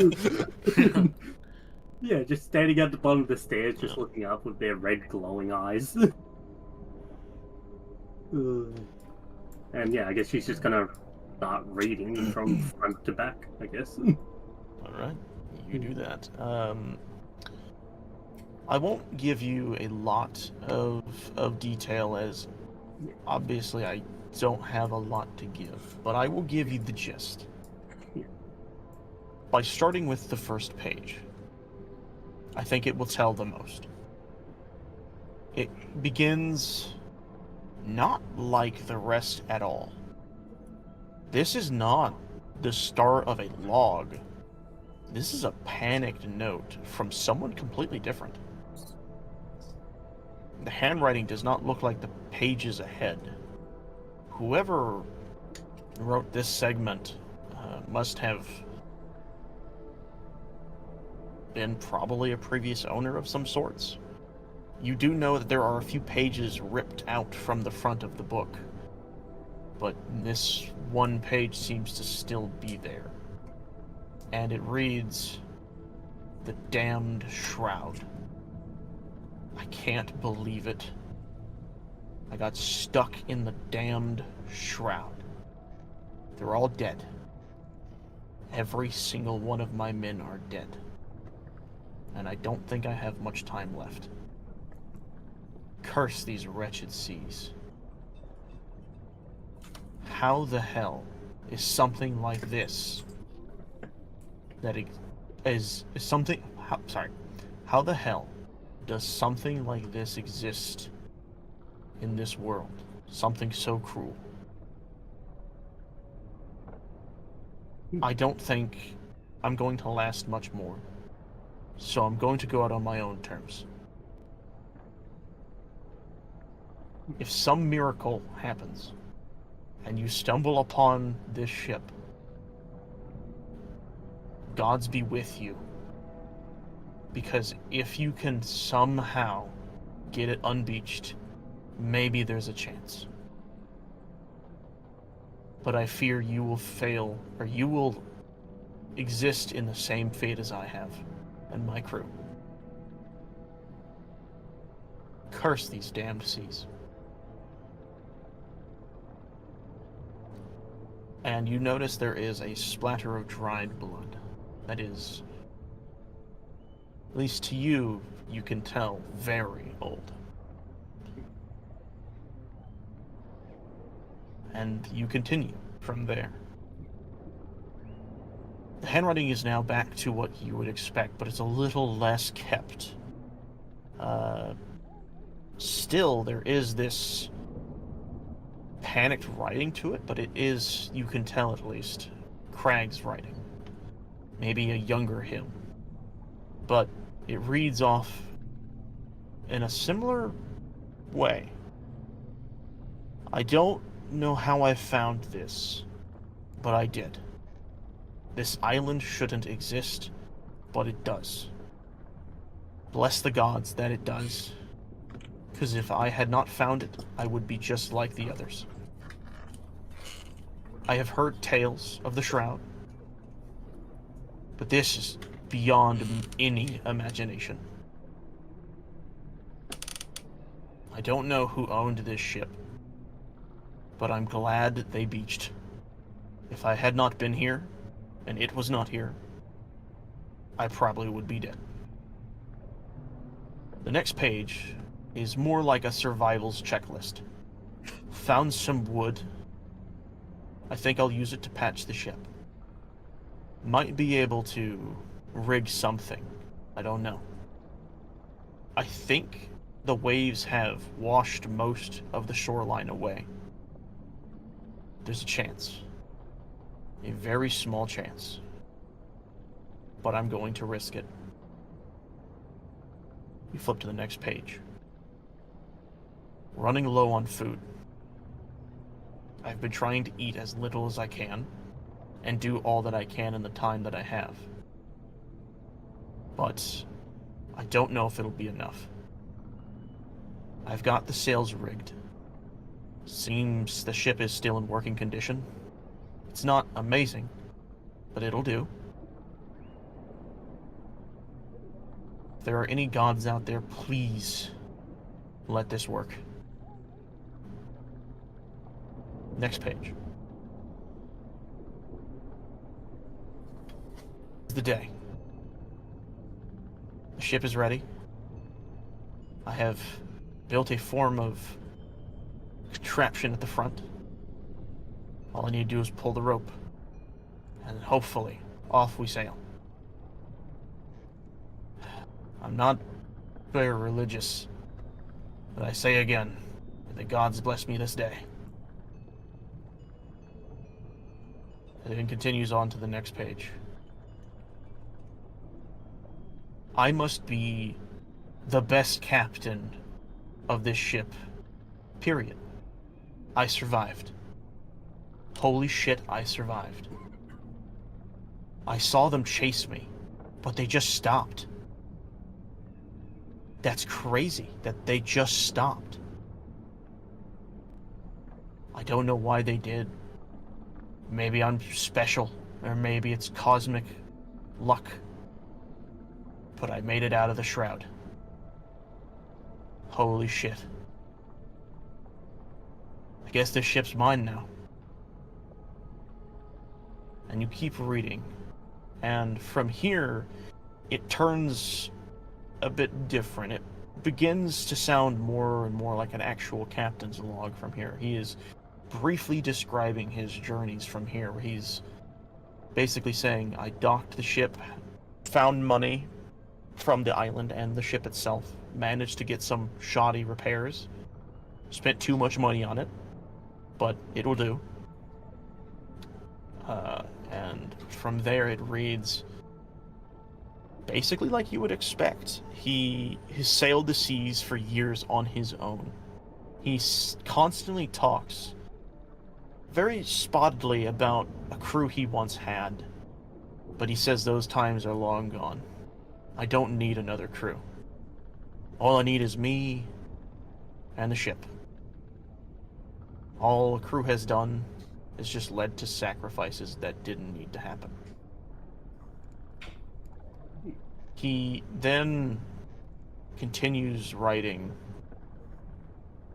the ship is in much better state. I've managed to patch to the best of my ability any of the holes. I have bettered the sails. I think I'm ready to give her a proper name. I can't think of one, but I kind of like the name Krusty Bucket.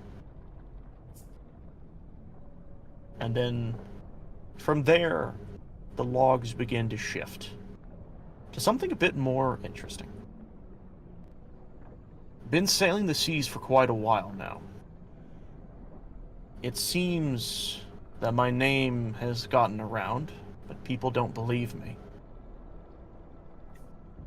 It's crazy that they don't believe me, but I don't blame them. Who can blame what seems like the ramblings of a madman for surviving the shroud? But what surprised me most is that someone did. I ran into this old lady at the black market in Gildenyost.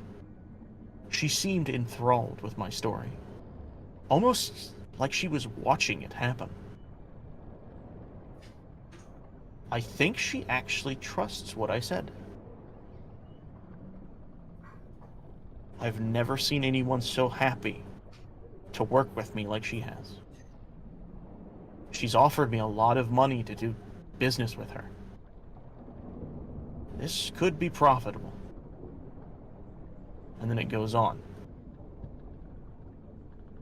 Me and Ma Machine have been working a few years together, and I have to say she's the best damn boss I've had in a while.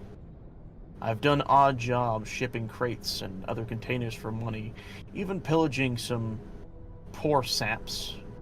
Never killed anyone, as I normally do. Or as I normally don't do. But taking a few gold coins ain't gonna hurt nobody. But when do you need to if you're getting paid this much? I could buy all the booze in the world. All I gotta do is fare a few people around. Just yesterday, she had me deliver this rabbit guy overseas. Never seen one of them before. He looked kind of funny. Don't entirely remember his name. Think it was Damn? Don't know. Don't really care. I got paid. That's all I need. Just hope he gets to where he's going. Get a weird vibe about him. The next few pages kind of intertwine with what you all know. He docks at Gildenyost, getting another order of information for Ma Machine about a group of people she once transported. In the thing he says, I've done a few bus runs for people, but this location has me a little on edge. I've done it a few times, but it's never fun. I think something might happen this time. My luck can't be this good. But just maybe it'll keep holding out for me. I'll be picking them up here soon. I've heard they're supposed to arrive in the next few days. What interests me the most is she described one of them as an orc. And she said that he looks like the one that she mentioned to me before, possibly from... Fuck, I gotta remember the name of the village. Give me a moment. Immersion break. Oak Drazar, yeah, sorry. He says he might be another orc from Oak Drazar. I've spoken to many of them my times across the sea, all giving me the same answer to my same question. But maybe this time it'll be different. One can only hope. And then from there it gets to about where everyone else has already read. He just talks about drinking a lot. One of the things is he writes down he says that rabbit is very familiar to me. I don't know what it is. He looks familiar. I don't know. I'm too drunk to remember. And then it just continues on from that to just your average logs of checking things on the ship. No, Dawson. That's generally what you get. Do that. Then the marionette is gonna tap Damien on the shoulder and like gesture for him to follow.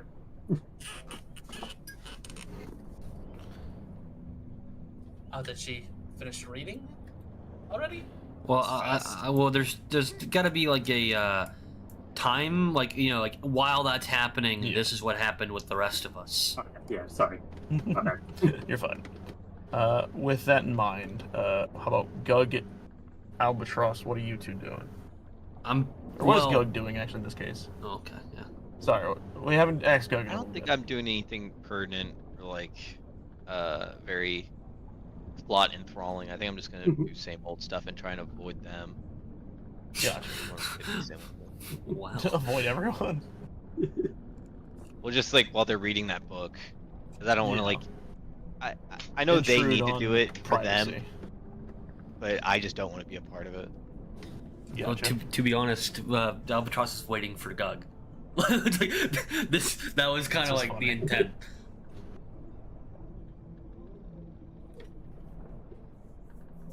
Well, I guess you are patiently sitting in your room, kind of mulling over your thoughts on what you have read.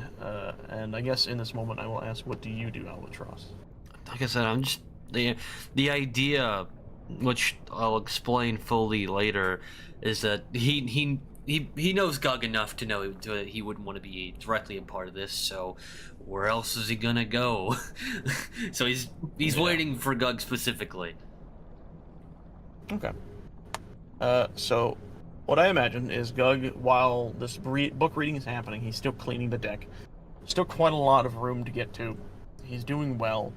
He's had, obviously, his food break as he was down there eating a lot of plates. Damien, what are you doing while all of that is happening?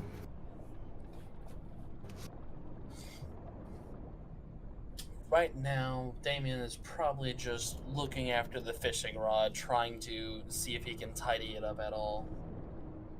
Kind of You will actually making sure notice. it's good to go. You will notice this one looks a lot more expensive than the one you had. As shoddy as a lot of the ship is, he doesn't seem to spend. He doesn't seem to spare expenses on his own personal tools.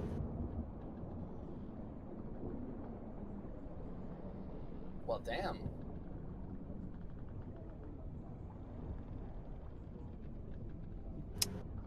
And I guess with that, we will move on to the mannequin poke moment. As you are investigating the fishing rod, it doesn't take too long. It takes a few minutes. Eventually, you feel a poke on your leg, or on your back, as the marionette has arrived. What the fuck? Is that the noise the marionette What the- makes? No. Jesus Christ. Yeah. It'd probably just be distorted. It'd just probably be distorted noises. That's probably the noises she would make. Why are you on the ground? I should stop asking questions when it comes to you. It gestures Oh. so you follow and starts crawling across the ground. Oh If I God. didn't know any better, I would never follow that thing. But I don't. Anyways, la-di-da-di-da. Well, I think And you there's walk down. something you'd find quite interesting in this book. Why did you have to make your marionette so creepy? Don't you think it's on brand? Like, I gotta, I have an It's image on and brand. stuff. I'm getting signed by Nike at the end of the year. Like, Did you make it whisper in my ear? No, what are you talking about? It can't talk.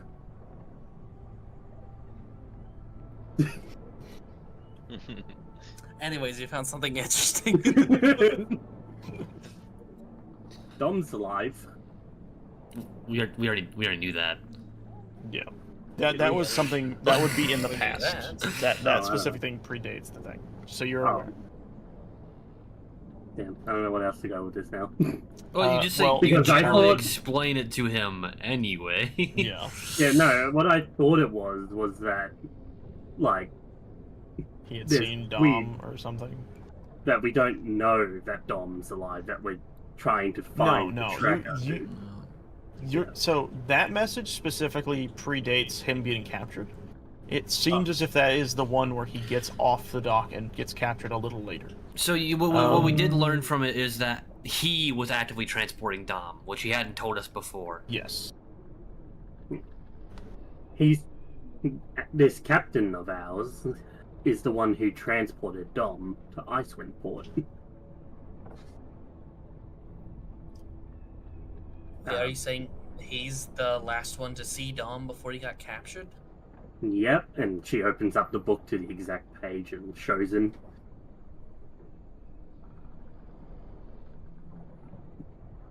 Out of everything I could be lucky in finding, why is it Dom's footsteps? And his goddamn foot. Why is this the one thing I'm lucky at? Well, they do say rabbit's feet are lucky, so... You don't gotta tell me that. I already know that plenty. But, yeah. Apparently there's also something called the Shroud that he managed to escape. The Shroud, huh? Yeah. Does that mean anything to you? I don't know. I doubt it. No, not for you. You are not well traveled. There is one of you who might. That doesn't ring a bell. Other than that, the ship used to belong to someone else. He and his crew died. Then our captain here, the Goblin Man, he traveled around for a little while. Like, he found the boat on some island. He apparently got chased by someone when he was trying to escape. And besides that, he traveled around with his crew. His crew died. And I don't know, the original owner of the ship, he said something about this ship, like, I don't know. He said, like, that anyone who finds this ship should be careful, something like that. She's basically just going to open up the page to show him, so that way he's getting, like, a clear thing of what's said. In case you need the retell, it basically, the original captain is saying that if they do happen to stumble upon this ship, be careful, because he does not know if there is a way to undo what has happened to it. It might even end up being their coffin, their grave, effectively. And if you read on a little bit, you would realize that it would seem that the opposite has happened in the Stents of Crag. Seemingly the ship was not his grave, but rather his escape. Of what you don't know. Something called the Shroud. But that's all you can tell. Yeah, that's the general gist of things.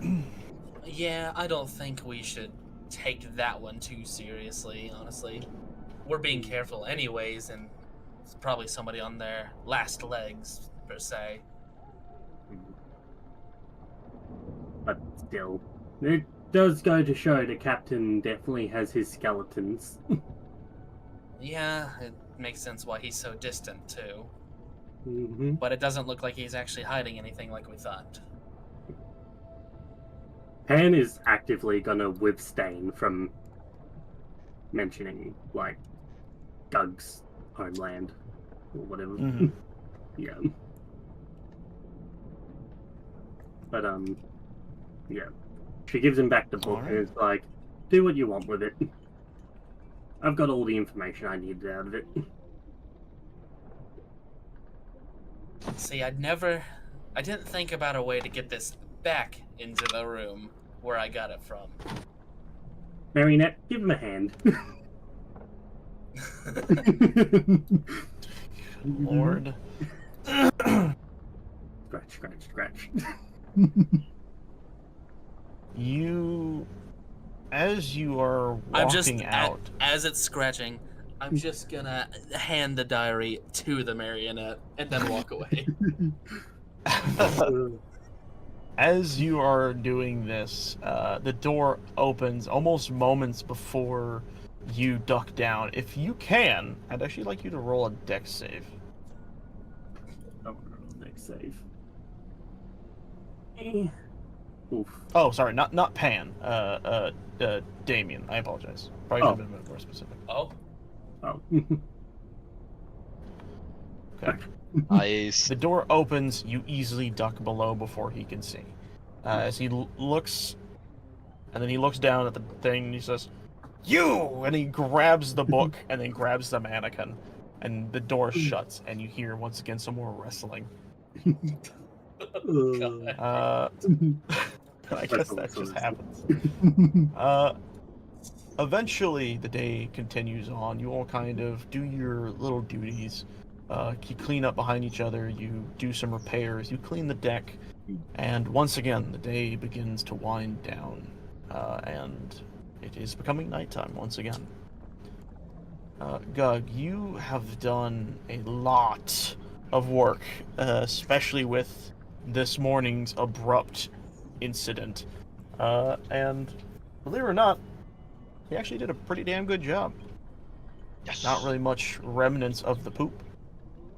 So you proudly put the tools down and ready yourself for bed. And as you walk back into the room, you notice that Albatross is sitting at the table alone. Are you going to be sleeping here tonight? Yeah. And what Gug notices is, while it's not a sight that he hasn't seen before, and it's something he saw more so when they first met, but it's become more and more of a rarity as time has gone on, especially as they've gotten into the group, is that Albatross sits not the full back and confident as he usually sits, but forward, making himself smaller, more timid almost, and what he notices even more so are the flecks of gold and honey in his eyes, the last gasps of their original color.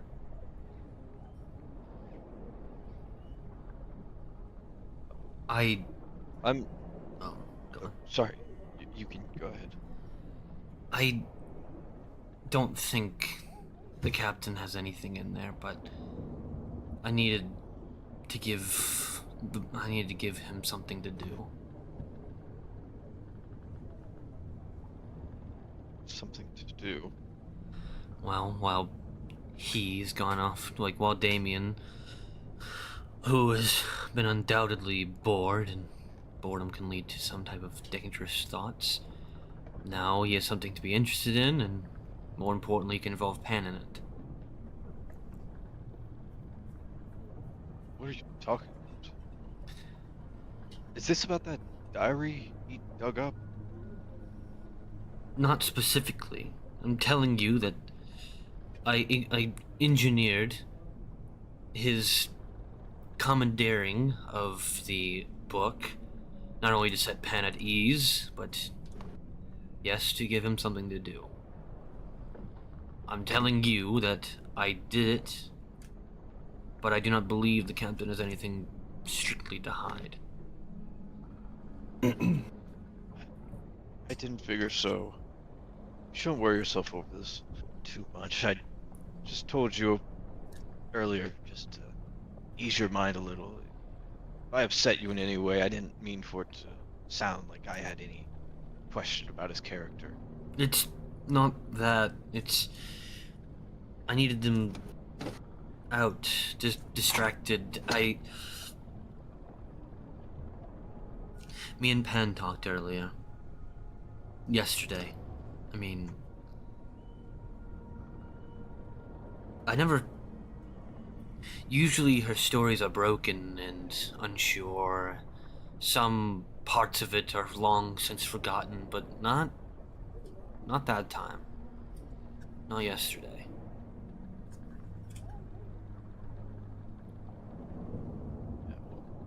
Hers is an odd one. I figured there's some irregularities in how her brain operates at this point. She was... I had told her about our first encounter with the Omens. Not all of it, but enough. I'd hoped that would dissuade... I don't know. You should have heard it. You should have been the one in this chair. I didn't have the right things to say. I never do. She's holding the same anger I have. And sure, maybe whatever is going to happen down in that basement, when I told Damien that I would go to the City of Radiance if that's where he wanted to go. Because the first time since I left my home, I had something really worth dying for. I know I don't walk out of that place. When we go there, if we go there, there is nothing left for me at the end of that. You saw how I was against one Omen Hunter. That's their base of operation.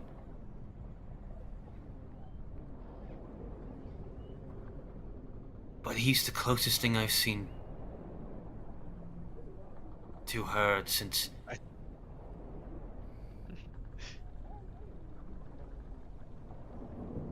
think you're being a little presumptuous, Albatross. Just because we go to the Radiant City doesn't mean we have to fight anyone or get involved with anything too deeply. We can always deal with it when we get there, but it's just about saving Damien's friend, right? Right. Try not to stress about it too much so early. She had mentioned the idea of supremacy. That these aren't such curses as they are evolution. I can't see it Dangerous that way. idea. I agree. I can't see it that way. It's not in me. It's not a part of me. I don't expect a cure, but I only want it to be this as a means to an end, not forever. I fear, like I said, maybe if you had been the one talking to her, I don't know, but she won't always be in control, or rather controllable. Even her seeming worship of Arthur will have its limits one day. And if she remains with these ideals around him, are we any better than they are?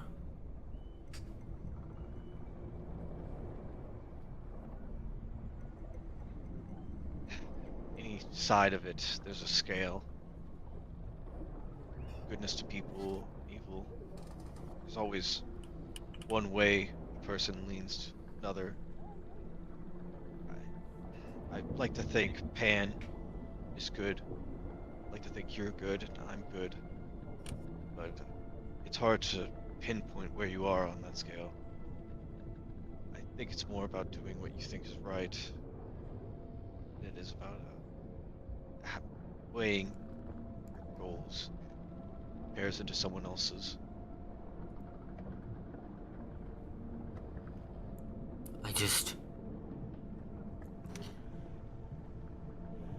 He's not perfect, as I said. He's a bit of an ass sometimes. He's a thief by nature, but he's not like us. At least, not like me and Pan. People that are too broken for this world, too delved into the evil. Well, you seem immune to it. He's not. He can't be swayed. And for whatever part of me that's left that has that light, the thing that Shivani believed in, I can't let her, or if it comes to it, Arthur, condemn that just for their own means.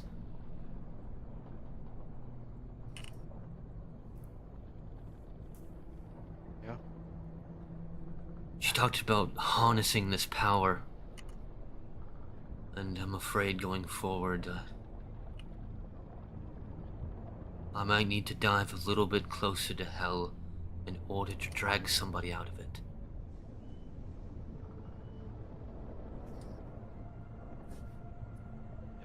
that maybe that, or you know, maybe you rely on a friend. There's different kinds of strength. Just because you seek it in your power doesn't mean it's the only method.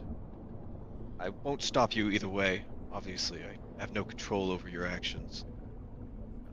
But these curses, it's, well, like you're saying, it's kind of a give and take, but everything in life is give and take. If you want to be a greater swordsman, you practice swinging a sword. There's other ways to become stronger and to grow. You don't need to worry about all this weight on your shoulders. Like I said, you have me, Miss Damien, Pan. Any one of us would be more than happy to ease your burden, even if it's just mental. We'd always be there to help support you and assist you through it. Just trust us to be there. Of course I trust you. He nods. I would like for you... Promise isn't the right word, but that's the best I got, so I guess I would like for you to promise me that regardless of what happens, and that's... I'm not looking to die, not here, not yet, but if anything were to happen, you've taken care of me ever since the day we met, in one way or another. I would like for you to show, not that you're not already doing it, but I would like for you to show the exact same reach for Damien. And that if it comes to it, you would help him even against Arthur, even against Pan.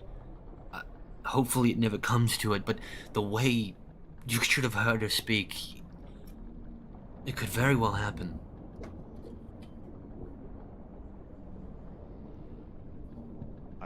Promise. Do anything I can, even without you dying. I guess that is the preferred route. As I said, I don't intend to, I just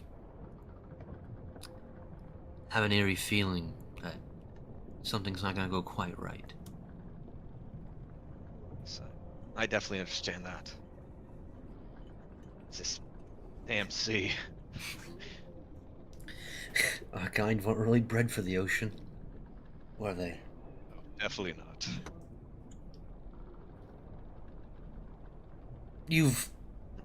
You had a long day, I'm tired. I think I'm gonna rest now. I think that's a good idea. Good night, Albatross. Good night.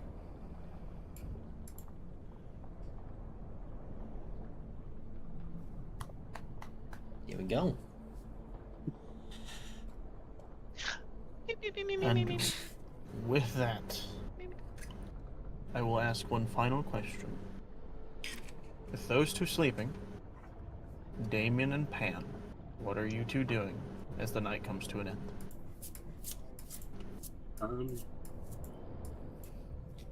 I guess I'll do another blueprint, I guess.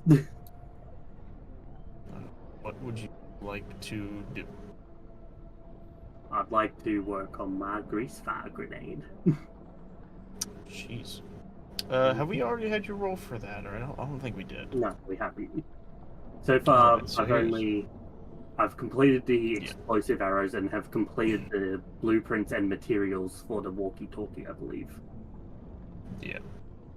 Okay, with that in mind then, roll me an Arcana check. And Arcana. Wow. 22. Easily enough.